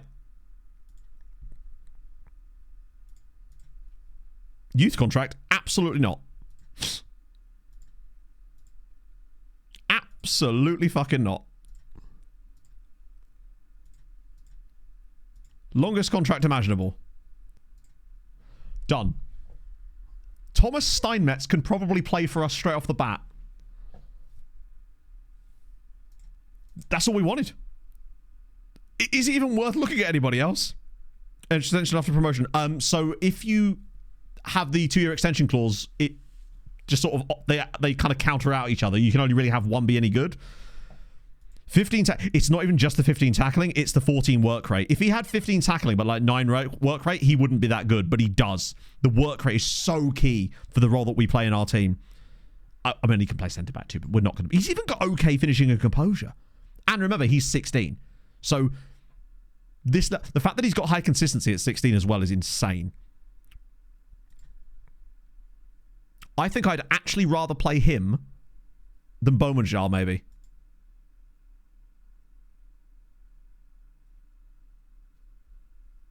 Where was he born? Liège.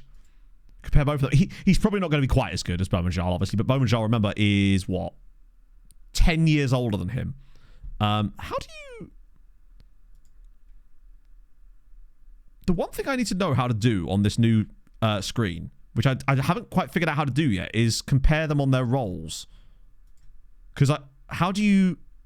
I'll have to talk to Saz about this, but like, I don't know how you can get it to highlight the comparisons and the differences between the players.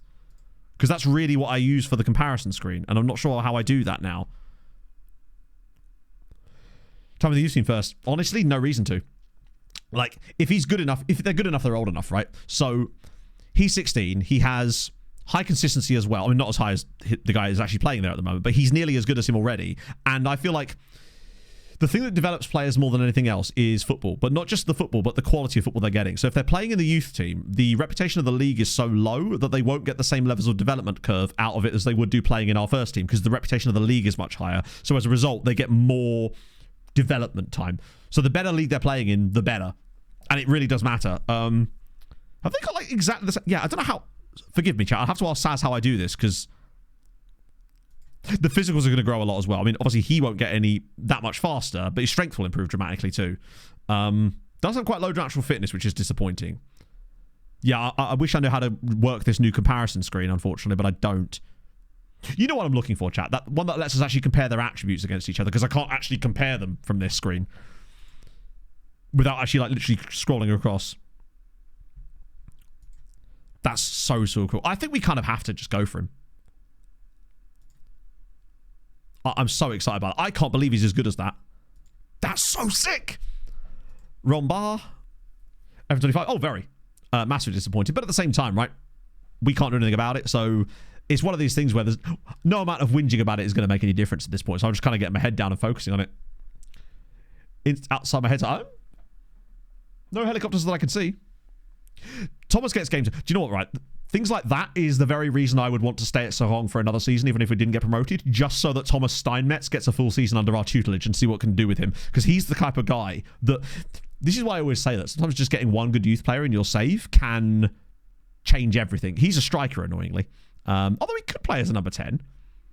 I mean, he's got the balance of me after I had that half a picture of Purple Rain last night. But there's Johan Lecoq as well.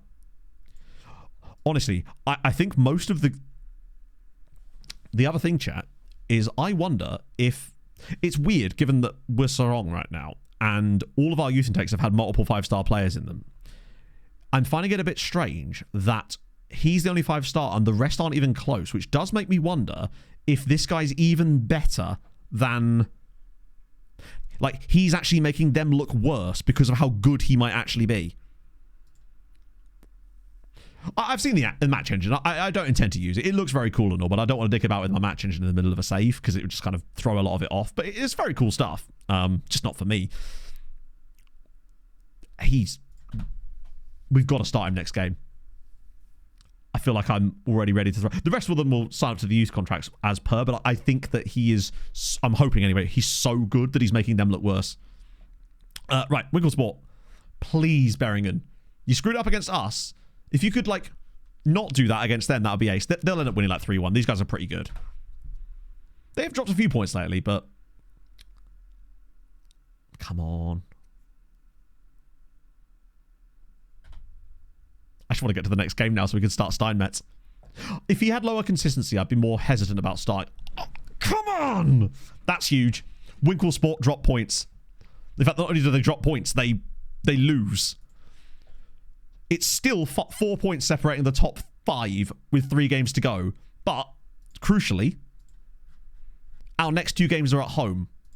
And then we play against, obviously, Standard Liège's B team. We need to win these next 2 home games, basically. I think if we win the next 2 home games, I think that'll be enough for promotion. Because surely the others, there's 5 of them, right? We only have to finish above... We still have to finish above 3 of them. That's why I hate these really competitive title battles. Ooh.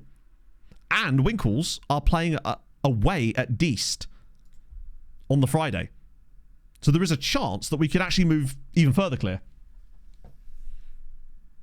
Missy Intech. Yes, we got an absolute monster. Genuinely I don't even know if I can describe him as this guy here. I don't even know what to say. Thomas Steinmetz. He is going to be so goddamn good. What do I want him on immediately? Oh, hang on. I know what I want him on. Sorry. Straight away, he has to go on defensive positioning. Because that marking... This is the great thing. The things that we can't train, he already has good.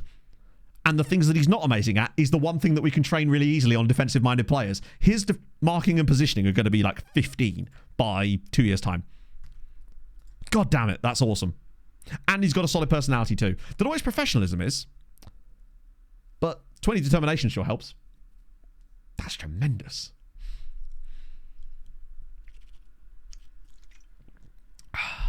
you know what? Part of me thinks that even if we somehow bottle promotion from here, just having Thomas Steinmetz makes me so excited for next season no matter what.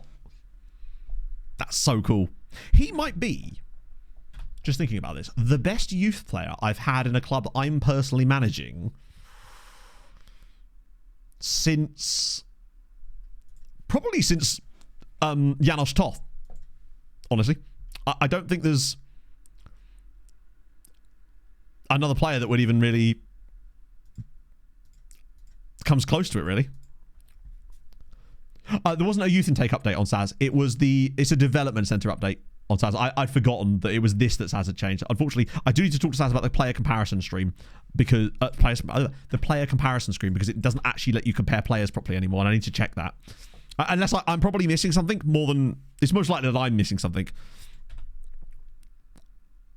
Okay, good. Yeah, we'll let my assistant sign up whoever he wants out of these guys. They might actually be quite good. Janos was the one with the anime intro, yes. Janos was the one who got... Do I still have it?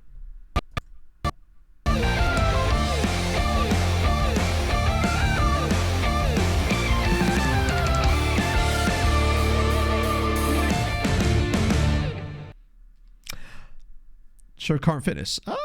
Doesn't it do that? I thought. Of course he still have it. What a guy. It's a classic case of when I got bored after a stream and went, maybe I'll make that. It's probably part of the skin, I think. Icelemp, maybe? Cool.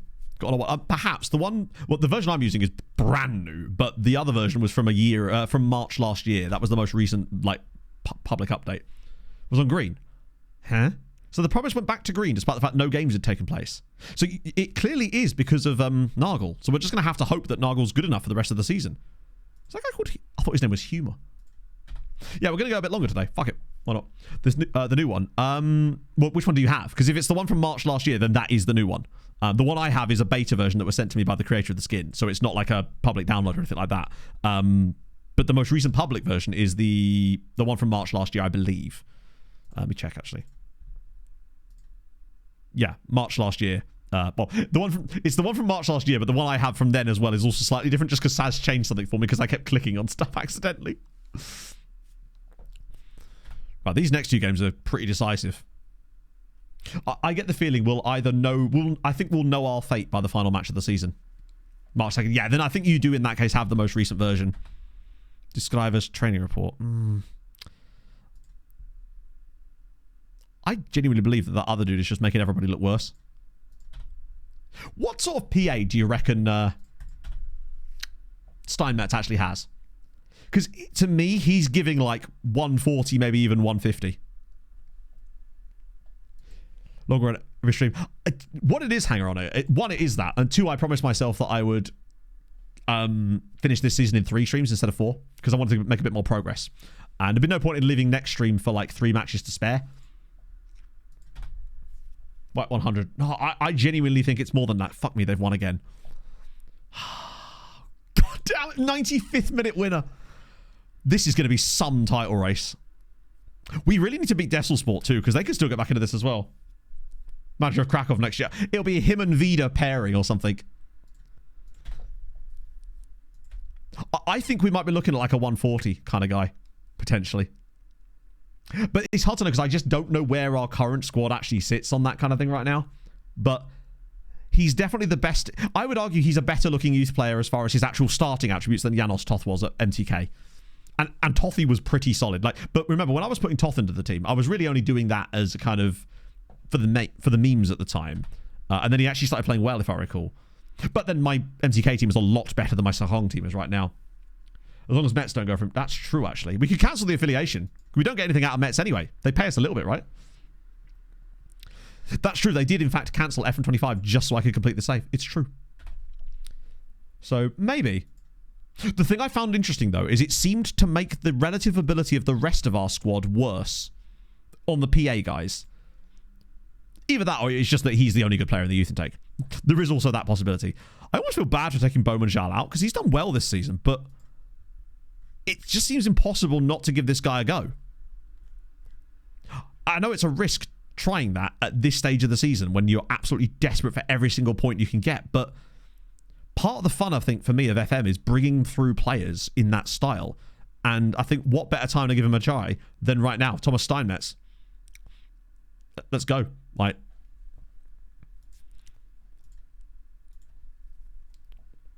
Sven's mates. Yeah, Sven hasn't really lived up to expectations, and admittedly, the expectations were pretty low. Vilancic is just better as a right back.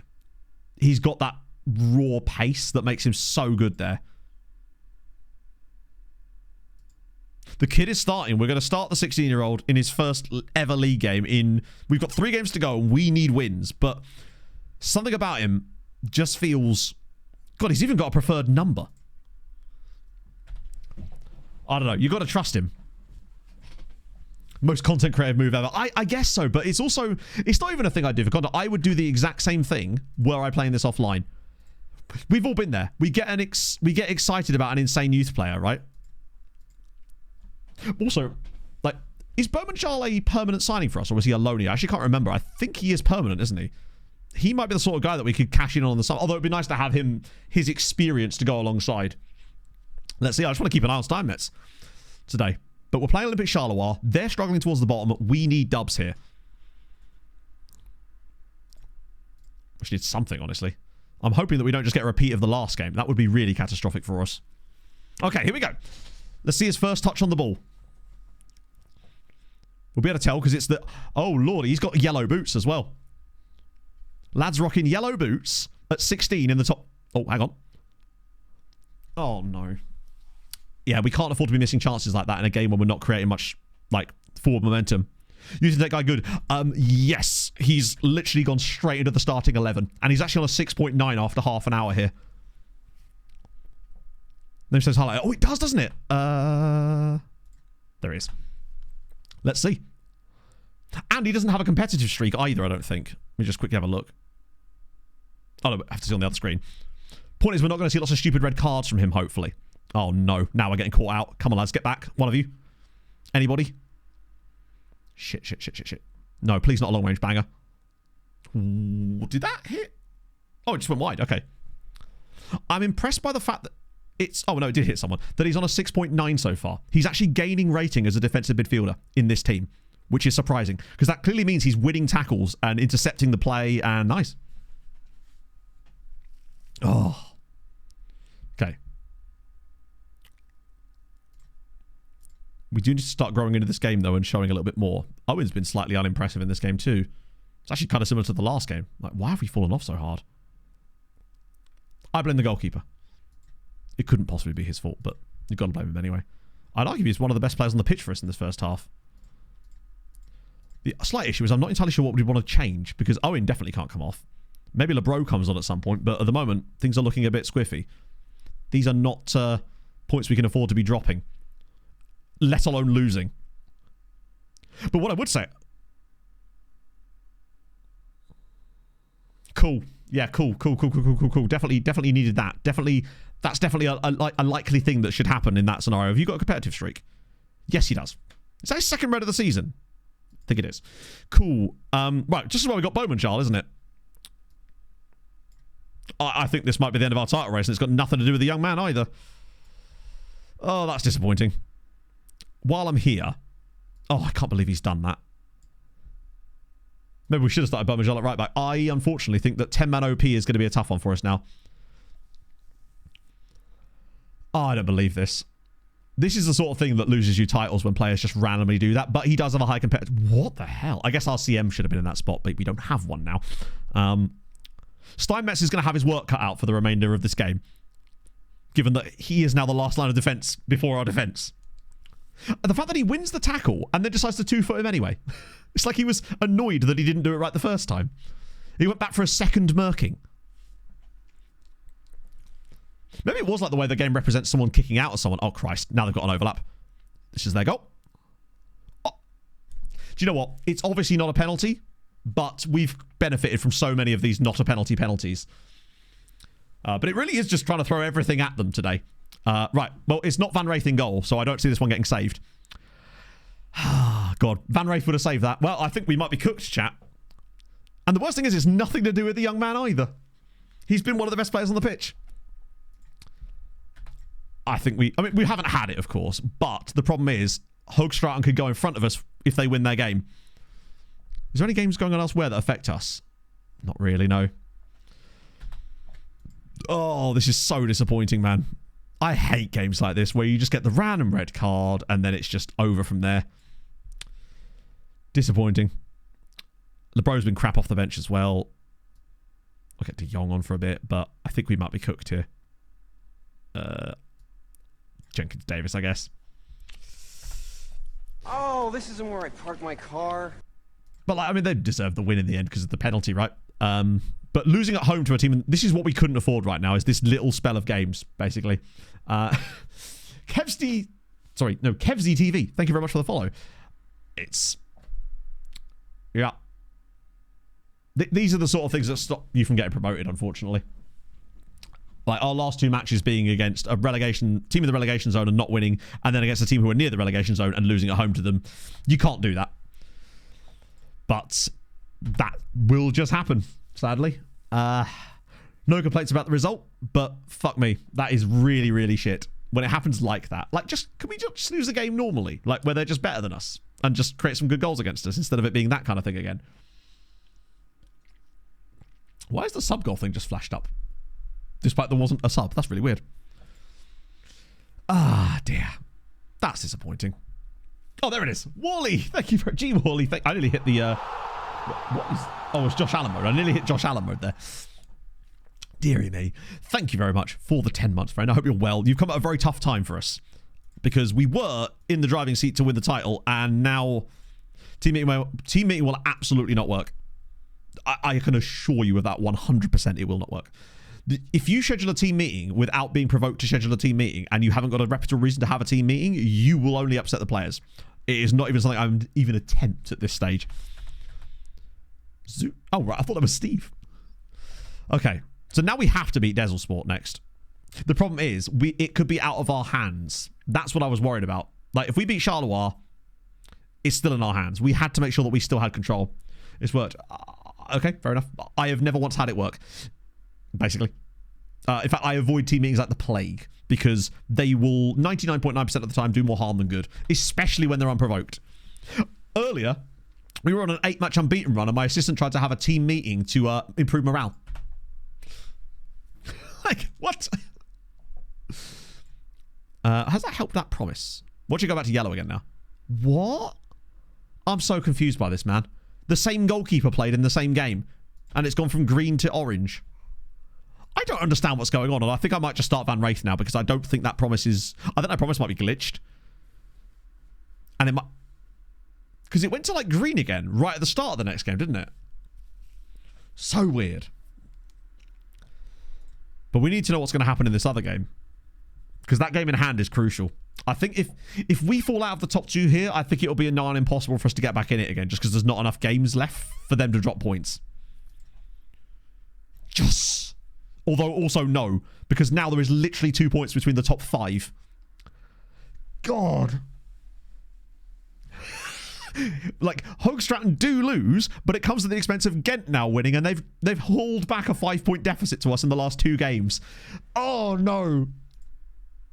Recap's going to be good. Oh, my goodness me.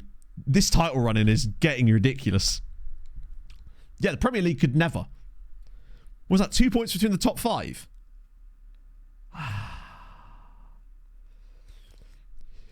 Yeah, the problem is we're playing 4th next. This is not about to get any easier for us, I suspect. Oh, he's training at an 8. That means he'll probably be happy with me praising on that one. Who was the guy I liked? It was... Wait, where is he? Oh, it's Rondo. Oh my god, he's much worse. Okay, I'm starting to understand why I standard it. He was 5-star originally. 4th will be easy. Oh, I don't know. We've just struggled to beat 2 sides near the relegation. It's at the end of the day, results against like these guys aren't going to be what stops it. It's going to be us not beating teams that just got relegated and not beating teams at home that were right on the cusp like that, you know?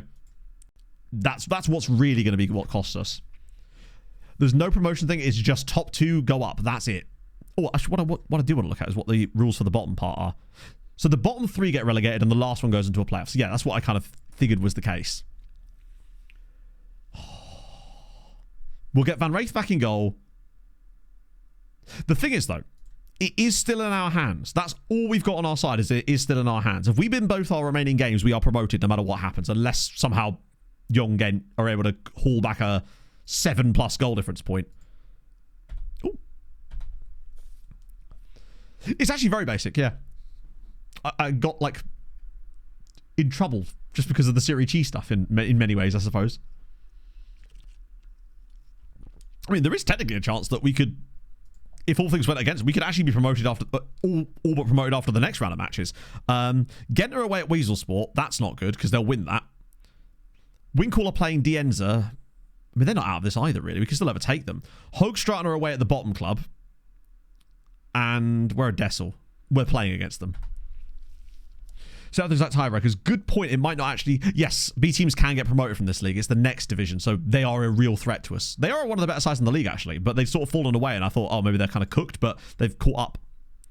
I hate that promise so bad. Yeah, I'll let all those guys go. What is the tiebreaker? It's probably just goal difference, right? Games won? Oh, my God.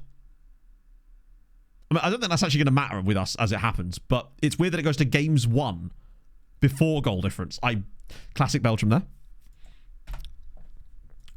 Right.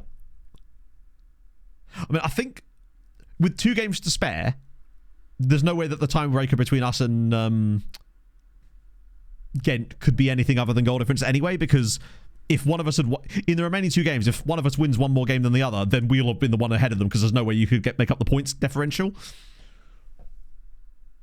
So strange. How was youth intake? Phenomenal.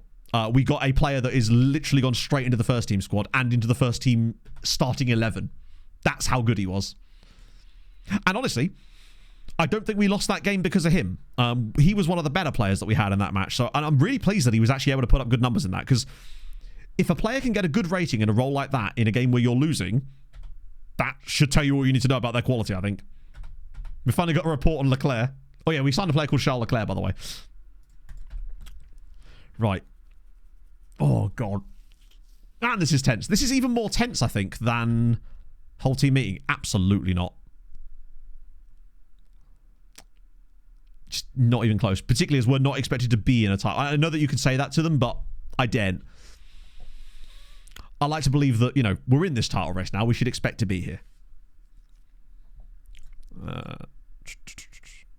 Nasraoui. God, he's training really nicely. He hasn't been as fruitful in front of goal as I was hoping he would be. The way that he started, I thought it was going to be, you know, really, really good for us. But I think he's actually only managed to nab 5 goals in 11 appearances. And he's actually underperformed his XG. He does get a lot of XG, it seems. Still more than our other player in that position, but he has actually underperformed it. Honestly, Pete, I'd say it is worth it. FN24 for me was a very, very big upgrade. And if there's any game that I have to play 2 years of instead of 1, I'm glad it's FN24, because there's a lot of things I do like FN24, especially the match engine itself. Which is one of the reasons I'm not particularly bothered about that other match engine, because I actually genuinely quite like the default one. There's still some things that annoy me about it, most notably the fucking second phase of set piece goals. Those are very irritating, because you can clearly see why it's doing it what it is, but just surely that can't be on purpose. I think it's something that they've accidentally introduced as a result of the... Also, what's happened to our under-18 squad? We were miles clear of this league. Oh my days. We've really stopped. We've only won like one of our last 6 here. We should still win the title, but make it hard for ourselves as per. No point. I mean, yeah. FN23 just had a lot of very annoying factors, but I actually can't even remember what they were. I just remember being so relieved when I finally got a chance to play FN24 and it was good, you know. Right, so Valencic is suspended. What? Satisfy the terms of his loan? I don't give a shit about his loan. How bizarre. I will put Bowman Charlin on right back, though. Van Wraith, obviously, in goal. Who next? Who gets to come in now? Probably Boober, honestly. There was the wasted one-on-ones was FN21, if I recall, when no player could score a one-on-one. they were like missed 100% of the time. And there was the side netting nonsense. That was particularly annoying as well. Right. I don't know how Bomajal's going to get on at right back today. I don't know. Have we played him there this season at times? Oh, yeah, 3 times he's played there and his rating has not been good, but he's at least match fit. It's more of a case of just best foot forward here, I think. We have had the youth intake, and you'll note that there's a 16-year-old starting in our starting 11. He was the guy from the youth intake. 2.5-star CA at 16. And these attributes that I truly believe make him good enough to start games for us in the 3rd tier. And I think he's only going to get better. Right, let's go. Like, whether we get promoted or not. He's the sort of guy, like, basically, if we'd have guffed up promotion, I'd have been like, I just don't know. Do we make a move? Not now that we've got Steinmetz. I feel like he's worthy of another season no matter what. But obviously, I want promotion. The way we've played this season. Because the other thing is, I don't think we're going to suddenly be able to make this team that much better next season, given the fact that we'll have no money to spend. Like, we'd have to get lucky with loans again. Because a lot of our squad at the moment is relying on loans. Right, I guess be watching out for the other team's games as well. We need a miracle. Steinmetz could be our very own overpriced Belgian. Exactly. No, I don't think even if we get promoted, there'll be any coaching courses. Virton are beating Hoogstraten. They're actually losing. That's huge. I mean, it actually only drops them down to 5th. And remarkably, Standard Liège is beating them back in it too. And we play them away on the last day. They may end up making this a 6-horse race going into the final match day. Oh, that's... Has he just passed that to himself? Go on, lad. He's got full Jamie Vardy here. Go on, whip it across. Oh, he's going to go all the way, isn't he? Oh, that finally an actually penalty that looks like a penalty. So the board, I don't believe, are going to accept it as long as we stay in the right situation as far as the negative transfer budget system in Belgium. Guillaume from the spot. Oh, come on, man. The one time we get a penalty that actually looks like a penalty, and he's fucking missed it. Things like that cost... I think that's his first penalty miss of the entire season as well. It's usually an early sign that things aren't going to go your way, but we're going to think positive here and hope that this early start of getting into good positions is going to pay off as now Hoogstraten have found an equaliser. Come on, lads. Steinmetz again, though, gaining rating. For the 2nd game in a row, he's settled into the team very nicely. Bomajal's struggling at right back, unfortunately. We're missing Valincic's raw sort of... Oh my god. His raw athleticism. Yeah, I think it's definitely going to be a case of an earlier substitution for Jenkins Davis as well, because unfortunately... Yeah, we need like a set-piece goal or something. We haven't scored one in ages. Steinmetz just linking the play up. Every touch he takes, I'm just like over-analysing. But I just want to see what his positioning is actually one of his worst attributes. But that's it, looking up. He's looking forward with the play. He's not just... you know, shirking responsibility and giving the ball to his teammates. He wants to... Oh, please drop it inside. Yes. Yes. You've got to be kidding me. Chat, we're not going to get promoted. We're simply not going to get promoted. That we've missed a penalty and like a open goal nearly in the goal mouth there. Sadly, this is just one of those games. It's going to be like last season, unfortunately. We're playing well. We're actually playing really well, considering these guys are right in the battle with us. But not if you can't take those chances. First the missed penalty, then that. It's just not going to be our day, sadly. Oh. No, you know what? Actually, no. I'm going to get back to positive again. I still think we can win this game. Around 55 minutes, I'm going to make the change. We're going to get Lebro on. We're also going to get Jenkins Davis on. Hoogstraten in front again now.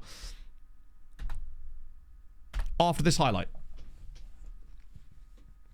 After this highlight, I'm going to make that change, no matter what happens in the highlight. Here we go, Matos. Unbelievable. It's like an absolute...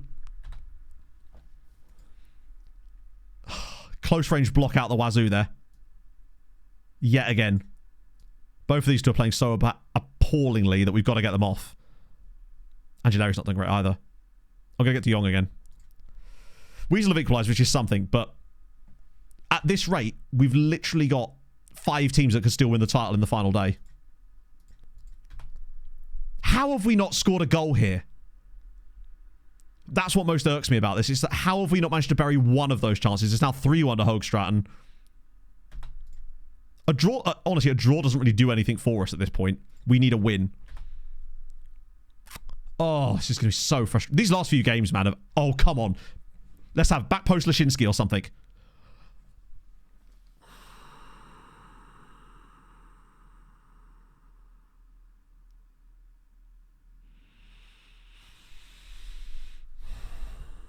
Oh, this is going to be such a heartbreaking way to not win this, not get promoted, man. Oh, come on. Please, not again. Come on, Riley. Pop this on Lashinsky's head. Right, second phase. This is good. It doesn't matter if they got poor big matches or not. This is not a big match. This is the third tier of Belgian football. The way that FM works, this wouldn't count as a big match. It should do, but it doesn't. De Jong. As if that's the fucking highlight.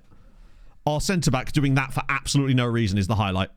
Winklesport have just conceded. But they've won more games than us, even though our goal difference is better and we have the same number of points. We might actually miss out on promotion potentially on games won. I hadn't even considered them being a problem there. Come on, please. We're not going to do it. I can't believe this game. They didn't have a shot on target. We missed a penalty. Had 2 chances that were like over 1.5 XG each, I think.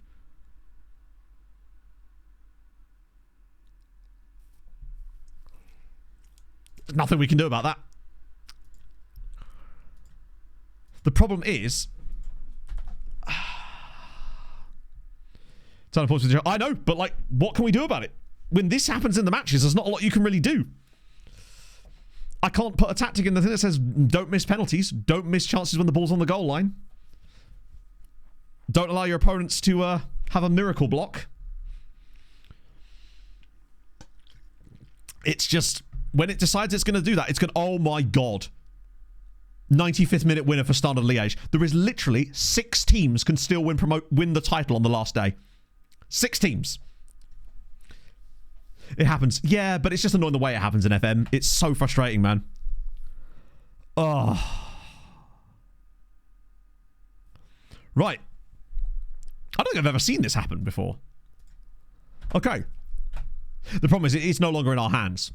What are the other fixtures on the final day? Because we're playing one of these teams. And the other thing is, we're playing away at the 6th place team as well.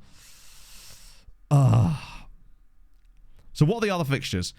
Charleroi host Winklesport. Okay, they're away as well. Charleroi beat us, so there's that. Yongen, we're already above them, and they are at home against Zebra Elite. I think they'll win that, which means we'll probably have to win as well. Who are Hoogstraat playing? That's really what matters. At home against Mechelen. The worst thing about it is these guys have overperformed by 14 points. I get the feeling a win might not even be enough here. Oh, imagine not going up on... If we don't go up on games 1, that would be really annoying, considering I just assumed it was goal difference.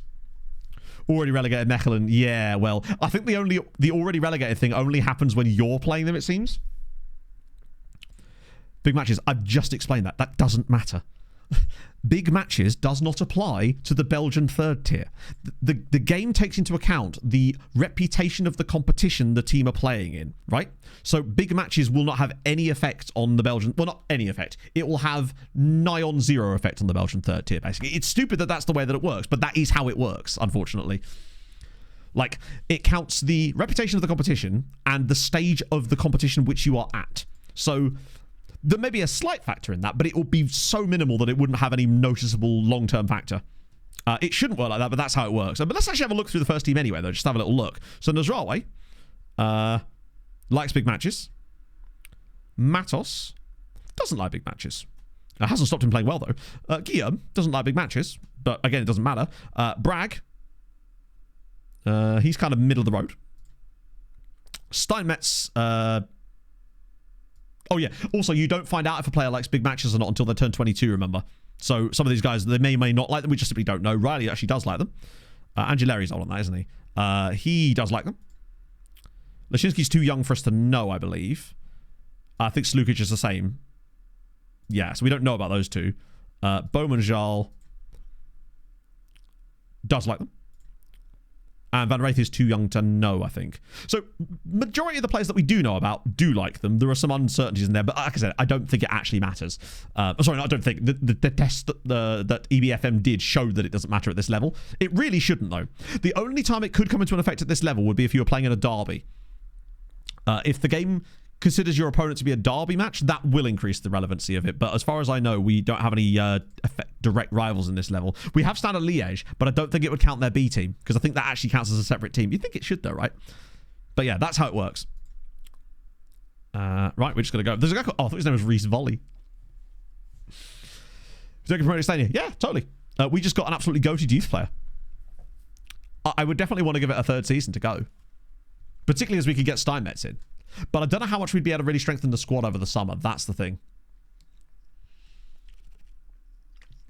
Because all that's going to happen is any bit of scouting budget, sorry, any bit of like wage budget that we're able to save up, the board will just steal from us again. And anyway, I think it's time to be positive. I still think we can get promoted, right? Oh, fuck off.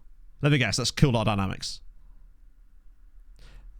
Why did that happen 5 days before the end of the season? It's just a really weird, like, thing. Although it doesn't appear that it's created any nonsense, really.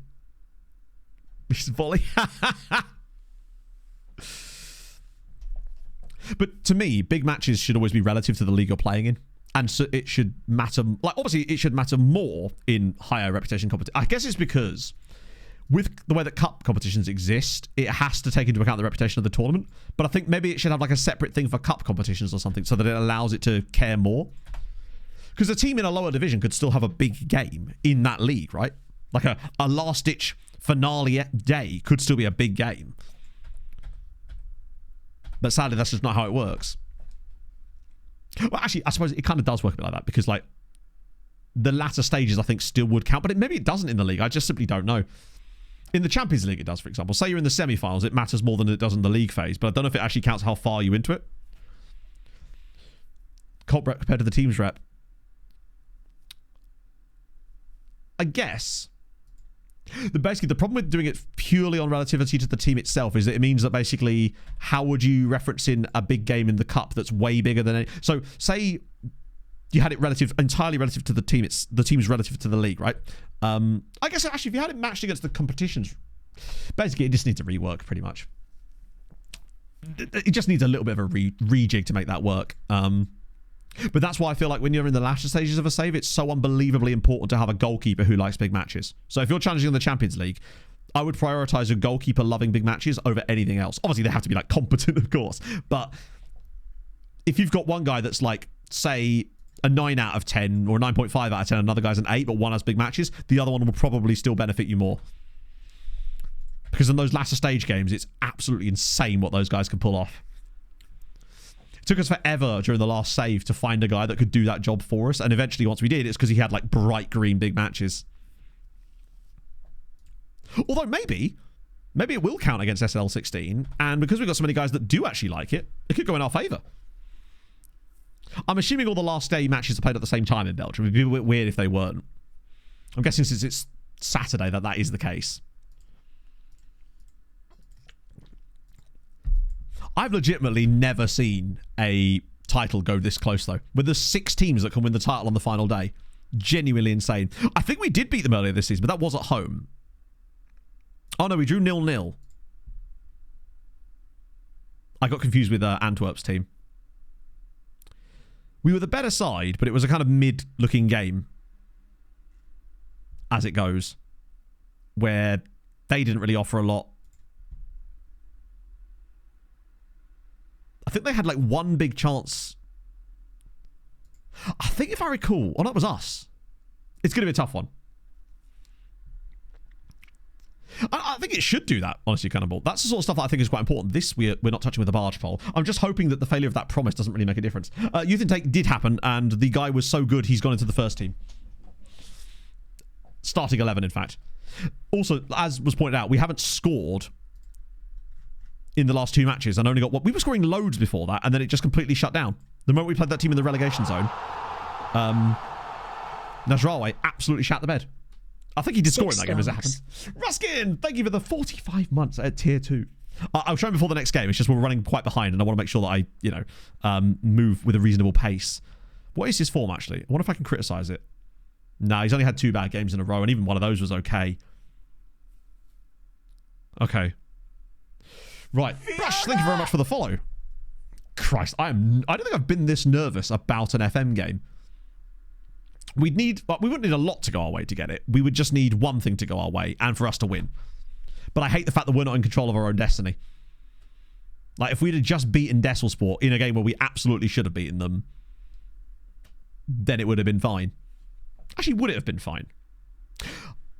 I'd be able to deal with it, provided it's not that Desselsport win, or the lack of win in that game that cost us it. Yes, Pog, hello. Sorry, I can't respond to your messages while I'm streaming, my love. The best place to ask me is in chat.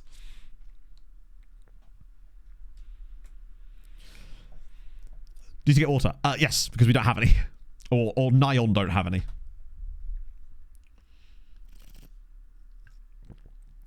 Right. So Pally been promoted. 3 games ago, nothing since you're due. We are. I wonder how much XG we've had since then. Without scoring a goal.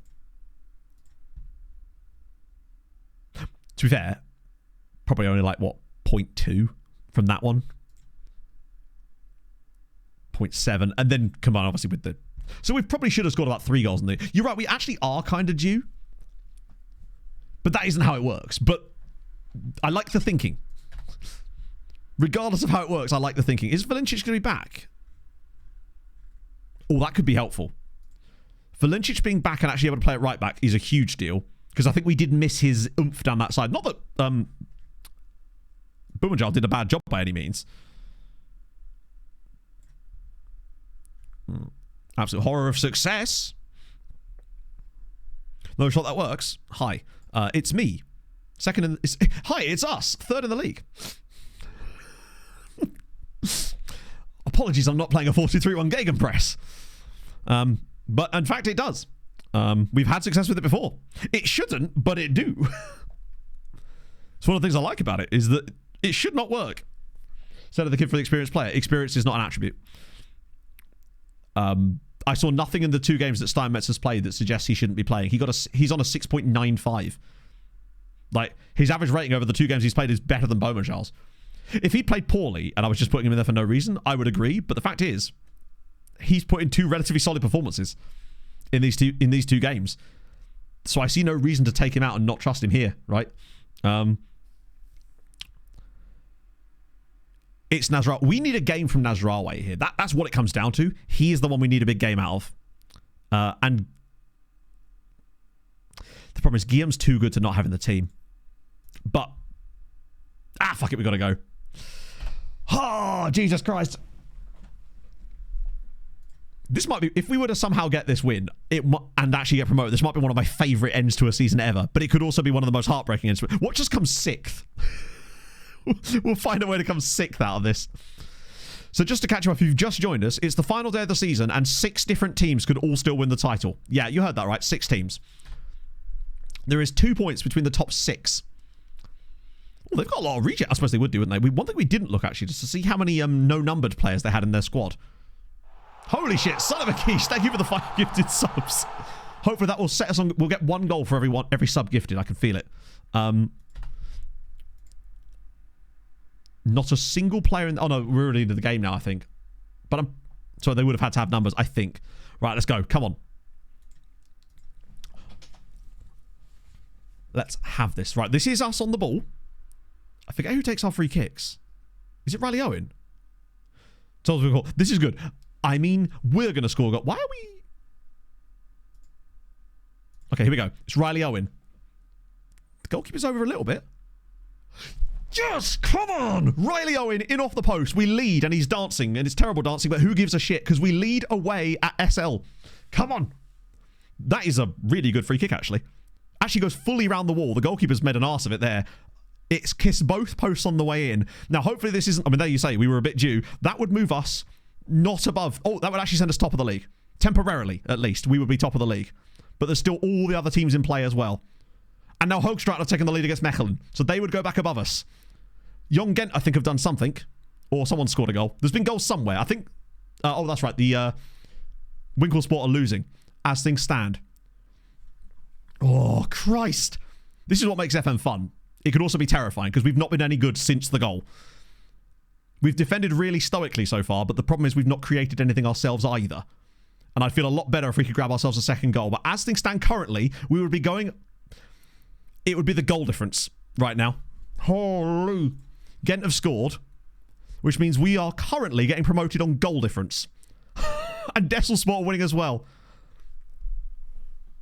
The hilarious thing is, Winklesport, as things stand at the moment, are going into the final day in second and could come out in 5th place as things stand. Aiden, thank you very much for the 40 months.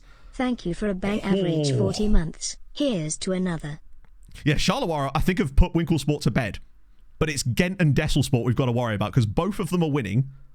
Desselsport just by the 1 goal, them also by the 1 goal, but we're also only winning by the 1 goal. Who's playing poorly for us? Matos. Steinmetz again, 6.8. This man cannot put in bad performances. He's just ticking over. It's because of the work rate, basically. The work rate and his tackling are the reason he's getting such good ratings. That's why I love those 2 attributes on the DM on ball-winning midfielder and support. He shouldn't be this good at this young. Just think what he'd be like at the end of next season. Matos has been poor and he's on a booking, but the options are not great. Guillaume's actually done okay. Worth it about the game. I would say, honestly, Isaac, it still is. Okay. Yes, they can get promoted. You can't get promoted from the 2nd tier, but you can from the 3rd tier. Okay. Oh, come on, lads. Oh my god. Wait, it's onside. Lashinsky's made it too.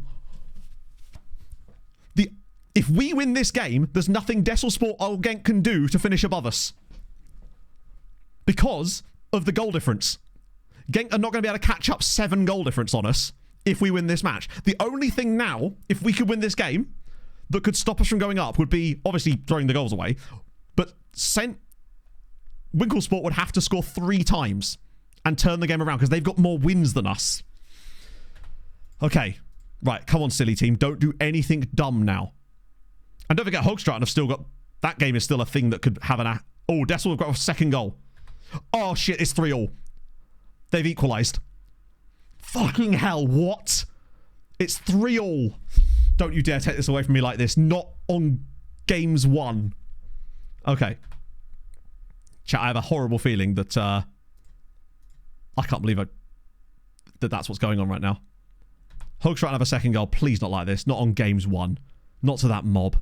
Come on. Right, it's 65 minutes. Matos has continued in his struggles. I'm going to go Johan Villain. Lebro, because he does bits. Bragg's done well. Guillaume's done okay, but he's an idiot. No, he's done okay. I've got to trust the fact that he's done okay in this game. Right, no, not discarding. We just don't want to make that change. Like, don't take unnecessary journeys. Don't make unnecessary... Don't take risks on treacherous roads. 25 minutes. Can I scroll that down to get a better idea of what's going on in that game? Oh, no, there's a red card. Chat, I get the feeling we might be cooked here. They've got a red card too. We may end up... Oh, no, come on. Why did they not press this? It's a red card. The gap's already been thrown away. They just need to hang on for us. Don't let us... Oh, Christ. Wow, that's horrendous defending. He's just going to square this for an easy tap-in, isn't he? Yep. Okay. Standard Liège back in it as well. What on earth was that defending? The right-hand side just went, nah, don't fancy it. Like, why does he get so narrow there? That's where Steinmetz should be. And Steinmetz is also there already. I've no idea why Valencic just came inside there. He's a wing-back. He's not even inverted. No, not like this. I beg of you. The problem we've got is it's like, do we try and shut up shop soon? Oh, they've scored. They fucking scored. 4-3. They were 3-1 down. We're gonna get not promoted on goals scored. Wait, we're back in front. Wait, what? It's an equaliser. Matoko with the equaliser for Charleroi. Shitting fuck. Okay, right. Oh. Okay. Now the kid didn't mess up. It was his teammate. We just need to get our dub. If we don't win, nothing else matters. So we just need to get this over the line now. I might even make a few subs to time waste. And just for tired legs, obviously. The bros really struggled since coming on. Guillaume will come off. We'll get Jenkins on. We'll get Palumbo on. And De Jong as well. Right, come on. Come on. Just going to make sure we can see that score. No, they've scored again!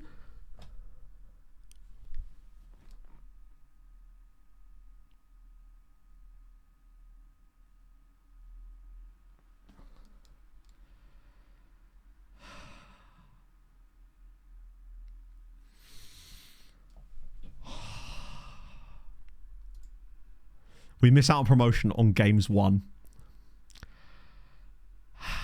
2 points separate the top 5. All because of the not winning the last game, where we dominated them. We'd have actually won the title, ironically, if we'd won that. I can't believe they won 5-4. That is the most heartbreaking way I've ever not been promoted in FM. Steinmetz casually dropping another. Yeah, literally. Even a single point in those other games. Oh my god. Throwing the last 5. I mean, I'd hardly call it. I mean, what can you do? Like. But you're right. Yeah. What can you do in those situations when your team just randomly doesn't show up against teams in the relegation zone? It's. And the thing is, we even showed up in the last game and just didn't get the dub. What was it? 2.7 XG we had? They had no shots on target. We drew 0-0. Missed a penalty. Missed 2-1 on open goals in the game. Wow.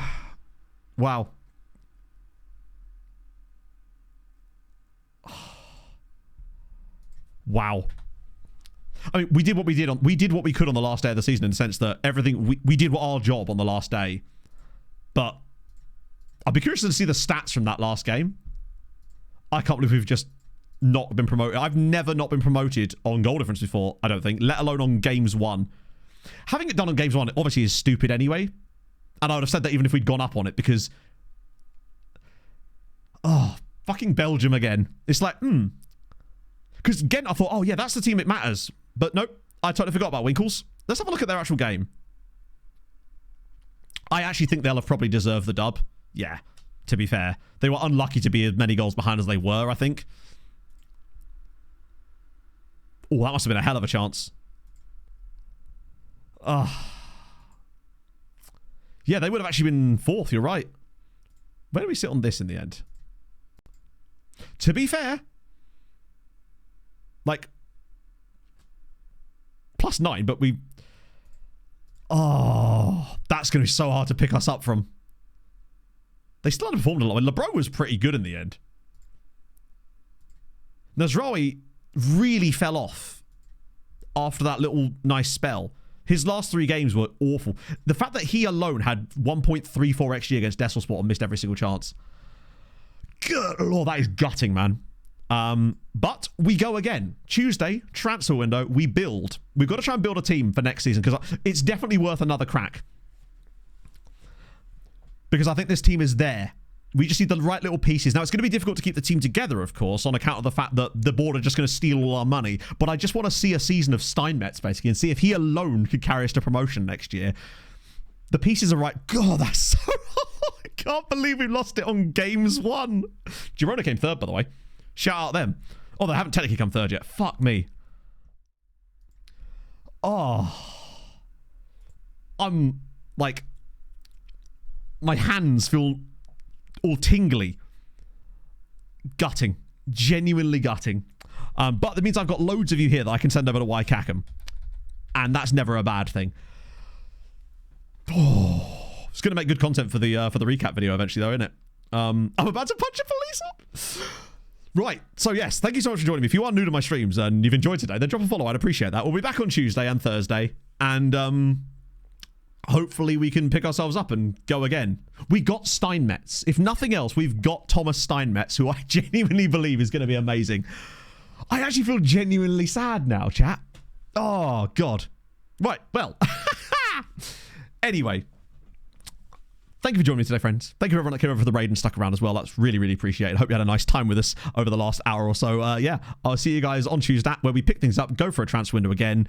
And yeah, those of you on the Patreon, look out for a Patreon recap video. There will be one of those possibly even tomorrow night, should I have the time. So I'll see you guys soon. Thank you for joining me. I'll send you lovely people over to Callum. Enjoy the rest of your day. Hold your gun. Capybara. Call out, honey.